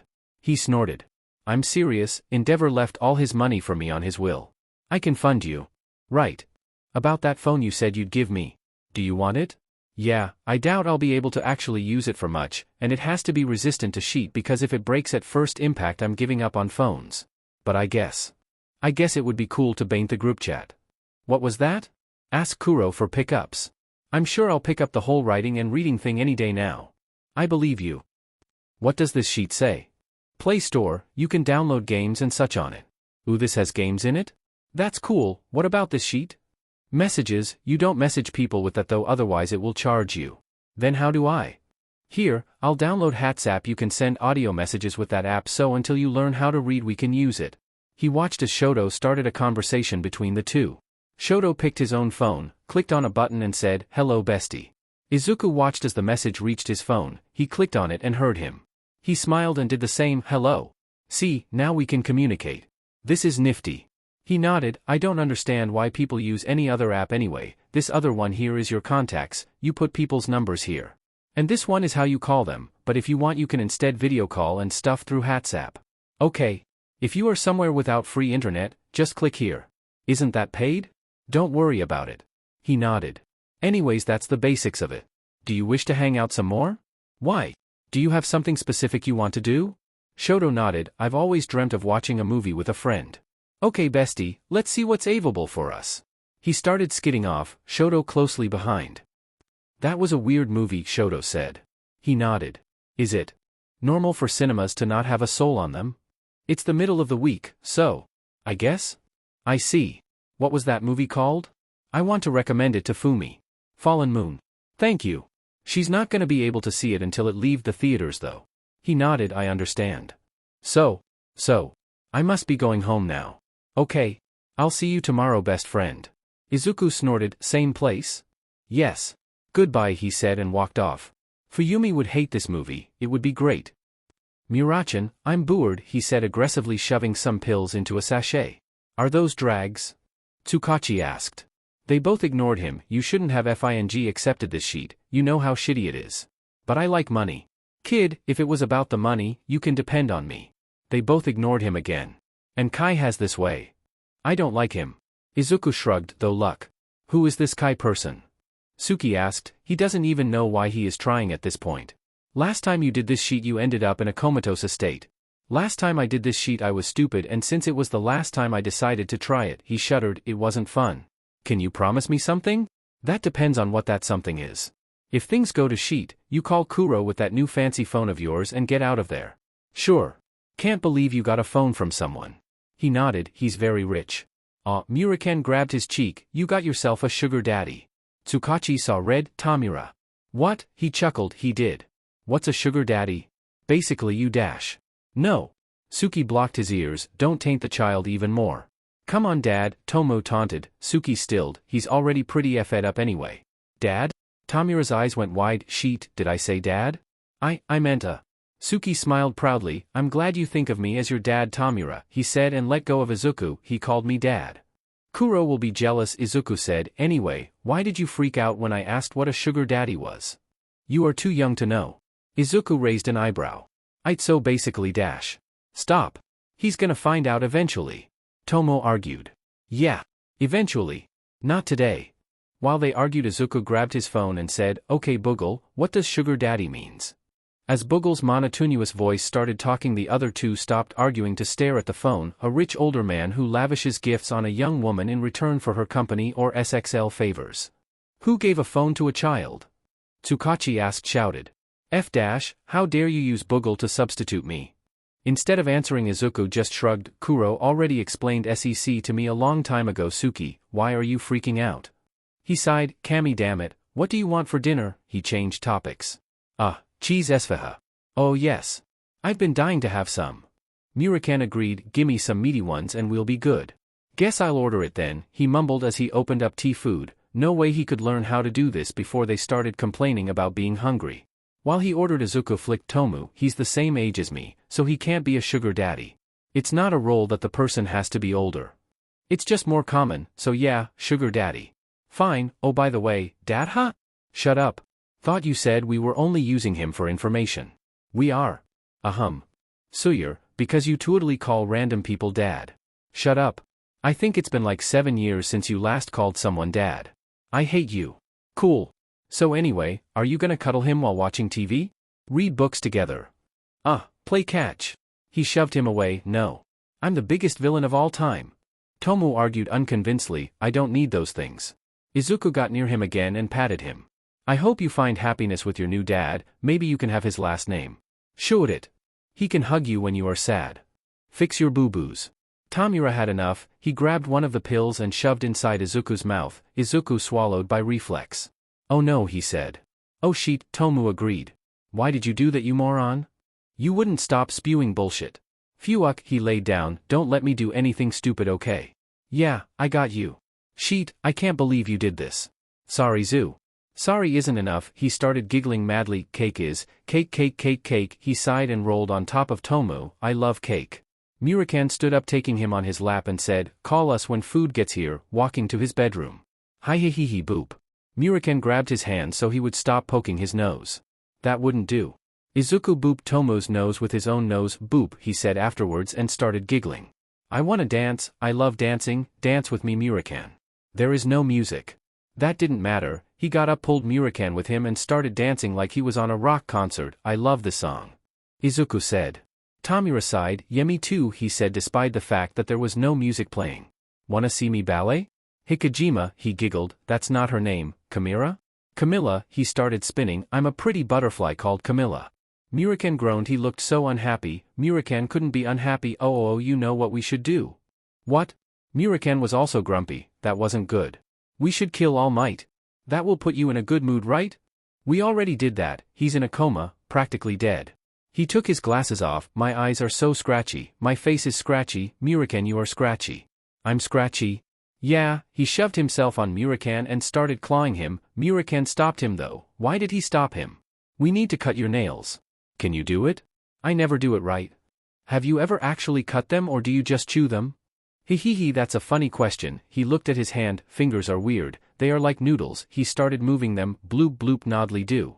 Murakan grabbed his hands and intertwined their fingers. Are we done dancing? Izuku asked. Murakan pulled him over to the bed and sat down, helping Izuku sit on his lap. Aren't you tired? Tired of everyone's bullshit, Izuku answered. Mad, look at this. He put their hands up and whispered scandalized. Is this what hand sec is? No. Hi hehehe, I know that. Did you like my joke? I'm very smart, I know what hand sec is. Murakan groaned again. Can't believe I'm agreeing with Suki. Why did Kuro ever teach you things? Boop, I love you Murakan. Murakan smiled, he didn't even need to kill All Might for that, and snuggled into his neck. Did you know there is a leg, called Sassy Leg Squad? Go back to loving me. They kick people into the water. And then they become leg mermaids. I know. No faces, only murd. Murd? Murd?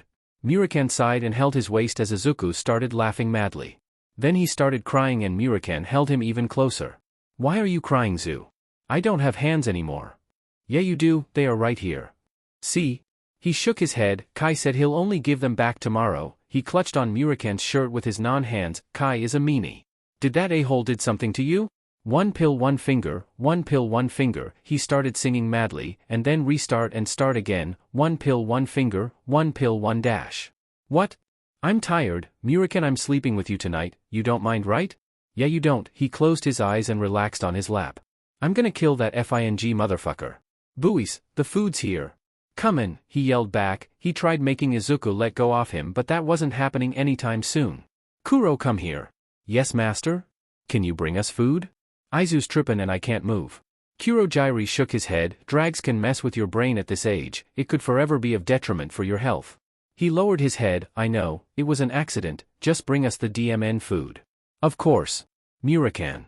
I'm forgetting things. Yeah you will. You never listen to me. I'm not gonna forget things, he said. I already forgot things. Like what? I don't know, 'cause I forgot them. How do you know you forgot if you don't know what you forgot? Izuku giggled and tossed himself away from him, falling with his back on the bed. Your face is funny. Do you like my face? Here are the esfihas, Kurojiiri said, putting a plate near them and walking away.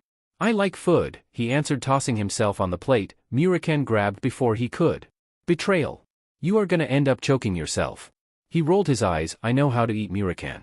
I have my doubts. Izuku was depressively crying because he couldn't remember what a kaken was. His mind just tossed him that word, said it was important and then left again. What if it was up to kill me? He asked. Tsukachi sighed. How long does it take for the buzz to end? I have no idea. Kaken is too stupid of a name to be a hired killer. Your name's stupid too, but you are one. I am not. He crossed his arms. I'm a villain, that's totally different. Kid, here, have some water. What if it's poisoned? I guarantee you it's not. I don't trust you. It isn't Zuzu, you can drink it. I don't trust you either, he huffed. You tried to poison me. It was an accident. It was Yennefer and it was a lot. What? Tsukachi asked, exasperated. Zuzu, come on. He started crying again. Murakami is gone. Murakami left me. Everyone dies around me. Sheet. Murakami rushed beside him and hugged him again. I didn't leave, I'm here. Are you a ghost? He sighed. Just on Wednesdays. Can I be a ghost too? Never. Seems unfair, he argued. Nope. Come on, Ghost-chan, let's be ghosts together. I'm a selfish ghost, I don't like other ghosts. We don't have to like each other. Yes we do. Who said so? I said so. You stupid, he said, closing his eyes. Murakami looked up. I think it's finally ending. When Izuku came back to his senses, he decided life wasn't worth it anymore. He stated that for Murakami by shoving his face on the pillow and yelling. Come on, Zu. It wasn't that bad. No, he put his hand on his forehead and turned his head away dramatically. I'm done with everything, I remember everything. What the hell is wrong with my head? You said you loved me, Murakami said song as he turned his face back to him with a single finger. I also said fingers are like noodles. And you were right, he stated, your mind just knows the truth, Zuzu, and the truth is, we are fat dash. Don't finish that sentence. He shoved the pillow on his face and left the room. Murakami laughed and followed him. Are you better, Izuku? Tsukachi asked. Izuku ignored him and moved to the kitchen. Before he got there, however, a gigantic bottle of water was being shoved at his face. Thanks, Kuro. Of course, the shadow ruffled his hair. He drank it all in one go. Yes, I'm better, Suki. Thanks for asking, Suki. I'm great, Suki said to himself. Where are you going? Out, he said as he went out. Murakami tried following him but got a door to his face. DMN brat, he said, going to sit at the couch. Aren't you going to follow him? Suki asked. Nah, I don't want to be punched.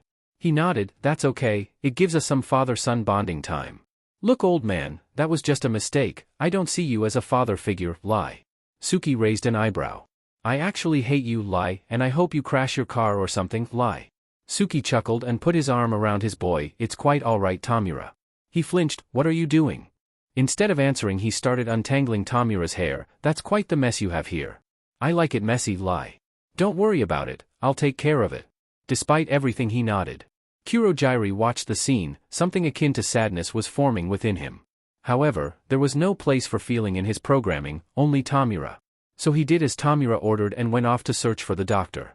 Only 2 more possible locations to be, and if he weren't in them they'd have to contact Jiren.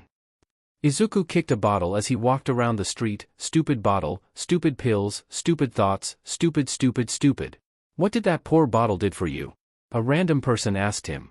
He looked them up and down and instead of answering he asked, want some drags? Whoa kid, aren't you too young to be selling drags? The person asked. Do you want them or not? He showed them a bag. This is the good sheet. Their eyes went wide. It was the good sheet. Are you one of the birds? Independent contractor. Ah. They took their wallet out. How much? Izuku grinned. 6.902. The person shoved the money at his hands. Are you gonna be here next week too? He shrugged. Proly, this is a 2 weeks gig. The name's Magna. If I'm not in this spot next week and you show, just knock on that club and call for me. He nodded. Anyone else in the club wants it? She smiled. Well, there is only one way to find out, isn't there? He motioned to the back door and walked inside. He followed. He was too young for this. He was too young for this. He was too young for this. He was too young for this. He was too young for this. He was too young for this. He was too young for this. He was too young for this. He was too young for this. He was too young for this. He was too young for this. He was too young for this. He was too young for this. He was too young for this. He was too young for this. He was too young for this. He was too young for this. He was too young for this. He was too young for this. He was too young for this. But at least he was being paid for this. All the bags he had taken with him were gone. He would need to prepare some more next time. He smiled as he separated what would be his and what would be Kai's and walked inside a little bakery. As he observed what was the best cake he could steal by, he got distracted by a mom and son shouting at each other, talking healthy with each other. They were both blonde and had red eyes. Shut it, hag. It was also clear they had mental problems. It's been AF month since then and there has been NOF news. Wow, not even Muriken cursed that much. Stop shouting, brat, the woman hit her son in the head. In Izuku's opinion, that doesn't seem like healthy parenting. But the closest thing to parent he got was a shadow incapable of feelings, so he can't really tell. You are the one who is. He shouted back. If this was any normal day he'd have shouted back that they both were, but it was not a normal day and he was hungover. He just wanted some cake and sleep.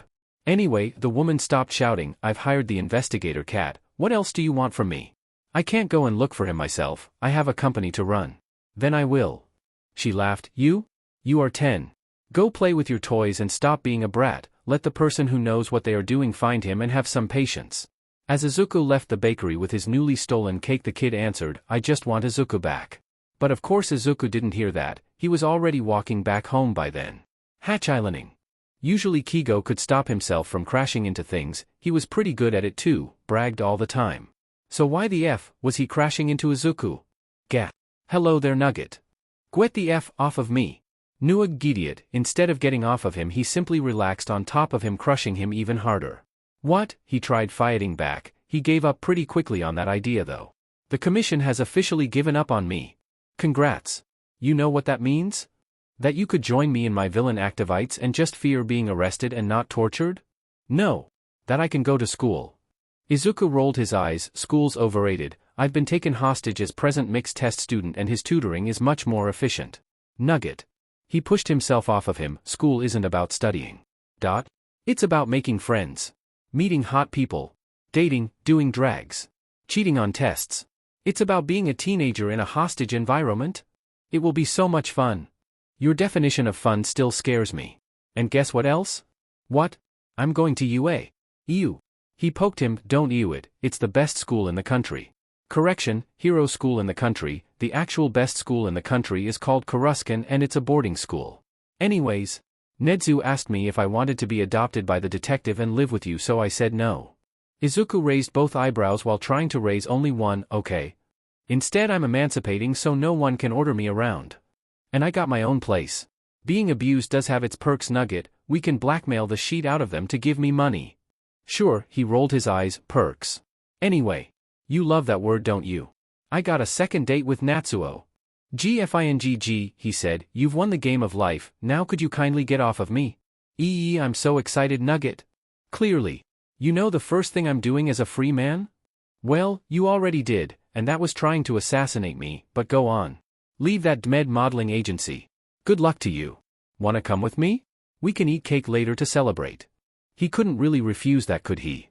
Besides, he was meeting Shoto in the mall, and that was a little far from there. A free ride and cake? He really couldn't deny it. Sure. Oh. We should cover you up though. I'm talking masks, hoodies. Everything. He frowned. Why? If Ms. Bakugo sees you she will try to snatch you away. Izuku shuddered at the thought. Modeling looked like torture. Okay. Ah, Takami, what a surprise. Who is this? She crouched in front of Izuku and tried taking the hoodie off. He slapped her hand away. My baby brother, just ignore him. Why is he dressed like that? She asked, a bit shocked by his fashion choices. There was literally not even a trait of him that she could see. I gotta protect him from your evil clutches. He said, side hugging Izuku. He rolled his eyes but let him do it anyway. She smirked. So you think he's model material, huh? No. That's the opposite of what I want. Ugh, just let's sit down, I gotta talk with you. Sure, what do you want? To quit. Mitsuki was speechless. Sure, he wasn't the best young model here, but he was one of the ones with most potential. No, she said. With all due respect, Ms. Bakugo, it's my life. My guardians were making me do this and I just never enjoyed it. Kid, you have potential. Yeah, but does that really matter if I'm unhappy? He asked. I emancipated, Bakugo-san, so for now I just want to do my own thing. Who knows, he chuckled, maybe one day I'll come back. You better, she said, grabbing the necessary paperwork for him. You have potential to be a great model someday, Takami. He smiled. Thanks. Paperwork signed, everything was in order. He got up and started walking off. When he looked back, Izuku wasn't following him, instead he was staring intensely at Bakugo-san. Izuku, come on. Oh right, he got up and rushed a bit forward, grabbing his hand. As he was leaving the room, Mitsuki noticed the red shoes. There was no way. No way. Absolutely no way. After they left, she grabbed her phone and dialed the investigator. Okutakuin, I have a possible lead you should investigate. At the other side of the line, a man dressed in an atrocious purple suit was surrounded by smoke. Yeah, his voice was raspy and she could hear him taking a swing from a cigarette. I gon' have to call ya back, ms. He stared at the shadowy man in front of him. He turned the phone off and put it on his desk. All for one's dog in the flesh. Well, he smiled, almost flesh, thought when your master died you'd turn off. Tamura is my primary master, Jiren. However, you already knew that. He waved him off and sat down at his desk. What do you want? I need you to find me the doctor. Ya already a skin me lots just to be heiress in everything bout the kid. We will double the pay. Now we talk in business, he chuckled, that's why ya my favorite client. I checked all the known safe houses, he wasn't in any of them. I'll find him. Gimme a week. He nodded, I'll send you the money. Jiren smiled crooked, pleasure doin' business with ya. Usually for that price I'd give you a satch, he said, giving exactly one pill to Shoto. But this is extremely addicting, so I'm not giving you the chance to destroy yourself just for curiosity's sake. You said you took one though, did you get addicted? Yeah, he looked away, just take it. Okay, he grabbed the pill and shoved it in his mouth without a second thought. Izuku was speechless, he didn't want to deal with someone high. You fing moron. Why did you let him do that? A voice arrived out of nowhere. Dabi? Who are you? Shoto asked. He squinted his eyes, there was something familiar. Doesn't fing matter, spit it out. It doesn't work like that, Izuku said, crossing his arms, it takes seconds for it to dissolve and you become high. Then why the hell did you sell it to him? Izuku frowned, you of all people know why. While they argued, Shoto saw a little light, it was flying around, when he got near it it had Enji's face. You disappointment, Little Endeavor said with a fairy voice, you killed me. Little Endeavor shouted, you are disgraceful. It was hard to take it seriously with that high-pitched voice. Shoto flicked the fairy and its body splashed like goo on the glassed window. He turned to look back to his bestest friend and he had a huge hat written best friend on it that was constantly setting off lil fireworks above it. Where could he get a hat like that? He wanted a hat like that. Get hats here, a huge sign the same size as a building said on the other side of the street. Oh, so that's where he could get it. Have you been stalking me again? Why? I did what you asked. Izuku asked Dabi. None of them had noticed that Shoto wasn't among them anymore. No. Why would I stalk you? Your life isn't that interesting. Then why the hell are you here? Shoto's my brother. Izuku blinked a few times and then he laughed. Yeah right, that's the worst excuse I've ever heard. Dabi frowned, it's true a-hole. He looked around and noticed everyone in the shop was looking at them. He grabbed Izuku's arm and dragged him out. He also failed to notice his brother was now crossing the street, almost getting hit by several cars and causing a few traffic accidents. He's my brother and I just wanted to check on how he was doing. Why the hell would you make me make your own brother kill your father if you cared about him enough to check on him? Unless you actually hate him and this wasn't a checkup, it was an sassy dash. I'm gonna stop you right there. Yeah, I hate him, but he's still my brother. I just wanted Enji's fing perfect creation to suffer like I did. Izuku chuckled, wow, you are an a-hole. The sea had opened for Shoto, he was at the top of the world, people were small ants compared to him.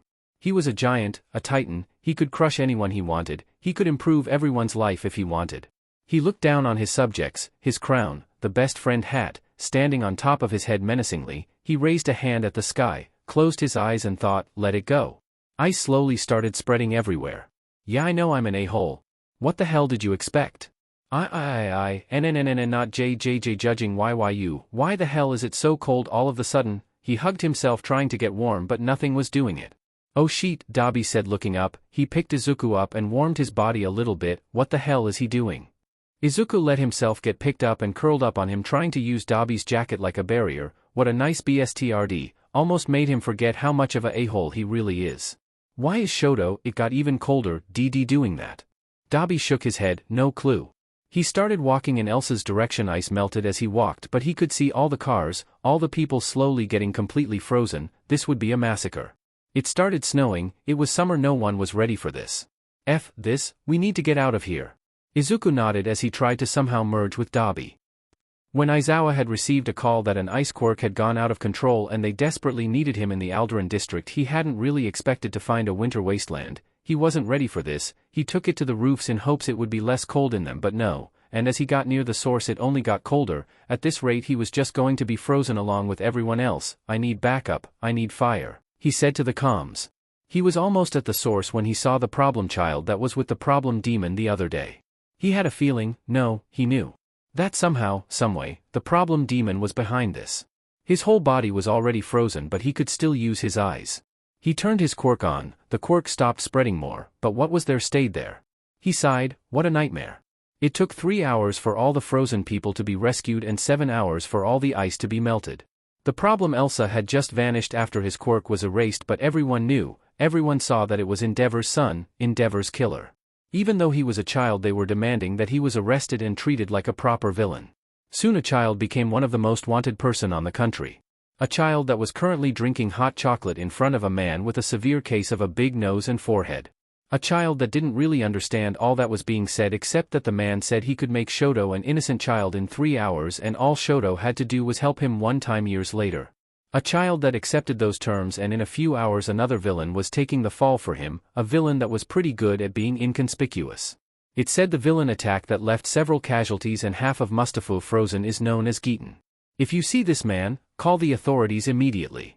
I can't believe this bullshit, Aizawa said, turning the TV off. It wasn't him.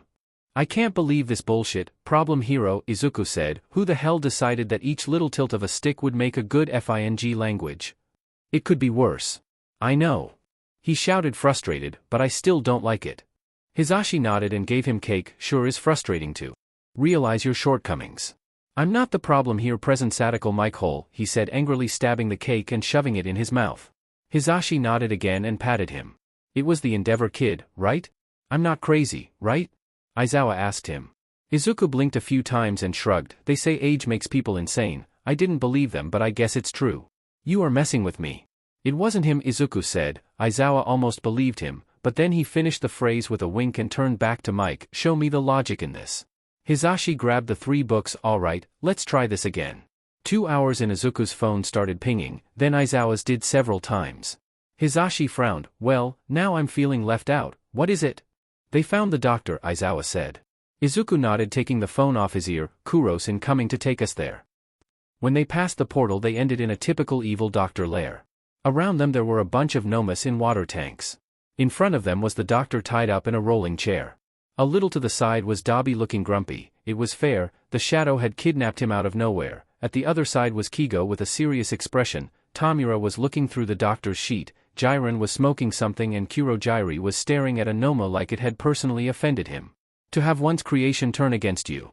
They heard the doctor say as they were walking in there, that's the saddest fate one can have. You talking about Kuro or Tomu? Izuku asked. The doctor smiled. Guess.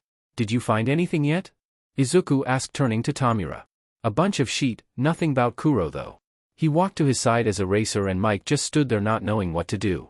He started shoving all the papers inside his jacket. What are you doing? The doc asked, a little desperate. Oh look, this has Kuro's picture on it. Tamura grabbed the paper and started reading. He looked up at Aizawa. What did you say your friend's name was again? Oboro Shirakumo, he answered, voice a little shaky but he was trying to cover it. Yep, that was Kuro. They all turned in Kuro's direction. The shadow was still staring at the other Nomu. There is no way to undo it, the doctor said, chuckling a bit. The boy was dead when we made him. Even if you somehow did bring him back he'd just die. Then I guess we don't have to keep you alive, do we? Izuku asked. The doc's eyes went wide, but before he could do anything Tamura was already pressing down on his shoulder with all 5 fingers. We should set everything on fire, Izuku said, landing his eyes on Dabi. The teen finger-gunned him, making a bunch of fire start spreading everywhere. Kigo couldn't take his eyes off of Dabi and his flames. They were so hot. Come on Kuro, Tamura said, causing the shadow to open several portals for them to leave there. It felt so unreal to know he was dead and alive at the same time. Kurojairi was Shirakumo Oboro, but Shirakumo Oboro wasn't Kurojairi. What was he supposed to do with that information? You can always hope for a miracle, Tsukachi said during brunch. Asks him a personal question, he glitches out. Something of him is still in there. Aizawa turned to Kuro, who was quietly watching the conversation, cleaning a glass that would never fully be cleaned. Who are you? My name is Kurojairi. I was programmed by the doctor and all for one to serve, take care and protect Tamura. Oboro is dead, Aizawa said unconsciously grabbing Mick's hand. It was idiotic of us to think otherwise. Mike looked at their intertwined hands without saying a word about it. Tsukachi is right though, we can hope for a miracle. He rolled his eyes, be logical Yamada. What are the odds? Bigger than the odds of us winning the lottery, that's for sure, and we still play it. He sighed and let go of Hisashi's hand to massage his nose. He looked at the kids that owned his soul sitting on the couch quietly watching a movie curled up on each other and wondered if they even cared at all about this outcome. Probably not.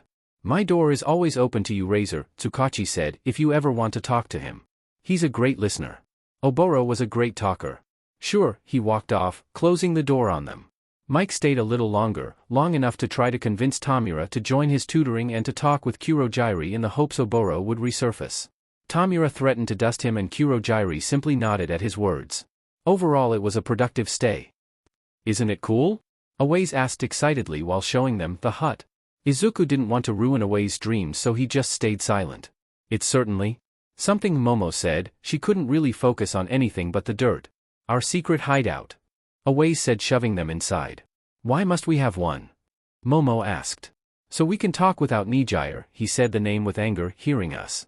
Izuku nodded. I guess it's better than some of the places I've slept at. It's a structural masterpiece. Awase argued, patting the metal walls. Let's be glad you plan on pursuing heroics instead of architecture. Momo said with a gentle smile. I feel offended. You know, Izuku threw himself on the dirty couch, dust flew everywhere, you two would be perfect together as a support duo. She creates, you fuse, people would literally kill to have you two working for them. While that is true, I'm going to heroics. Awase said with a grin, people have told me too much my quirk's too useless and wouldn't fit in heroics for me not to go. He punched the air, I gotta shove it in their faces. People are stupid, Izuku said, crossing his arms. Momo nodded, I wish to pursue heroics because my parents said I couldn't. She smiled, it seems we have similar reasons, Awase-kun. They both turned to Izuku who huffed, I'm not going to heroics, I have no desire to save people who don't give a shit about anything but themselves. Momo nodded, that's completely fair. What are you gonna be when you grow up then? Awase asked, and you can't say villain. Izuku rolled his eyes, I never really thought about it, I'm more concerned about if I'm even going to survive than what I'll do after I do it. Well, Momo rolled her sleeves, we can always brainstorm, she said, creating a small board and some pens. What do you like? Cake. Besides cake, Awase rolled his eyes, you are gonna end up with diabetes. Profanity. Izuku declared, I'm immune to diabetes. Momo winced. Awase sat down next to him and patted his shoulder, sure buddy. Anyway, he ignored him, I also like games, and dancing, I really like ballet a lot, oh, and movies. Okay, so we got games, ballet and movies. With games you could learn how to program them and become an game developer, or become an 3D artist, environment artist, concept artist dash. Okay, arts, we get it, move on. Right. She cleared her throat. Ballet, I would say it's pretty straightforward. The company we are in is already a prestigious school, you would just have to keep studying, going up levels and become a professional dancer. He nodded, I like the sound of that. With movies, you could script them, or become a director or an actor, or an editor, or a visual effects artist. There are also many applications. Izuku nodded, acting does sound fun, Muraken always says I'm dramatic anyway, it could work. You could ask your brother to put you in an acting course, there are many. I'll think about it. He tilted his head, why don't you sit down, Momo? Ah, she shifted the weight in her body, I'm fine like this. Izuku smirked, what? Your Majesty doesn't want to lower herself with the common folk? No, it's just dash.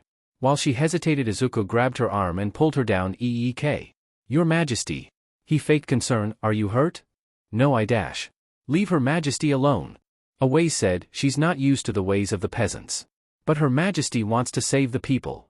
Izuku argued, how can she save them if she doesn't know how they live?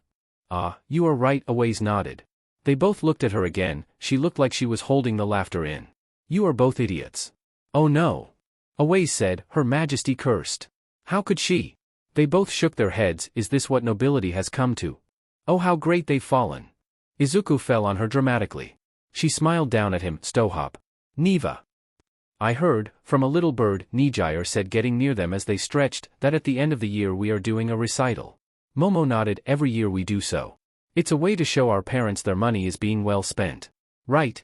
Is it true Kajima only chooses the best kids to dance though? She nodded, usually it's the older ones and it's like a graduation of sorts, once you dance in the recital you move classes." She looked around and approached her even more, giggling a bit. "Some say Kojima is an angel compared to the other teachers." Nijaya ruffled her hair, "Thanks for telling me," and walked away. She smiled at the older girl and returned her attention to the boys that were now staring her like she had grown a second head. "Why did you tell her that?" Izuku asked. He was more sad that she never told him unprompted than anything else. She rolled her eyes. "She's our friend, of course I'd share things with her." "She's not our friend," Away said. "She's your friend. And you act all stupid when she's around." Izuku noticed. "You start giggling and playing with your hair," he gasped. "Do you lie dash?" She shoved her hand at his mouth. "Stop talking nonsense." He liked her. She was fast to retreat her hand with disgust. "Whyy?" He smiled and shrugged. She huffed, got up and decided to go near Nijaya. If he was going to be annoying then she'd just stay with Nijaya. "Anu, don't go," Izuku whined. Away smacked his head. "Way to go, dumbass. What did you want me to do?" "Not lick her." He looked scandalized. "Outrageous." "Takami," Kojima-sensei said, approaching them, "Stay a bit after class, I want a word with you." Everyone owed at that. Izuku only smiled and nodded. He was sure there was no reason to worry. He was a saint. "I'm casting you in the recital at the end of the year." "Wait, what?" "You've got all the basics down, your form is perfect, and you learned it at an impressive speed." She crouched at his level. "There is nothing you can learn from me anymore. From now on to the end of the year I'm just going to make sure you stay on top form." "That can't be right," he said. "I know I'm awesome, but Momo and Aways have been doing this way longer than me. If anything they should go up." "They are decent, yes, however they lack the passion." She stood up and started walking, hoping he would follow. "Without the passion this is just a hobby, and people who only treat it as a hobby don't make it through this class." "Where are we going?" "I'm going to show you what you can become. And then I'll show you how." She led him to the elevator and then clicked the last floor, the 6th floor. When they got there it looked like another world. There was only one corridor that was more of a resting lounge than a corridor, with 3 doors, one lead to a bathroom, the other to a changing room, and the last one to the dance room with a glassed wall that let them see everything from outside. There were only 3 people and a teacher there, and they looked about Chicken's age, maybe a year or 2 older, but around there. They looked like they were able to fly. "When you look at them, what do you think?" she asked, putting a hand on his hair. "They are free." She nodded. "Do you want to be too?" "More than anything," he answered breathlessly. She turned away and had him follow her. "Then you must play at the recital and impress everyone." "What happens if I somehow F up?" "You won't. You should emancipate," Izuku said in the middle of class out of nowhere. "What's that?" Aways asked, and Izuku was so glad he finally had some knowledge that Yosetsu didn't know that he forgot he had to answer. "It's kind of like when a kid divorces their parents," Momo explained. She had the face of one who knew what that was through experience. "Yeah. Wouldn't it be perfect for you?" he said again, bending his body in a way that it shouldn't bend. "No. What the hell is wrong with your body?" she asked. "Nothing's wrong with it," he said, putting his head under his legs backwards and upside down. "Why won't you emancipate?" "I bet it's for the cash," Aways said. "Ah, must be," Izuku agreed. Then Kojima yelled at him to stop playing and he stretched normally again. "So do you want your parents dead?" "How many times do I have to say no?" "Make me believe you mean it and I'll stop asking," he said with a grin. She shook her head. "If I ain't picking up, then F off beep. If I ain't picking up, then F off beep. If I ain't picking up, then F off beep." Mitsuki groaned and resisted tossing the phone away. The fucker was ignoring her. "Why the hell? If I ain't picking up, then F off beep." This had been going for 3 weeks. "If I ain't picking up, then F off beep." You know what, maybe Kat was right, maybe she should do this herself. She looked over at the student's contacts and dialed Takami's cell phone. Unlike the detective she hired, he picked up at the first dial. "Yellow. Good evening, Takami." "Ah, Bakuga-san, did I forget to sign something?" "Ah no, this is more of personal business. Could you tell me about your brother?" That sounded creepy, right? It probably did. He simply hung up on her. The little sheet. "That was quick," Izuku said. Chicken shrugged and put the phone away. "The witch is trying to take you from me. I won't let her." Izuku rolled his eyes. "She didn't even see me. Why is she interested?" "Maybe she saw the security cameras." He snuggled Nugget. "I won't let her have you." Next up, Mitsuki went to the station, but upon stating her case they refused to do anything about it. It was a cold case, they said. She should just give up on thinking her godson was alive and all that. And she had. She had given up, but he was alive. He was alive and she was going to do everything to find him. Once she left the station she was about to open up Takami's files again to just show up at his house when she got a call from the office. Ah, right, she had work to do. 2 weeks later and she finally got the time to do that. The universe didn't seem to want her though, because when she got to the house listed on the file no one was living there. She had no clues again. 3 months went flying by, between the training, the lessons, the detective trying to be a dad, Chicken taking him everywhere and everything else. Izuku barely had time to breathe. And then the recital had finally come and Aways was teasing him mercilessly for his costume and what they did with his hair, but he didn't care. Okay, maybe he cared a bit, that was too much freaking gel and glitter and he was sort of afraid that it was never getting off. You get in 5, someone told him, and he really could just stare at himself in the mirror and wonder how the hell he was taking this gel off. Was there an easy way that didn't involve scrubbing? Or maybe he could ask Murakan to dust the gel. No, his stupid quirk doesn't work on him. It could be considered a good test though. Technically the gel and glitter weren't a part of him, so technically, Murakan's quirk could decay only those things. Time's up, the music starts. Shin up, 1 foot after the other, back straight. Someone grabbed his glasses and covered his eyes with a cloth. He walked in, it was aggressive, it was constricted, it was like stepping on stones while barefooted. There was a story being told, a young lad, and he could see himself in the story, trying to eat during winter, trying to survive the harsh weather, having nothing but his body and a piece of cloth. The winter takes him down, the winter is stronger than the human will, he struggles, he is hurting, he has nowhere to go, his pride bigger than his need, he takes hit after hit, but that won't be enough to tear his will apart. He will fight with all he got, because fighting is all he can do. Keep moving, he tells himself, there is nowhere you can go if you stay in one place, no possible way down, just up. There is always a way down, however he finds as he discovers that even worse than nature is man. He wants to escape, change the narrative, but he's too much of a coward to do so. This is all he knows, hunger is what he deals with, he knows hunger, he doesn't know the way other people live, people who have everything and want to share nothing.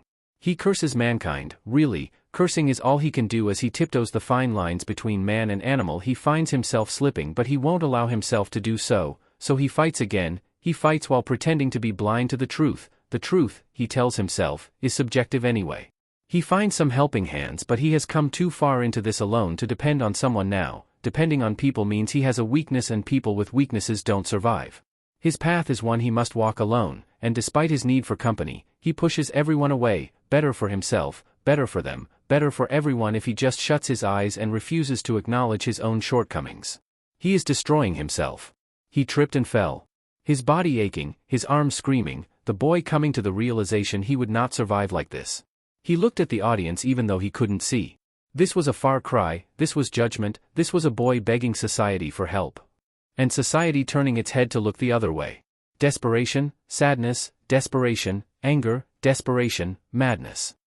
Tamura doesn't understand ballet, he just doesn't see an objective in it. He gets that if you are dancing it must be fun and sheet, but just watching the dancey things means nothing to him. It's usually hard to just stay awake. Kuro had tried showing him an entire show that was only ballet when Izuku started doing it and he wanted to know what it was like, and he just found it so boring.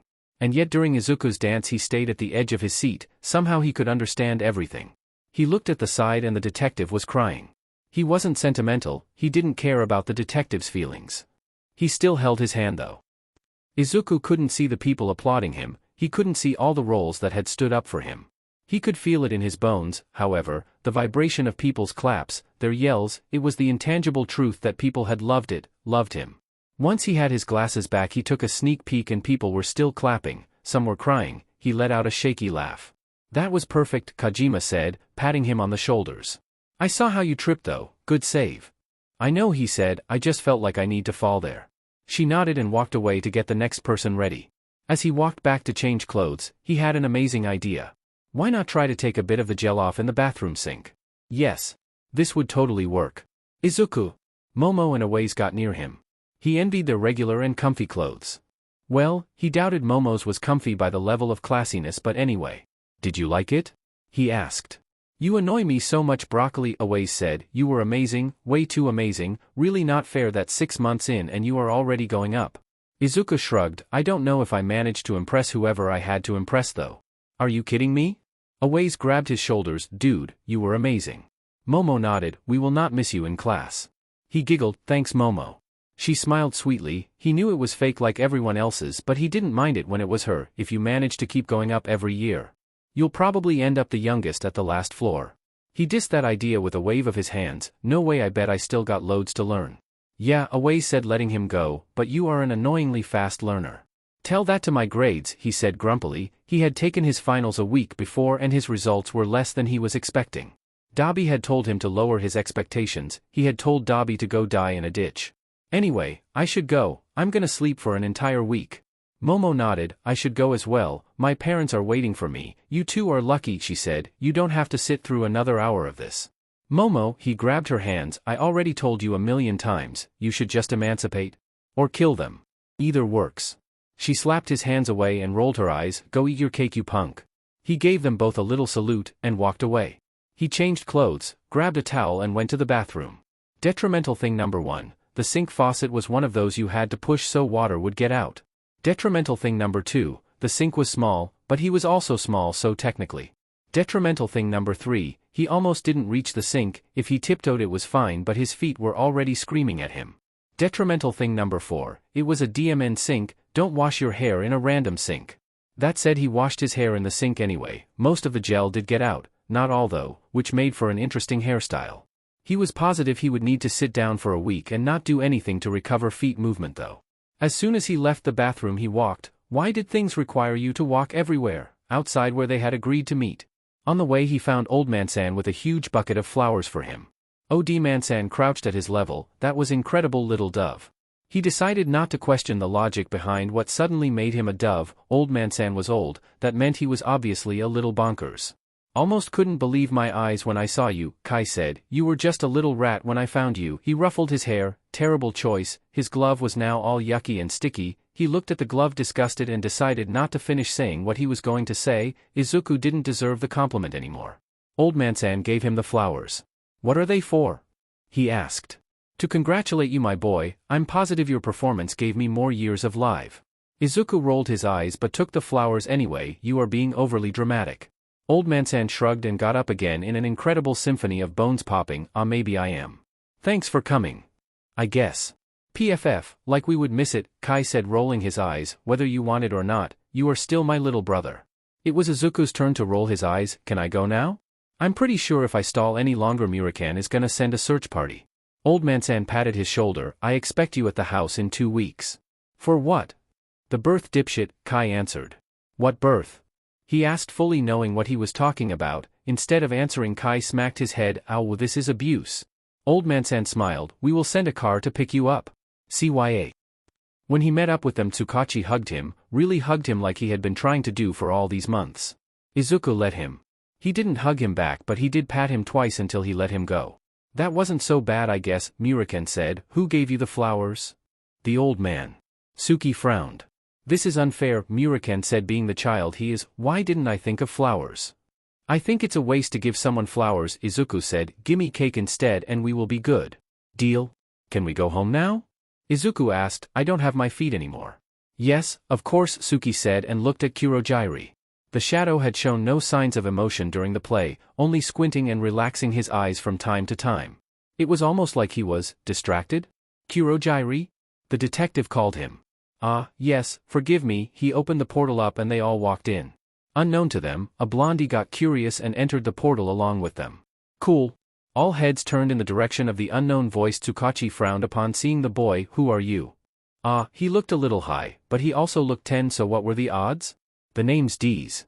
Alright Dees, Suki said, refusing to fall for it. 3 times were enough. Did you just walk in the portal with us? He was holding some popcorn. He ate it. Were you lost? Nah, he answered. Why did you enter a random portal? Murakan asked. A door closed on me, and just like that another opened, he said, groggily tilting his head. We gotta enter new doors. He added and then proceeded to pass out. Oh shit, Suki said as he rushed near him. Language, Murakan said, rolling his eyes and crossing his arms. Izuku carefully got near the boy and poked him as Suki checked his pulse. After getting no response, he opened the boy's eyes. They were extremely red and dilated. He moved to his arms while Suki called an ambulance and saw a bunch of stings marks. It was when he started taking his clothes off to see what else he could find that Murakan stopped him. What are you doing? He got up. I'm checking if he has any more marks. Why do you care? I don't, he smiled, a little deranged, but aren't you curious? No. Weirdo, the kid blinked his eyes. Suki, I think he's waking up. Suki paused and turned back to them. Hey kid, are you okay? Totally, lie, this happens all the time. Truth. Concerning truth. The kid's eyes rolled to his back and the lamp above them sparkled. Please get here fast, Suki said to the phone and then dialed Eraser. How fast can you get here? 10 minutes. Not enough, meet us at the hospital. What's happening? Wasn't today the kid's recital? How do you know that? Mike was all whiny that he wasn't invited. Right. Well, we accidentally kidnapped a kid, and he's Quirk's volatile. How the F did you? You know what? I don't want to FING no, I'll be there. Thanks, he hung up. Everyone take everything off the wall sockets, and Izuku, don't you dare sit anywhere with all that glitter before taking a shower. When Kaminari woke up again there was something in his arm and he immediately panicked. He tried pulling it off repeating, I don't want it, I don't want it, I don't want it, I don't want it, until a nurse sedated him. The second time he woke up he was chained up on a bed and his immediate response was to start crying. No one is going to hurt you, a grumpy man said. He looked up and found a homeless person and a kid wearing sunglasses. Well, the kid also looked homeless but anyway, he vaguely recognized the kid but he had no idea who the man-person was. Hi, a third voice said. He looked to the other side and found an obvious stereotypical detective dude. We have some questions. Obviously he started panicking. While you are sheet at this Suki, the homeless kid said snickering, hey dunceface, you are at an hospital, no one will hurt you or force you to do anything in sheet. He slowly nodded. Can I go? He asked. The kid narrowed his eyes, and get yourself high again, he smirked, bet you are all desperate without anything in your system now. His smirk became slightly maniacal. Is everything itching yet? Does it feel like your skin will eat you alive? Does it feel like dash? The homeless man hit his head. OW, this is abuse. Stop being a psychopath. He huffed, I didn't want to be here, you both forced me to be here, I have all rights to be a psychopath. Izuku. The detective said. The kid crossed his arms. Fine. He looked at him again, seeming to remember he was in the room. Did you get them from the birds? Get what? Kaminari asked with a tilt of his head. The drags. He stilled. I don't know why. You know, funny annoying thing about Suki over there, he pointed at the detective while getting close to him, like a cat stalking his prey. The thought would have made him laugh, if he wasn't the prey, has this funny quirk that lets him know when someone's lying. Kaminari frowned. I know. The kid sat at his bed, try living with him, it's a nightmare. Anyway, we just want to help, if you'll allow us, Suki said. I'll let you help me. He sat up a little. The name's Denki, he said cheerfully, and I was sold as a SLV to a organization that occasionally drags me and uses me to blow sheet up. He laughed. Wow, that felt good to let out. Kid Hobo Man sighed. He could practically feel the headache he was feeling. Never mind, he could feel it. If he could kindly stop having a headache that would be great. What the hell? The kid his age nodded sagely. Makes sense. Okay, so we are talking witness protection, a foster family, a lot of therapy, what else? Tsukachi told the child services person. Drag rehabilitation, Izuku helpfully added. Thank you, and drags rehabilitation. The woman nodded, noting everything down. Hey, can I have something to eat while you decide my future? He let out a breathless laugh. That would be great. Izuku, why don't you grab him some chips in the vending machine? Suki said. I'm not a SLV, was his answer. Suki sighed. Can you at least pretend to be a decent person this once? No. Aizawa hit his head. This was so unfair. Why did the man always choose violence? Go grab him some chips, problem demon. Izuku laid down, landing his head on top of Kaminari's legs. Sorry, I suddenly lost all body movement. Denki snickered, then he dragged himself a little closer to Izuku. Can I touch your hair? What? It looks so fluffy. Izuku was at a loss of words, so he just looked away and closed his eyes. Sure. Denki used a bit of his quirk as he passed his hand through Izuku's hair. It was like a massage, and Izuku felt. He couldn't even describe it. It was relaxing and electrifying at the same time. Can we keep him? Izuku asked. No, all of the adults answered. He pouted. Why could Tamura have a SLV but not him? So, what are they gonna do with him? Mike asked. Izuku wasn't sure why he had asked him when Mike had a friend who could answer these questions and could do it better, but he still answered it. Said they gonna make him stay at UA, use the fact that he was used to commit villainous things as a viab excuse. Izuku rolled his eyes. Another person lost to UA. I'm gonna work there next year. Exactly, he mumbled. Everyone who's the least bit fun is being dragged there by Nedzu. He huffed. Next I know problem hero is gonna be captured too. He's not capturing us, little listener, Mike chuckled. He is, he argued, like you are all Pokemons. Heh, I wonder. What? Nothing, little listener, let's go on with the lesson. No. What do you wonder? I promise you it's nothing. He crossed his arms. I'm not doing anything until you either talk or gimme cake. I'll grab the cake then. Good. As he went to the kitchen, Izuku eyed his teacher's ID. It was just there. Sitting on the table. Asking to be taken? Here's the cake. It was broccoli-shaped, and the broccoli was wearing sunglasses made of chocolate. Izuku never had someone bake him something personalized like this. He's not gonna lie, he was a little touched. If you weren't a hero, I'd let you adopt me. Mike gasped. I knew you liked me. And no. I like your cakes. Suki doesn't bake and Kuros are always the same. A little listener, Mike tried hugging him. I knew you would warm up to me eventually. Izuku would have struggled, but then he would have lost his cake piece, and that was heresy. A hug was a small price to pay for it. I didn't. All bark no bite, Mike chuckled. You'll admit it eventually. No. Yeah. Ah, the miracle of birth. Thank Kami Izuku didn't have to watch it. In fact, Kai and Chrono just stood outside the door waiting for the family doctor to let them in. Y'all want to bet on the baby's SEC? Chrono asked. He was bored. Izuku gets it. No, they both answered. Want to do anything but stay here waiting? No, they both answered again, and it was infuriating to realize he was in sync with Kai today. He sighed and let himself sink in the very uncomfortable chair. Then they heard crying. None of them cared. People cried all the time, usually not that annoyingly but still. Until the old man boss person San came out of the room looking disappointed and said, Are neither of you interested in meeting your niece? Oh, did she sheet out the baby already? Izuku asked. Chisaki-san glared at him. He took it as a yes. She is an angel, they heard the boss's daughter say as they got in the room. Angels don't cry, Kai replied. Izuku would have high-fived him for that, but Kai was a shitstain who didn't do high-fives. Did you name it yet? Chrono asked, standing behind Kai like the shadow he is. Not it, she answered, not even looking at them. Eri Chisaki, old man San said proudly. What's with this family and short first names? Izuku asked himself because seriously, did they not know you could have more than 3 letters for a name? It's tradition. I think you are just uncreative. He got closer to the bed. She has red eyes, they were sort of like Murakan's. He looked at the mother. You don't. Her father does. She looked disgusted whilst speaking of him, which was reasonable considering what he did. Let's not busy our brains with useless information, old man San said. Eri is a great name, she will do grand things. Eri started crying again. I wonder what would happen if I used my quirk on her, Izuku asked himself. He hadn't meant to say it out loud, it just happened. Same, Kai said. Out. Ari yelled, which to be fair, it was fair. I always called her daughter, but now that she has a daughter that makes her the mother but dash. Just call her by her name, what's wrong with you? Everything. Tamura barreled into his room. What do you want, demon? Instead of answering, he marched to his bed, grabbed his arm and started dragging him to the game room. He tossed him on the couch, tossed him a controller and said, I want to talk about feelings. You are gonna hear it, you aren't going to judge it, and while we do it I'm gonna beat your butt in the game. Is this a bet I sense? How good are you actually gonna be when you start talking feelings? Muare-chan. Doesn't matter, I'm still gonna beat your butt. Bet. He started the game, Mortal Kombat. They both picked their characters. Izuku went with Devora because she was cool and Tamura went with Sub-Nothing because he knew his combos. Right, so I think I like the idea of Suki as a dad. Who would have thought? I don't need your sarcasm right now. Should have said it first. He landed a hit on Tamura's character. In return, Tamura made a fancy combo to eat his life. I hate you, anyway, I shouldn't like that idea, I'm the biggest villain of the century. Murakan said it without much enthusiasm.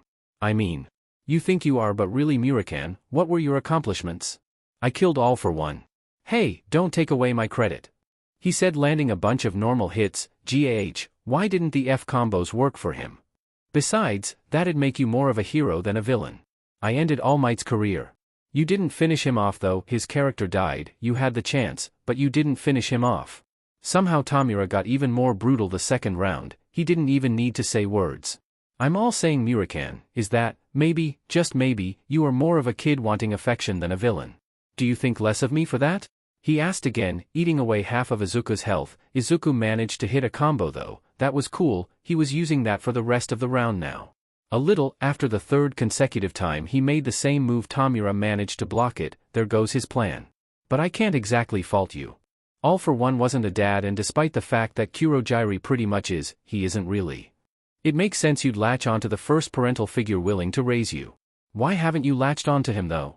He lost the second round. DMN cheaty combo Izuku found. He shrugged and immediately tried to do the same combo again on Tamura's character. It didn't work and now Tamura's ultimate was ready. I've had my share of people trying to become father figures. It's always the same, they get attached, but I don't feel anything so I just drive them away. Izuku's character was dying. This was a great moment for a fatality. Tamura knew the commands, he knew the order, he missed on the first one and Izuku's character died by a crappy punch. Bahahahahaha, that was terrible. I still won. He crossed his arms. Haha wahaha a shihihidi waihin. Haha. Tamura dropped his controller. Yeah, it's a shitty win. He wiped a fake tear from his eyes and calmed down. Tamura looked nervous. This isn't about the game, is it? You are right, Izu, I'm not the biggest villain to have ever existed and I think I don't want to be a villain anymore. Oh. He's not gonna lie, that one hurt. You can't be mad at me though. Let's play another round. Izu. I'm not mad, he just felt, maybe, what's the word, betrayed? Yeah, betrayed. He was hitting those buttons like he was punching someone's face.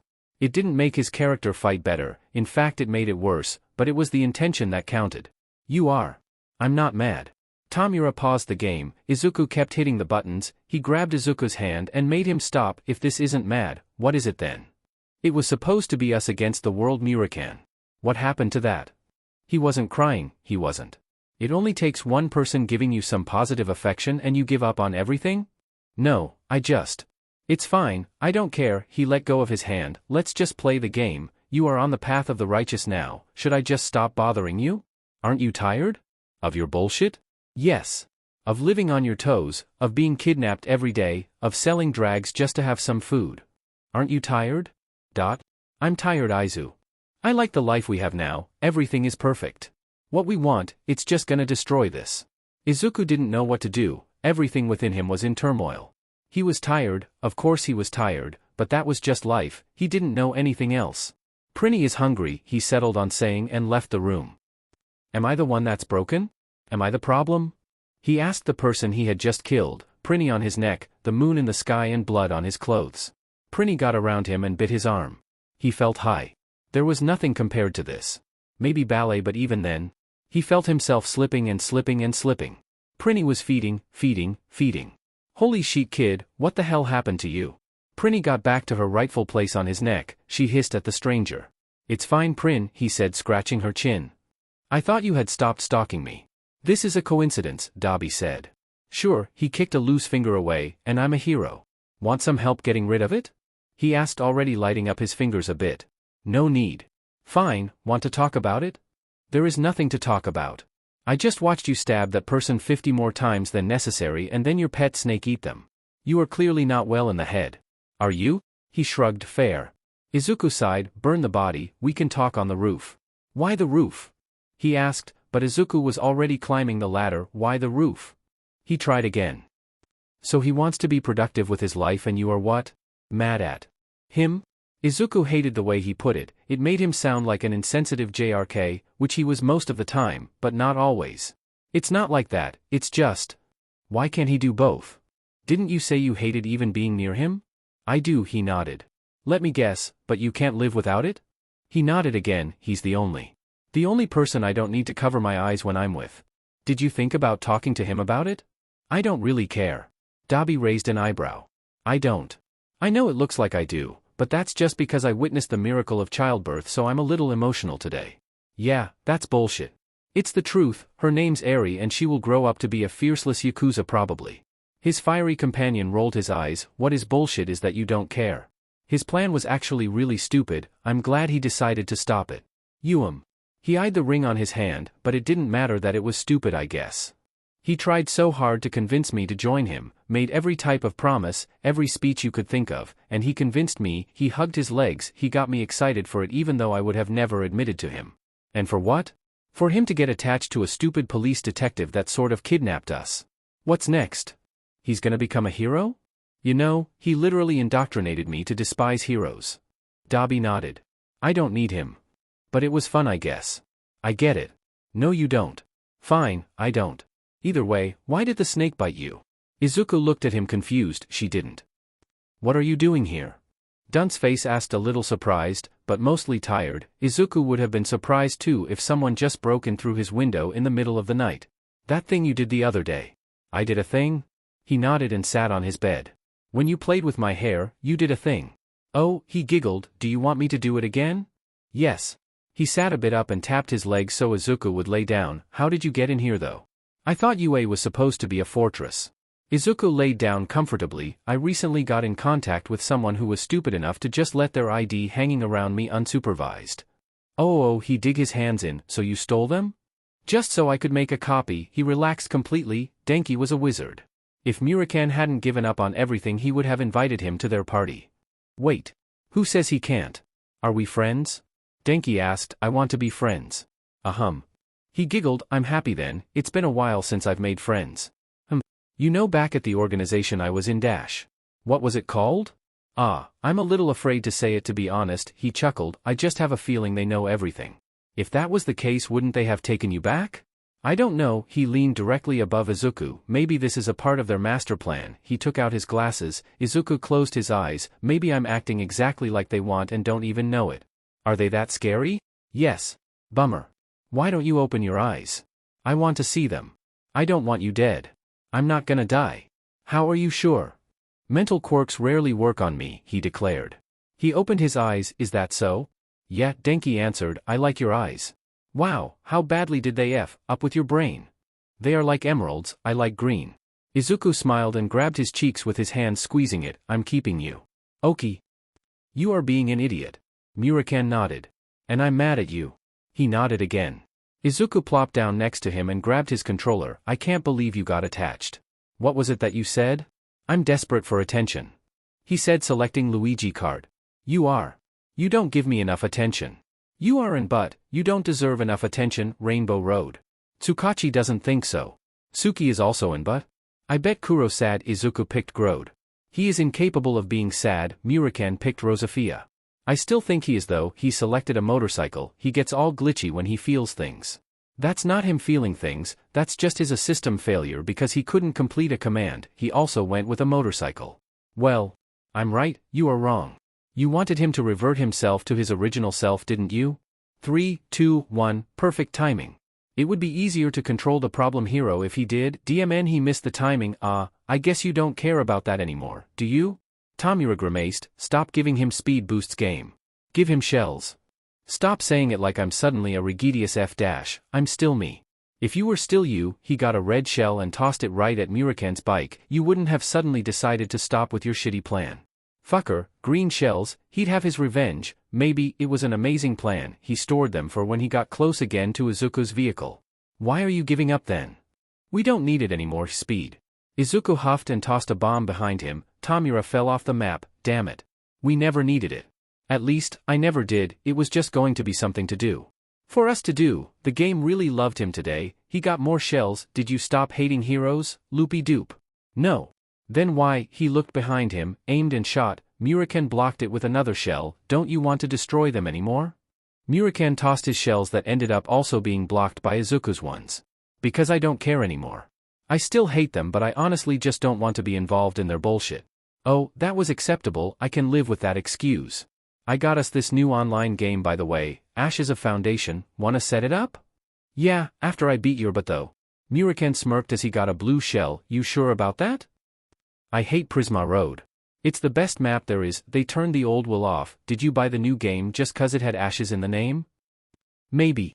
Ashes of Foundation was an MMORPG that had been making a ruckus for a while now. People were calling it the game of the century and it hadn't even fully launched yet. To get in the alpha you had to pay a small fortune, but the game already looked so amazing that it was hard to resist temptation. Even so, Izuku knew Murakan. Some way or another he always got the games he wanted. Most of the time if he truly liked the game he'd pay for them, something about the company earning it, so he had no doubt some way Murakan had bought it. And bought it twice because since they wanted to play together they would need 2 accounts. That's 2 kidneys he suspected Murakan would have to sell should he try to acquire the money through legal ways. Considering Murakan's kidneys were still there was only one alternative. I thought you said you were leaving the life of crime, he inquired. Shut up. I'm not saying you are an hypocrite, but you are an hypocrite. The company I took from didn't need it anyway. Where did you take it from? The Hero Commission, he frowned. It was oddly hard. It didn't used to be so hard getting in there. Izuku shrugged. They must have gotten tired of you stealing from their funds. Maybe. They built their character. Izuku literally looked like a green gremlin and Tamura's was just ugly, in Izuku's opinion. Are you gonna do like always, Mr. PK? Yep. How righteous. Shut up, I see you planning to pickpocket that NPC. The difference between us, Murakan, the NPC caught him, of course it did, is that I didn't declare that I would give up on the life of villainy all of the sudden. Want some help over there? Nope, I'm just great. Now there are 3 NPCs after you. I can see it. This was all a part of my plan. What plan?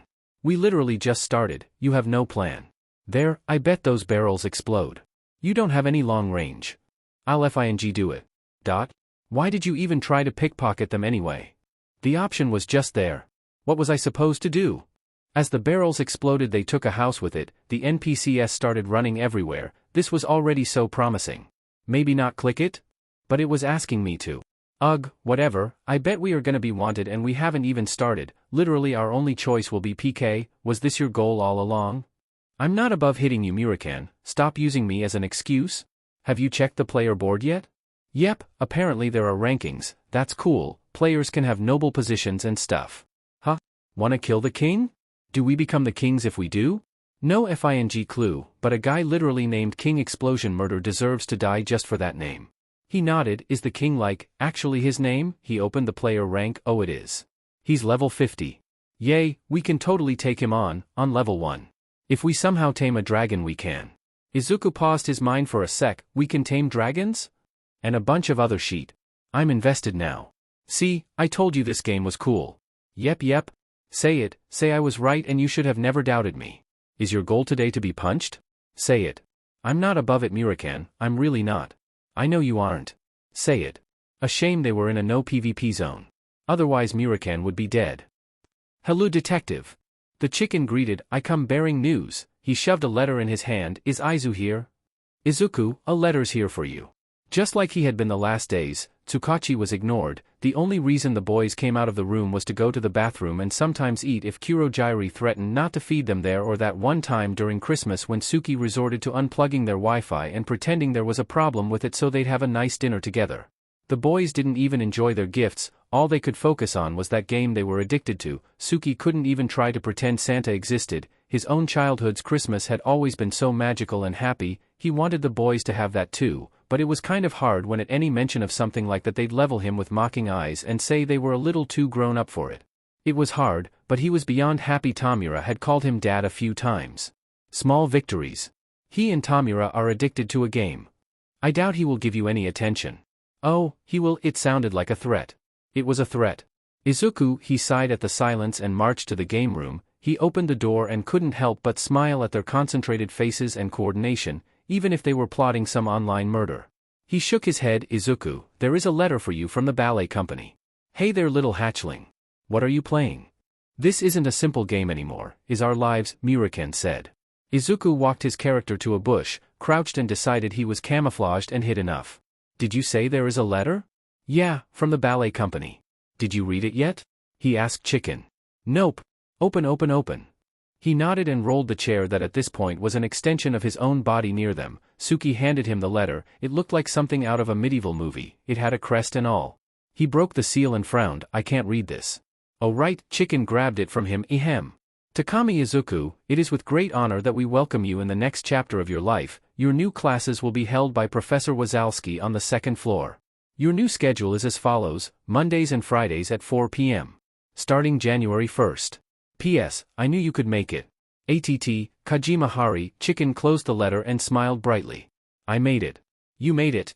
He started giggling. I made it. He stood up and started doing a bunch of pirouettes around the room. This was great. Chicken grabbed his hand and spun him a few times, ending it with a hug. We should celebrate. Cake. Yeah, cake. Yeah. He rushed to the computer, closed the game without a second thought, turned the computer off and rushed back to him. Tsukachi was impressed by how easily Kigo had made him leave the game. He was so impressed he almost forgot to say, wait. Let's all go, I'll grab my wallet. Oh no. It's on me. The teen said with a grin. Is the brat coming too? Murakan ignored him. After all, he was not, definitely not, a brat. He still reluctantly closed the game and got up. We going or not? So, how is your life lately, Takami-kun? Suki asked as soon as they sat down at the small table at the pastry shop. It's amazing. I got emancipated, got some new friends. I'm pretty sure I almost got a boyfriend, he giggled, he smiled once when we were talking. Tamura scoffed, that means nothing, have you kissed yet? Well, no but dash. Has he even acknowledged his feelings for you? I don't like you, Chicken said pointing the fork in his direction. Izuku patted him twice and turned back at the brat, leave him be Murakan, he's delusional. How pathetic. Suki shook his head, what did we talk about insulting people?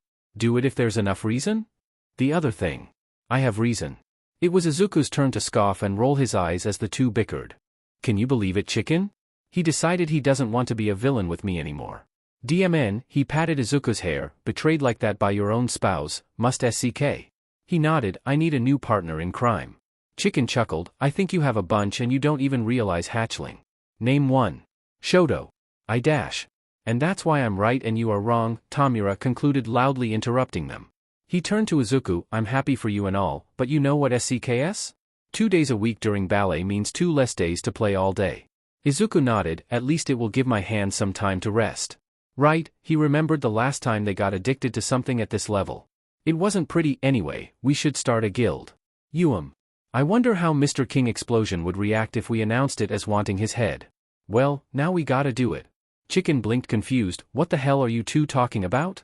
The most incredible game, they answered at the same time as if it was rehearsed, it wasn't. I hope you know you being addicted to a game doesn't excuse you from my weekly kidnapping. No way.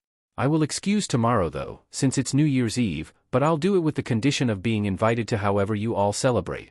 Suki nodded, of course you are invited, before you decided to emancipate I was ready to take you in, you are more than welcome anytime you want. Don't FING say that, Murakan growled, now the fucker's gonna show up all the time. You bet I will. Chicken answered cheerfully, I get so lonely sometimes. It was your choice to emancipate. Izuku mumbled. And I don't regret it. Excuse me, a boy around their age with lavender hair and deep eye bags that shouldn't be there for his age, I heard you talking Oh hi. Takami shifted to his hero-in-training voice, what do you need little one? Tsukachi recognized that face, why was it familiar? Does being emancipated mean you can get rid of your family? Sort of. But you'd be considered a legal adult and would have to fend for yourself, that includes finances and all. Oh, they all saw as the boy's eyes lost some life in them, so I'm just stuck with them, he mumbled and started walking away. Wait, Suki called, you are Shinso Hitoshi, right? The boy nodded weary. Sorry, that must have been creepy. It was, Izuku confirmed. My name's Tsukachi Naomesa, I'm a detective and I handled the case of the orphanage you were in, do you mind having a chat? I mind, he said and tried walking away again. Tamura surprisingly grabbed his arm. Oi, fucker, he's just trying to help, don't be an butt. He wasn't sure how much help he wanted from the man who was partially responsible for the hell he was currently living in. He still grabbed a random chair from another table and sat down with them. What do you want? Why do you want to emancipate? Isn't it obvious? He asked back. It is, Izuku answered with an amused grin as he leaned on the table to take a closer look at Shinso.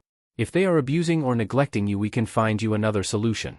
It's always the same, the boy answered with a sigh, nobody cares about the boy with a villainous quirk, unless I open my mouth, he shuddered, then they care. See Murakan, people are still sheet, Izuku whispered. Ah, little Izuku cares so much about people he wants to kill those who do no good, he mocked, if anything, not caring is more villainous than actively trying to destroy everything. Is this your new strategy? Yes. He nodded, it's working. Do you mind going to the station with me? Why?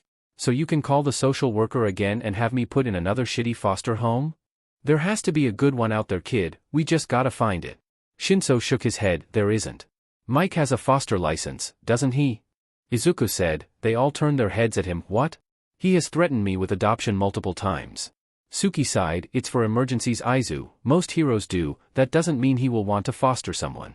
Izuku ate his cake, knowing Mike, he probably will, he made a disgusted face, he's so. Ugh, heroic. Wait, Shinso said, Mike, as in, present Mike? Yeah. Are you willing to share Mike with someone else though? Chicken said being annoying, even his knowing smirk was annoying, his face was annoying, everything was annoying. I don't see your point. Present Mike? Shinso was blue screaming. His cake was over, he sighed, come on Murakan, this is turning into drama and we have a dungeon to raid. Finally, they both got up, Chicken followed them because he was a nuisance, meanwhile Tsukachi dialed Eraser because while he didn't have Mix number, he did have Erasers and Eraser absolutely had Mix. He wasn't expecting a week later Aizawa filing in for Shinsu's adoption, but sometimes that's just how life goes. He was a little nervous, although he wouldn't admit it. Being on the second floor made him feel like he had some big responsibility, some big role to fill, like he was the main character and everyone else were just a bunch of NPCs. He blamed the special badge he received. It was a really nice badge. He wondered what the sixth floor's badge was like considering the fanciness of the second floor. Or maybe this was going to be the same badge for all floors from now on. He wouldn't mind if that was the case. It was a very nice badge. Takami-kun, are you just going to stay there or are you actually going up? The receptionist asked him. Right, he did indeed have to go up. I'm going, he declared and started going up. He wondered if he was going to make some friends. Don't get him wrong, he doesn't intend to trade Momo and Aways, but it would be nice to have more people he could. Well, not count on, but socialize at least. His answer was given to him the moment Wazowski introduced him and some other girl from his class that he didn't even know was at the recital. No. He wasn't going to be making friends anytime soon. Most people looked at him like he was just a lost lamb that meant nothing to them and the rest like he was prey. Yikes. Finding a place to stretch felt like turf wars back when he had to fight for a sleeping spot, and he soon found that it was every person for themselves. No one was going to give him a helping hand should he fall behind like Momo and Aways had done for him. It was up to him to step up his game, and he found that he didn't mind that. If anything, it brought his competitive side to the surface. He was gonna crush everyone and show it to their faces he was no lamb and no easy prey. At the end of the day he was extremely tired. He could go home, but Murakan would rope him into the game and he wouldn't say no. He could go to a random park and sleep there. However, it was winter and he didn't want to freeze to death. He could go to Shoto's. His sugar daddy would probably let him sleep somewhere without questioning, but there was also a probability of him having to deal with Natsuo, and he didn't want human interaction, he wanted sleep. So he chose the fourth secret choice. Denki and his magical hands. The first time it had happened, Nedzu was too busy sending his newest demands to the commission, so he only did the minimum to determine it wasn't a threat, and ignored it happened. The second time it happened, Nedzu watched the perpetrator's entire path towards the dorms and decided it would be probably for the best if he did nothing. The third time, however, Nedzu felt the need to have a word with the boy. No matter how incredibly amusing it was to watch him trying to be sneaky when he clearly wasn't, the fact remained that he had an ID he wasn't supposed to have that made his system go haywire every time he used it. "It is a fine evening today, isn't it?" he said, and took pride in the way the boy jumped away. The ability to spook people was one he took pride in. Instead of answering, the boy started running away. He was tired though, and Nedzu's bots were faster. As Izuku sat in a leather chair in front of Nedzu's desk, he could only think about the painting hanging on Nedzu's wall. Izuku was no art entrepreneur and didn't pretend to be one anytime soon. However, he couldn't help but stare at the very aggressive-looking peacock on the wall. What was its story? Why did it look so angry? What was the symbolism behind a chimera having a peacock painting on his wall? Was he also part peacock? Was that his ancestor? So many questions.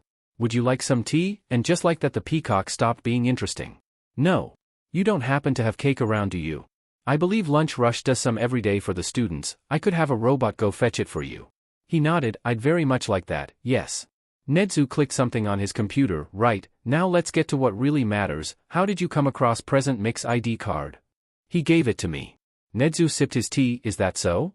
I would like to believe I hired someone smarter than that. Are we talking about the same Michael here? And the fact also remains that yours is a copy that makes my system go haywire every time you use it. Is it so hard to believe he made a few copies for himself since he was afraid to lose them and gave one of them to me?" "Yes. Well, that's what happened." Nedzu's eyes had a dangerous glint in them. "Is that so?" He clicked some more things on his computer. "So you wouldn't mind it if I called him here to confirm the story, would you?" "Nope. That's good." As if on cue, a bot opened the bot and shoved Mike in. "Please have a sit." "Ah, hello." He smiled brightly upon noticing Izuku. "Little listener. You are here. Wait. Why are you here?" "Ah, I see you two know each other." "I didn't lie," Izuku said. "What is happening?" Mike asked, sitting down on the chair next to him. "We were just talking about how Izuku here has come to be of possession of a copy of your teacher ID." Mike turned to look at Izuku. He said nothing, however his eyes said everything. This was going to be a very important turn point in their relationship. He could feel it. "I gave it to him," Mike said, not taking his eyes off him. At Izuku's grin, he knew he said the right thing. "I see." He looked at Nedzu again. The rat had a knowing look in his eyes. "May I inquire how you made the copy?" "I confess that wasn't my doing," he said, scratching his neck's back. "I gave him the original after he said he knew a guy May I inquire why? You sure like to inquire, Izuku said. Emergencies, Mike shrugged. He had a mischievous grin as he grabbed Izuku by the hand and pulled him close to him. He was only satisfied after Izuku was sitting in his leg like the child he was. How could I not make sure my favorite student could reach me at any time should he need to? He ruffled Izuku's hair. Izuku really wanted to push him away, and maybe punch him while he was at it. He still let himself be manhandled. The things we do for comfort. I see. He put his teacup down completely for the first time. I simply cannot allow that. What? Mike seemed taken aback. Izuku was already thinking how he could solve this. It was hard to think at the moment though, he really just wanted to sleep. Yes, might I remind you, it is extremely irresponsible to simply give your ID to a civilian, or even worse, a villain. Gasp, he covered Izuku's ear dramatically. How could you call him that? It is meant as no offense, Mike, it is simply what he is, or do I need to show you footage of the cake incident? Izuku took the hands off his ear. I have had this ID for at least a month now. If I was going to do anything with it besides just visiting Denki, I would have already done it. Nedzu narrowed his eyes. Be as it is, I simply cannot allow you to keep it. I can however be convinced to a compromise, say, you receiving your own ID for example, should you agree to my terms that is. Mike winced. His poor baby, what was Nedzu going to have him do? What do you want? Izuku asked with a distrusting gaze. Mike started playing with Izuku's hair. His baby deserved the world, not Nedzu on his tail. What I have always wanted, for you and your brother? Spouse. Right, spouse. To become students here. Why? Why wouldn't I want to have the kids who outsmarted All for One and All Might in my school? He asked with a tilt of his head. Izuku sighed and leaned back on Mike. Fine, whatever. Excellent. I'll handle your transfer, don't worry about it. I didn't. Can I go see Denki now? Nedzu stretched his paw in his direction. The card. Ah, right, he handled the ID card and started walking off. Wait. I'll take you there, Mike said, rushing to him, but Nedzu stopped him. Now Mike, he can find his own way. You and I need to have a little chat. The hero Izuku had absolutely not grown attached to. No way, you are imagining things, gulped loudly. I'll see you later, little listener. Izuku waved without turning back. Mike closed the door and turned back to his boss. Yes. Tell me, Michael. Yes, he stole Izuku's way of calling him. It was hilarious. The school year hasn't even started yet and you already caused a small ruckus. Is this what I should expect while you work here? Yes, Mike answered without any shame. Is that all? Nedzu hummed, and when Mike turned again he said, oh, one more thing. While I admire the bravery, should you lie to me again I'll get your license revoked for harboring a villain. Izuku is not a dash. I don't mean him. Mike flinched. That is all. You may go now. He nodded and left. How does he know? How does he know? As soon as he reached Denki's bedroom he simply walked in, threw his glasses on the table and himself on the bed. No hellos, no how are yous, just sleep. He was so tired. Ah, hello to you too, Denki said, rolling his chair to him. He frowned at Izuku's response, which was just a grunt. Are you good? Another grunt. He'd take that as a no. Want me to massage your head again? Izuku gave him the faintest of nods, but he didn't need more than that. Okay, he rolled the chair right beside his head and started playing with his hair, letting his quirk slightly loose. I had an interesting day, you know, he said. At Izuku's lack of response again he figured it was fine to just monologue. Apparently one of the teachers, Vlad King I think, adopted this girl our age last year. Her parents tried to sign her up for the villain program just for her quirk, and when they were refused, well, it wasn't pretty, he chuckled. She was a little crazy. You'd have liked her probably. Well, I know next to nothing of you, but it's just a feeling, you know. Oh, we should get to know each other sometime. Maybe a play 20 questions or something? I don't know, that's probably a bad idea. Never mind. Anyway, she came over because they thought I would appreciate the company, and I did, but don't worry, I still like your company much more. I mean, if it weren't for you family I wouldn't even be here, and I know it was mostly me, because I kidnapped myself I mean, but you could have just shoved me through the portal again, which you didn't. Anyway, she's like a vampire. Oh, she was blonde too. We are starting a little blonde team now. Have you ever considered dyeing your hair blonde? Actually never mind, it wouldn't match you much. Green looks good on you. Well, now that I'm trying to picture it, maybe you would be good, but you know, really extremely blonde, almost white blonde, otherwise it would probably be weird. I don't know why it would be weird, but I think it would. He noticed Izuku was sleeping peacefully and smiled. He caressed Izuku's face, going up and down on his nose with his pinky. I wish I could stay here forever like this. A little voice wanted to believe he could, that everything was over and he could finally be at peace. A louder voice saw eyes everywhere. When Izuku woke up it was way darker than it should be. He only meant to take a nap, not fully sleep. Denki was still awake though. What time is it? Oh, you woke up. Do you want to eat anything? They just brought us dinner. Izuku tried comprehending the words, but it was hard to do so at the moment. Time, he repeated slowly, his senses were returning to him. Hooray. Sorry. It's 8:30. You slept for 4 hours. Why didn't you try waking me up? He shrugged. You needed it, anyway. Food?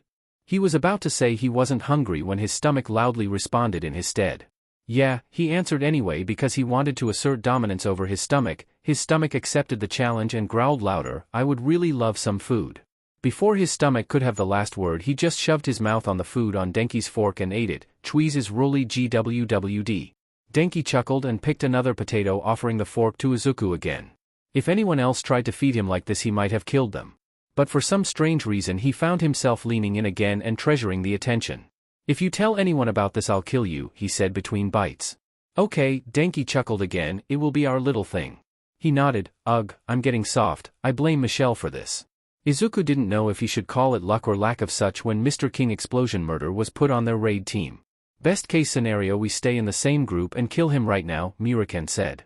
A second later they were shoved in different groups and Izuku sighed, you just had to jinx it. Ha, you got paired with him, good luck. Thanks, he replied bitterly as he opened the voice chat. Instant regret. Can't believe they shoved me with a bunch of newbie extras, you, goblin fucker, have you even done a raid before? King Explosion said. My guild goal's to kill you, Mr. Explodey, he responded and was thankful for the perpetual smile he had given his character. You are lucky we are in a no PvP zone. What the hell did you say, you fucker? I said your days are numbered, Kemi, why not try to play nice with the one that's gonna shove a blade through your heart? Kemi? Your name's too big, I've simply made it better. Don't you like it, Kemi? Stop the bickering, the other person in their group said. Let's just go, we have a job. Ha, a job, what a FING NPC thing to say. Shitty extra trying to get in our way. So rude. We should make a truce and kill this fucker once we are out of here. That works for me, Kemi. Let's go then, I'll show you what an experienced player looks like. If you manage not to fall in a single trap, I'll be impressed. Aren't you supposed to deactivate them? The third person asked. Oh, but since Kemi is so better than all of us, I figure we wouldn't need it, do we, Kemi? Fuckin'. I'll do this sheet myself then. He instantly fell on a trap. Good job, Mr. Kemi. That's a pro-level play right there. Shut up. There is another one just, and you fell for it again. My, you are so amazing, Kemi. Taking arrows in the face like that sure is impressive. Shut up. Is the oh so great Kemi getting distracted by my commentary? Sorry, I'll stop talking then, clearly you need the concentration. He did stay quiet for a few minutes, and Kemi did manage to evade one trap. He just didn't expect for Izuku to be able to control the traps and trigger the one he had deactivated to toy with him. Wow, you are really bad at this. Don't worry though, Kemi, he activated his passive and just started walking forward. I'll carry this group, no problem. I'll kill you. Are you coming or not? Katsuki wanted to kill that motherfucker, how dare he?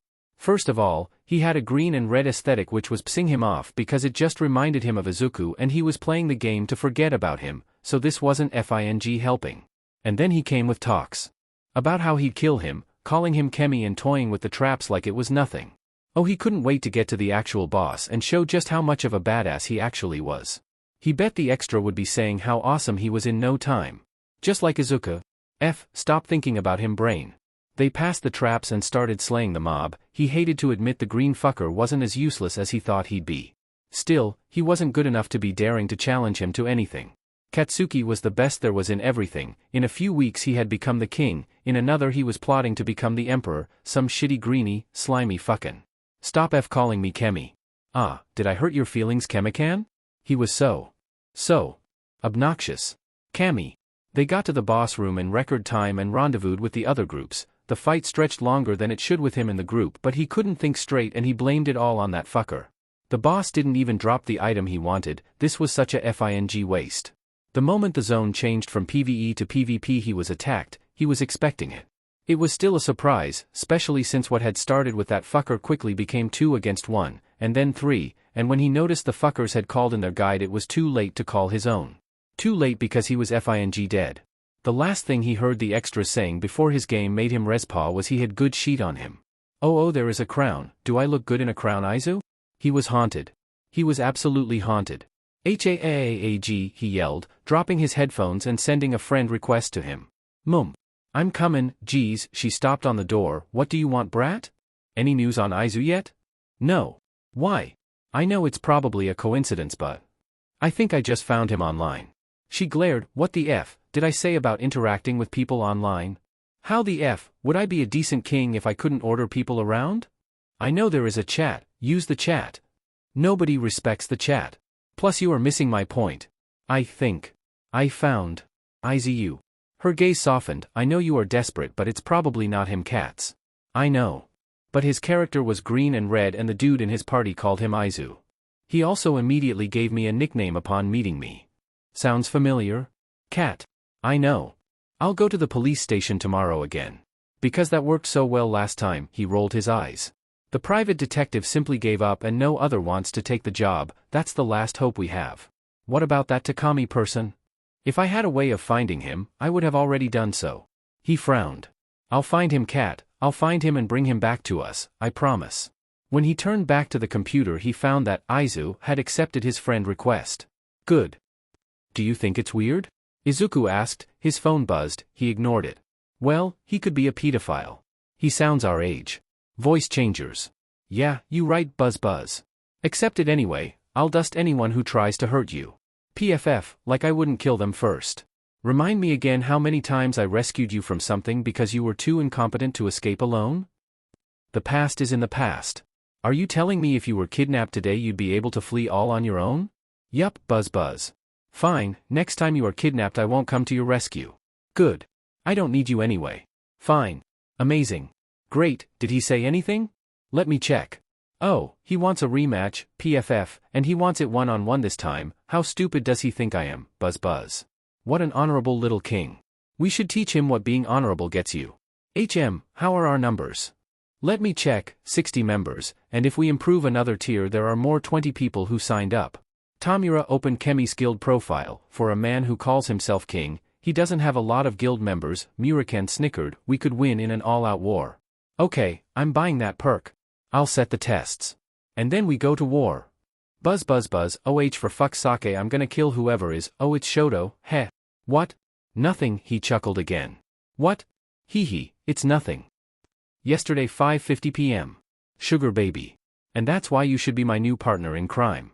Today 6:30 p.m. Queen Elsa. Hello. I accept your conditions. Today 7 p.m. Queen Elsa. Are you alive? I am aware I took some time to answer, however I apologize. Fuyumi was making me study. Apparently committing murder is not a viable excuse to not do my homework. Queen Elsa. Since you are not answering I will now complain about my work. When the police gave me a choice between going to juvenile detention or going to UA, I should have chosen the juvenile detention. The amount of work Snipe has us do is inhumane. He says it's in the name of learning, however I suspect the true is he just likes to watch us suffer. There is no telling, with those cold eyes. Well, no one has ever seen his face, however I bet he has cold eyes. If he even is a he. I have a theory he is actually a woman using a voice changer. The ultimate disguise is changing your gender after all. Queen Elsa. I also have a theory about why All Might has vanished. Would you like to hear? Okay, I will tell you. You see. In the week before his disappearance he made less rounds, helped less people. He thought he was subtle, however he was not. I believe his quirk may have run out of battery, so to speak, and now he has vanished to recharge it. Either that or he was defeated in battle and the commission has decided to keep it undercover to avoid mass panic. It is better to pretend our hero has abandoned us than a villain was strong enough to defeat him after all. Sugar baby. Are you alive? I am alive. I was just playing with Murakami. I accept your conditions. I'm glad. We are gonna cause so much chaos together, show. It will be amazing. When the police gave me a choice between going to juvenile detention or going to UA, I should have chosen the juvenile detention. I made a deal with the rat. Guess who's going to UA too? I also have a theory about why All Might has vanished. Would you like to hear? I may, or may not, have access to All Might.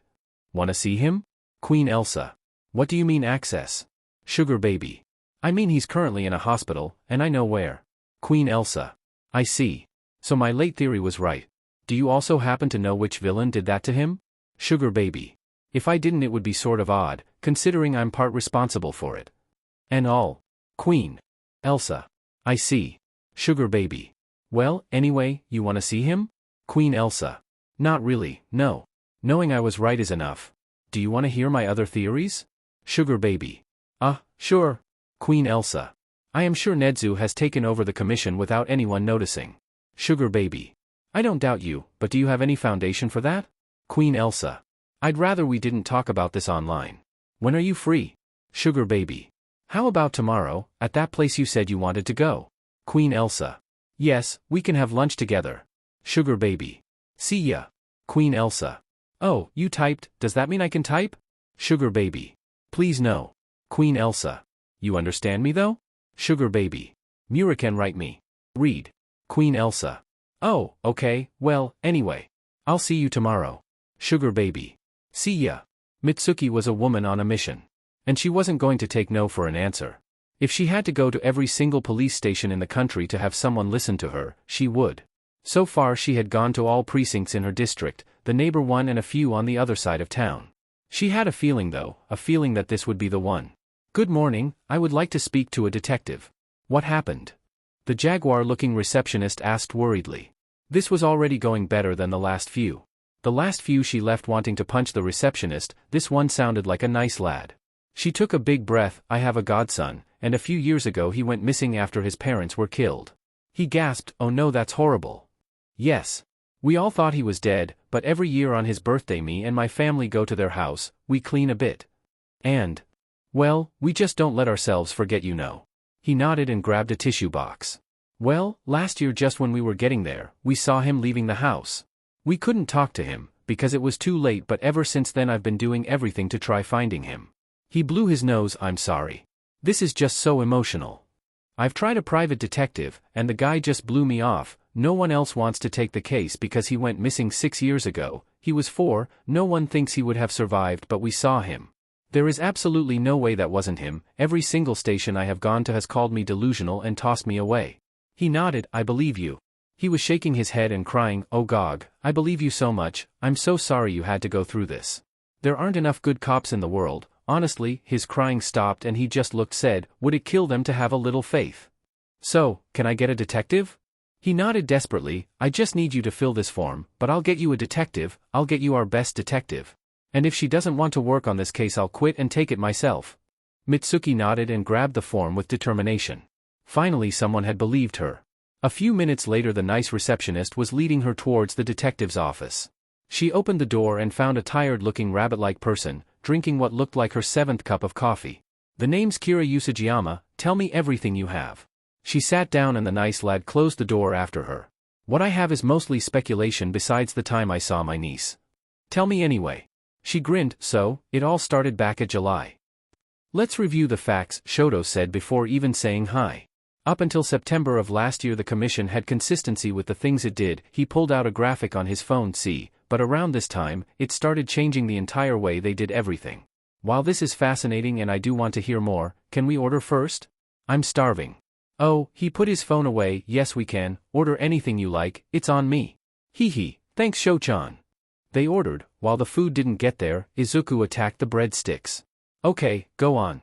When I killed my father the old commission was still in place. I can say this with certainty because there was having talks about putting me in a program called Perfect Hero or something like that. My sister was fighting against it, and then, all of a sudden all talks of this ceased and instead Nedzu appeared with the UA offer.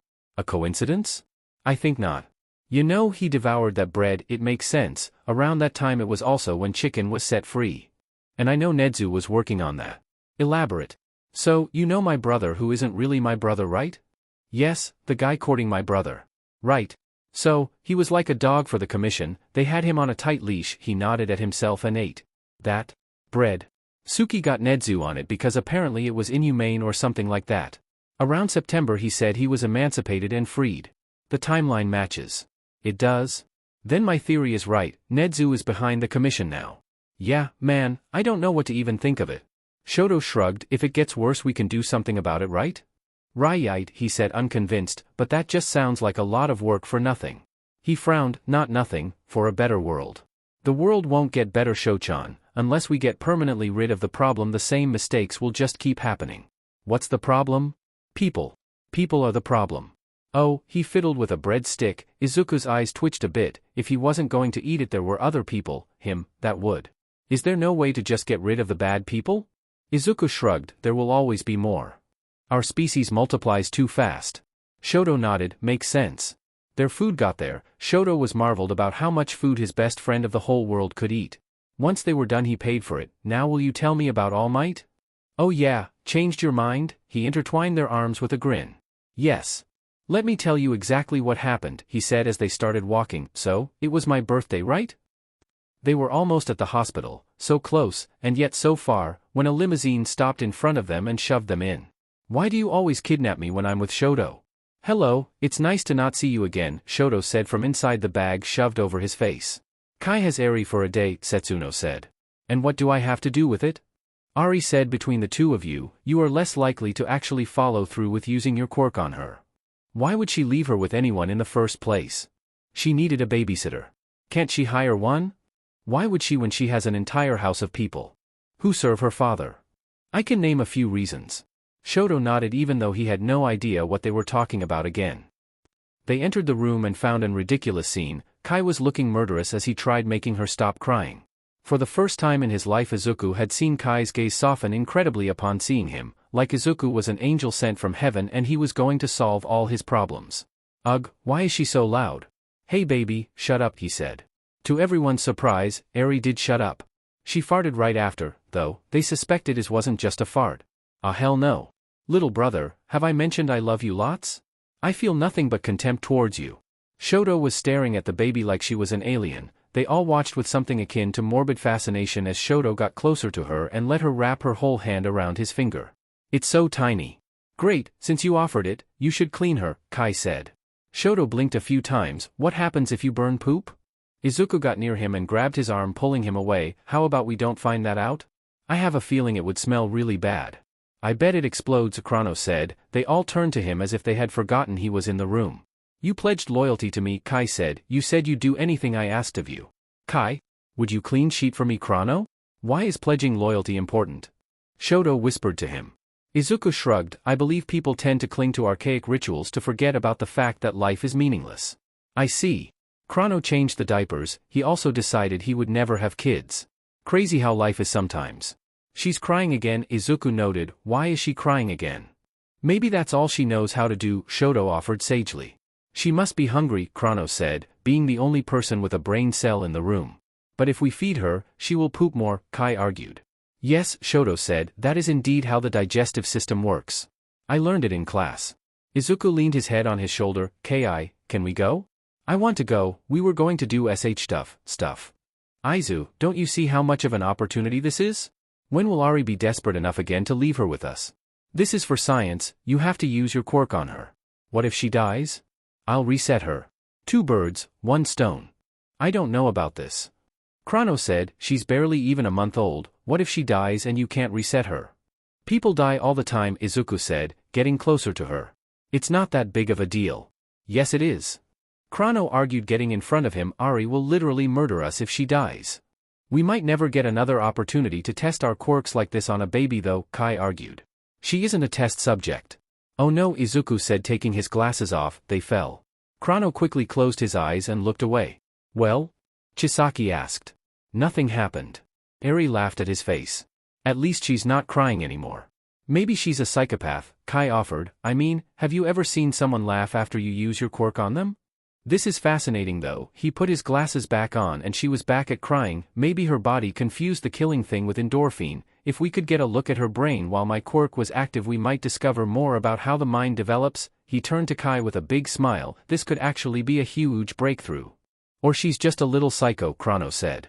Also a probability, but even if it was, it could also be a breakthrough, a proof some people are just born like this and not raised, Kai said. I want to open her brain.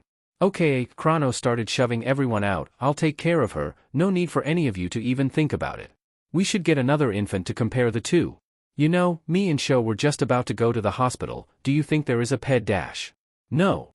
Chrono said, no experiments on babies, no kidnapping babies. Just no. He closed the door on their face. Ah, maybe we have gone too far. He just doesn't get the beauty of it, Izuku offered, petting his arm twice. Anyways, we should go. You want a ride? We would love a ride. I have seen a new side of you today, Shoto said once they were dropped off. Ah, yeah, he intertwined their arms again. I blame Kai for it. Is he your actual brother? No. You have a lot of brothers who aren't your brothers. I'm just too adorable. He shrugged a bit. It's a curse. Hello young ones, how may I help you? The receptionist asked. We are here to see my mom, Shoto said once he realized Izuku hadn't thought of anything. She is in the mental yard, room 24. Ah, yes, do you have your ID with you? Yes, he gave it to her. Alright, take these and stick them somewhere anyone can see, she said, handing them 2 stickers that had visitors written on them. Do you need me to call someone to take you there? There is no need, Shoto said, I know the way. That was smart, Izuku said once they were far enough. Thank you, he smiled. Upon watching All Might's form sleeping peacefully, Shoto felt a bit sad, and angry, and a lot of other complicated emotions he did not have a good understanding of. Do you think he will wake up? Izuku shrugged, maybe. All for One literally ate his organs though. I don't know how someone would be able to recover from that. Especially without a quirk. Right? This is actually the first time I see him after. Muraken has come here at least 3 times and Suki comes here every week, you know. Should we pull the plug? What? No. Ah. Yeah, that's probably a bad idea. You are full of those, aren't you? Izuku shrugged. Bad ideas is what kept me alive all these years. Well. Mostly, he looked at his fingers. Yeah, definitely not all of them were good for my survival. Shoto hummed and offered his hand. Let's go. Yeah, his voice cracked a bit but he pretended nothing happened. He ignored Shoto's hand. Let's go. Sometimes they were so itchy. Muraken's ring helped though, it grounded him. But sometimes he just had a ghost sensation, the feeling his fingers were being chopped off. His hands were so clean though, no scars. He had asked Kai, because if he had scars Muraken would be mad at Kai, and really, it wasn't his fault. He was just trying to help. Yo, Earth to Aizu? Denki waved at his face. Mars to Central. He chuckled upon seeing that Izuku's gaze was back on him. Welcome back to Earth. The boy on his lap blinked a few times. You look good. Thanks? No, I mean, you look too good, aren't you supposed to be? Craving drags and suffering because of the lack of them in your system? Oh, he scratched his head. Well, I have this little trick. Every time I even think about getting some I shock myself a bit. I know that's not very healthy but it works. If it works it works. Yeah. I'm an empathy, he blurted out and went back to play with Izuku's hair. Okay? Now you tell me a fun fact about yourself. Oh, I'm apathetic. Can I hold your hand? Sure, my turn. I really love jelly beans. I'll bring some for you next time I come.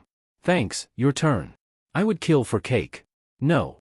I have killed for cake. It was a weird position to be in but he managed to hold Denk's hand. I really love watching the stars. Why? They don't do anything. Nope, your turn. Fine, I had a cat for a week 2 years ago. She died. That's sad. He shrugged. That's life, everyone dies eventually. That's true. But I'm optimistic. Must be tiring thinking positive all the time. I think what's tiring is thinking negative all the time. Touché.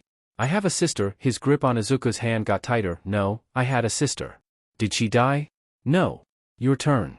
I have 2 brothers, but they aren't really my brothers, they just self-declared such and I let them. What are they like? Izuku grinned. Your turn. Fine, he huffed playfully and shocked Izuku's hand a bit for it. My favorite movie of all times is Pirates of the Caribbean. Which one? The first. He nodded. That's the best one. My favorite movie is Chihiro's Journey. I never saw that one. It's one of Ghibli's best. I think if I ask Nedzu, he might give me a TV, we could watch it together. Sure. Your turn. Oh right, I hate anything owl themed. Wow, I didn't think you were capable of hate. I'm very capable of hate. I can't picture you angry at something, he snickered. Actually I can, but I can just imagine you very calmly saying to someone F off. Denki shook his head and chuckled. I'm not like that at all. But you are always so calm. That's because I like you. Back at the OW organization, I would literally bite people who angered me.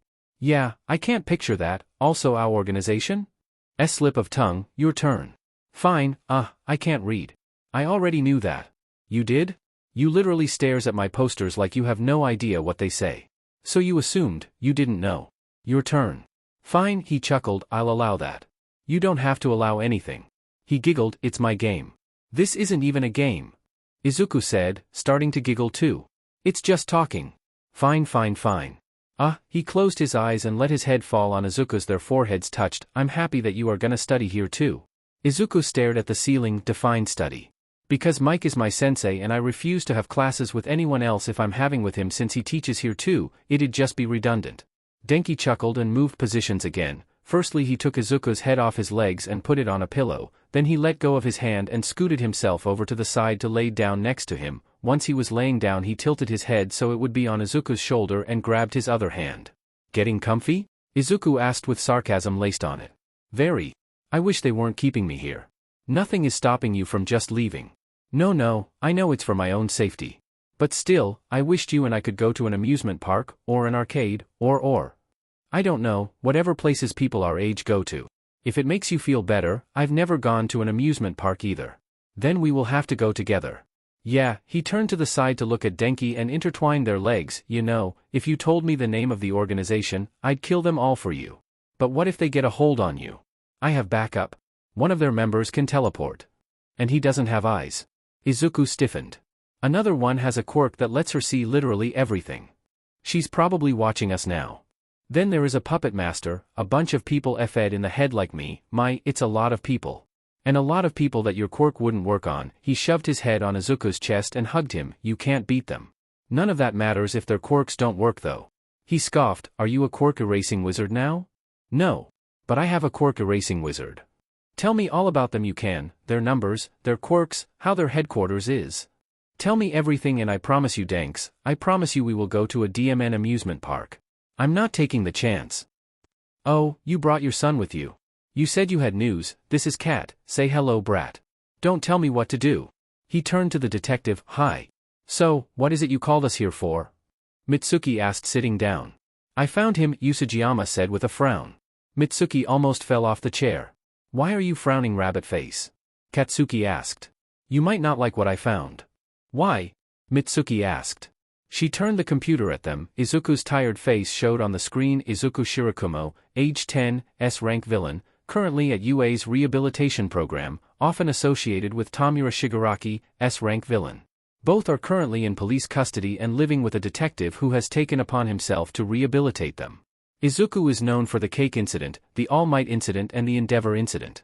It is also speculated that he has killed over 500 people. Her eyes went wide. That's a lot of people. Mitsuki frowned. That's our Aizu but. All Might Incident? Kat asked. Whoops, sorry, that was. Heh. That was classified information. Let's just pretend you didn't hear anything and ahem. Would you like me to contact the detective for you? Seeing his family could help with the rehabilitation. She stared at Izuku's lazy smile and the way he was looking at the other person in the picture, it made her chest swell. There is no way that faker is Aizu, Kat said with a fro, it's an imposter. There is no way. You told me he went missing when he was 4, correct? Yeah, Mitsuki confirmed. All it takes is being found by the wrong people. I'm sorry it ended up like this. We should meet him. Huh? That's not Aizu. Brat, look at his face, that's Izuku. He has sunglasses on, that could be anyone. I didn't raise you to be a negationist. Look at him brat, she grabbed his face and forced him to look at the picture, look at him. Fuckin'. I'm looking. She let go. Can you honestly say that's not him? It's the wrong number of freckles. You can. Get more freckles. Try again. He can't be a villain. Brat. We were gonna be heroes together, the best heroes there are. He can't be a villain. Well, he's at the rehabilitation program, that's gotta mean something, the detective argued. Fine, he crossed his arms and pouted, let's meet him then. I'll send Tsukachi an email, and if he doesn't answer I'll send my sister to make him. She's a hero, so that's gotta be something. Your sister? Mitsuki asked a little amused despite the circumstances. She graduated recently so I doubt you heard of her. Kat's eyes went wide. Your sister is Mirko? Or maybe you did. Brat, she hit his head. Did you just assume it was the first rabbit hero you could think of? Stop hitting me. He swatted her hand away. They have the same last name. Anyway, I'll call you when he answers it. Do you have a preference of where you'd like to meet? Is UA an option? Katsuki asked. If we are gonna waste our time with that imposter I might as well get something out of it. She smiled kindly. It said cats off, I'll see what I can do. Tsukachi frowned for the entire time he read that email. There were a lot of people displeased with his decision. The commission could have finally decided to get rid of them all. It could be a trap. Or he was just being paranoid, which frankly, it was more likely. Either way he shouldn't be the one to make the decision. Kuro, could you bring the boys here please? I believe they are currently playing an online game. Well, make them pause it. Online games do not pause. Every game pauses. Not online ones. Ruin their game then, this is more important. Some people claiming to be Izuku's family want to see him. I believe Izuku's family is dead, therefore that is very unlikely. I know. But there is no reason a Bakugu of all people would claim a villain as someone's family without reason, so just call them here. As you wish. Nu, both boys yelled before being tossed on the couch by a portal. We were in the middle of something. If we lose all our items, I'm gonna riot. Izuku scoffed. Riot? He rolled his eyes. I'm gonna commit murder. It's about your family. Mine? Izuku asked, confused. Indeed. He looked to all sides as if he was looking something. Did Chicken do something? No. Chisaki? I don't even know who that is. No. I'm lost. Here, he turned the email to them, but then remembered Izuku couldn't read and started talking. The detective said a woman, Mitsuki Bakugu, went looking for her, asking to look for her long-lost nephew. That's you apparently. Bakugu is a famous name, Muraken said. I met her though, with Chicken. Wouldn't I remember if she was? Muraken shrugged. You can't even remember your mother's name. Your family name. If you repressed that, why wouldn't you repress some other family? Can you ask them if the word Kaken means anything to them? Oh, good one. I know, 2 birds in 1 stone. May I ask what the F dash? Suki said. Muraken gasped. You swore. That's illegal. Kaken is just a word that out of nowhere came to me while I was high. We think it means something from that time, so. What better way to know? Okay, I'll ask her. Does the word Kaken mean anything to you? F dash, Katsuki yelled and got up. F, damn it. Cat. F dash. I'll take that as a yes. Detective Tsukachi said that Izuku asked proof. If you can determine what Kaken means, he will meet with you. Me, F dash, I'm Kaken. Katsuki was officially crying. He fell on the ground clutching his chest. It hurt so much. Cat. Mitsuki rushed to his side. Don't touch me, he shoved her away. Usujiyama felt her eyes water a bit. I'll set up the meeting. Mitsuki nodded but quickly returned her attention to her son, who at the moment looked like he had been shot and was slowly dying. I know it's not how we hoped for it, but at least we got him back, and he's on the path to rehab. Cat. Cat, look at me. He couldn't look at her, he couldn't look at anything. He never thought he'd hear the word Kaken again, and yet. And FING yet. I'm supposed to meet with my supposed family today. Are you excited? Denki asks while Izuku plays with his hair and he eats his jelly beans. Somehow Izuku had gotten his favorite patch without even asking, and that just did things to him. No. What time are you going to meet with them? Half an hour ago? So I take it you aren't going. They don't want a villain as their family. He looked up. Didn't they look for you though? Yeah, but they want 4-year-old me who was innocent and wanted to be a hero. They don't want who I am now. Denki raised an eyebrow. Shouldn't you give them a chance though? I don't wanna though. Can I sleep here tonight? Sure. He let his head rest again and closed his eyes. Why though?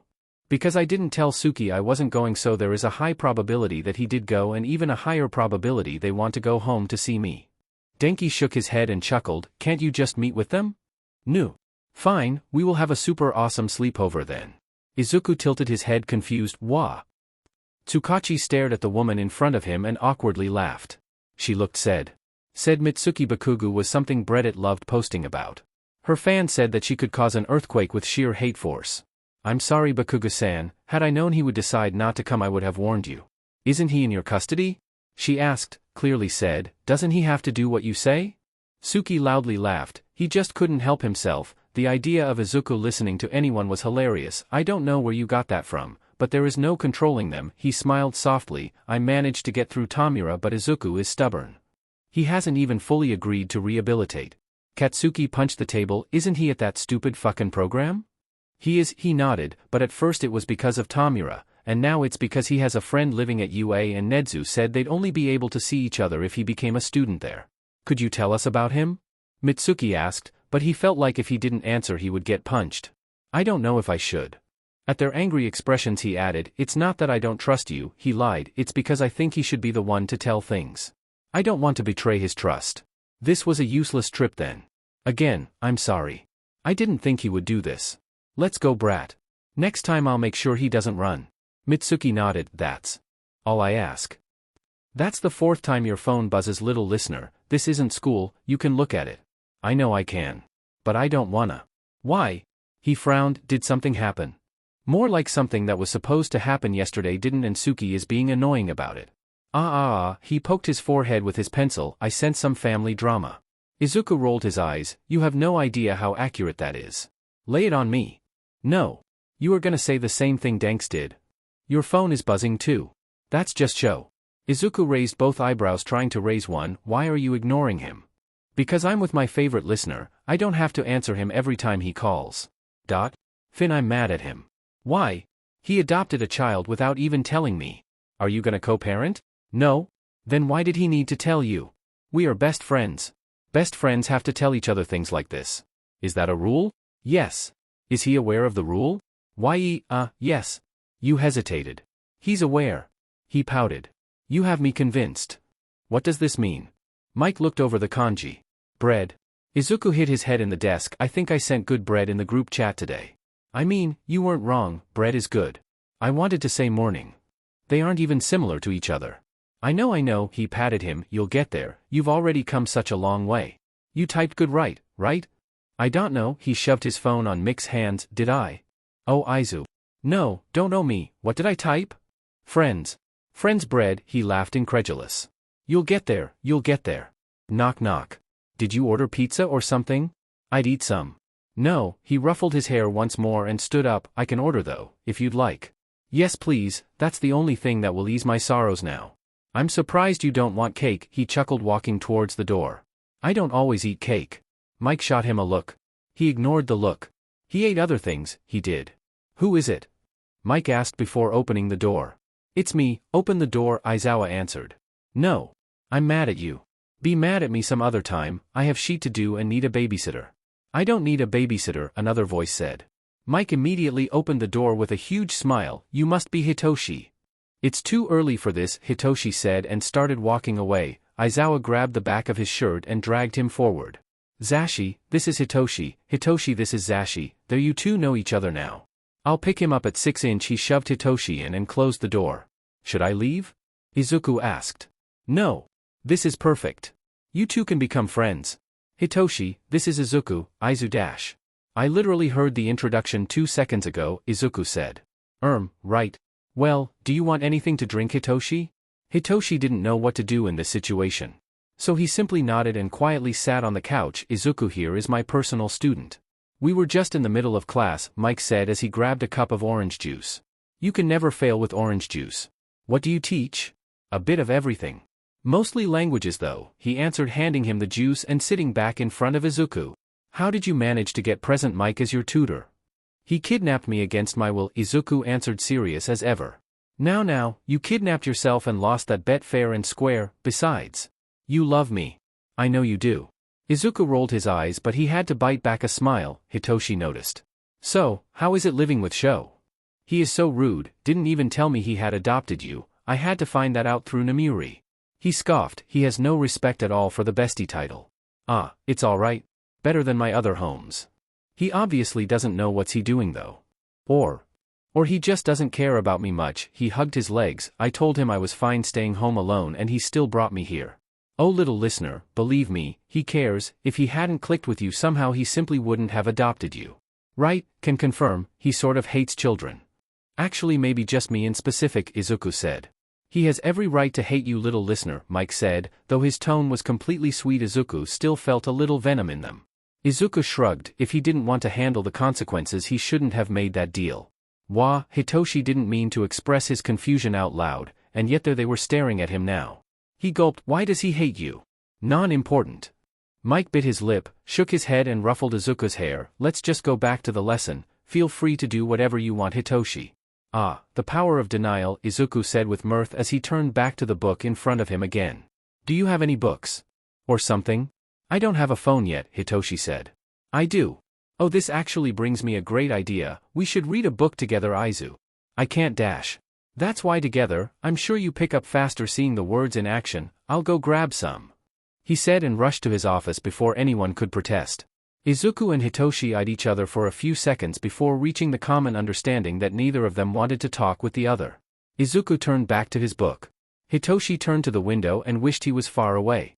Meanwhile Mike was taken longer than he needed to, not because he couldn't find any books, no, but because he was trying to get the boys to interact with each other and that plan had just gone wrong.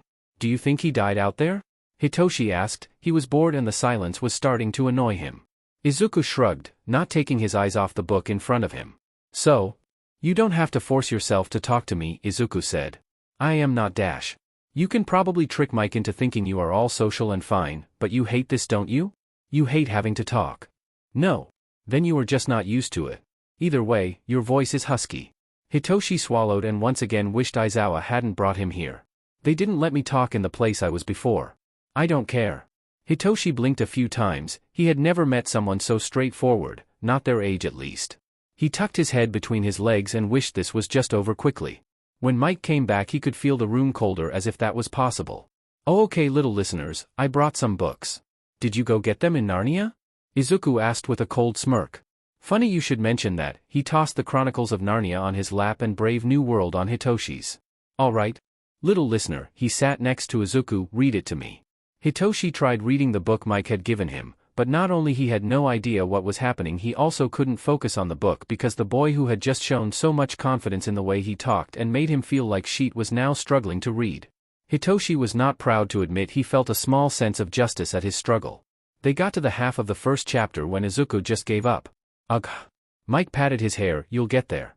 He groaned in his hands. I want to get there faster. I know, kiddo, he sighed, hugged him, but I promise you are going fast. Look at just how far you have already come. Friends bred Mike. He smiled. I promise you. You are a hero. Your promises don't mean shit. Hitoshi felt the need to ask what he meant by that, but a glare from Mike shushed him before he said anything. He was low-key scared. He didn't know the hero could make that sort of face. I know you hate heroes, kiddo, he said sweetly, but here I'm not a hero and you are not a villain, okay? He whispered. Hitoshi still heard it. It's just me, Hisashi, and you, Izuku. Izuku nodded and tried the book again. Hitoshi frowned. Are you two really just student and teacher? Of course not. Mike said, I'm gonna adopt him someday. Izuku rolled his eyes, but unlike every time Mike said that, he didn't deny it. Don't you already have a fam dash? No, Izuku interrupted. Hitoshi's eyes begged to go away as quickly as possible. He was hoping to convey this to Aizawa when Mike offered him coffee without words, but for some reason his message didn't go through. Did you have fun?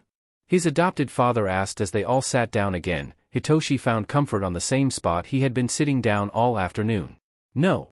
He thought he would ask why, or at least say he was sorry, but instead he asked, is the problem demon still here?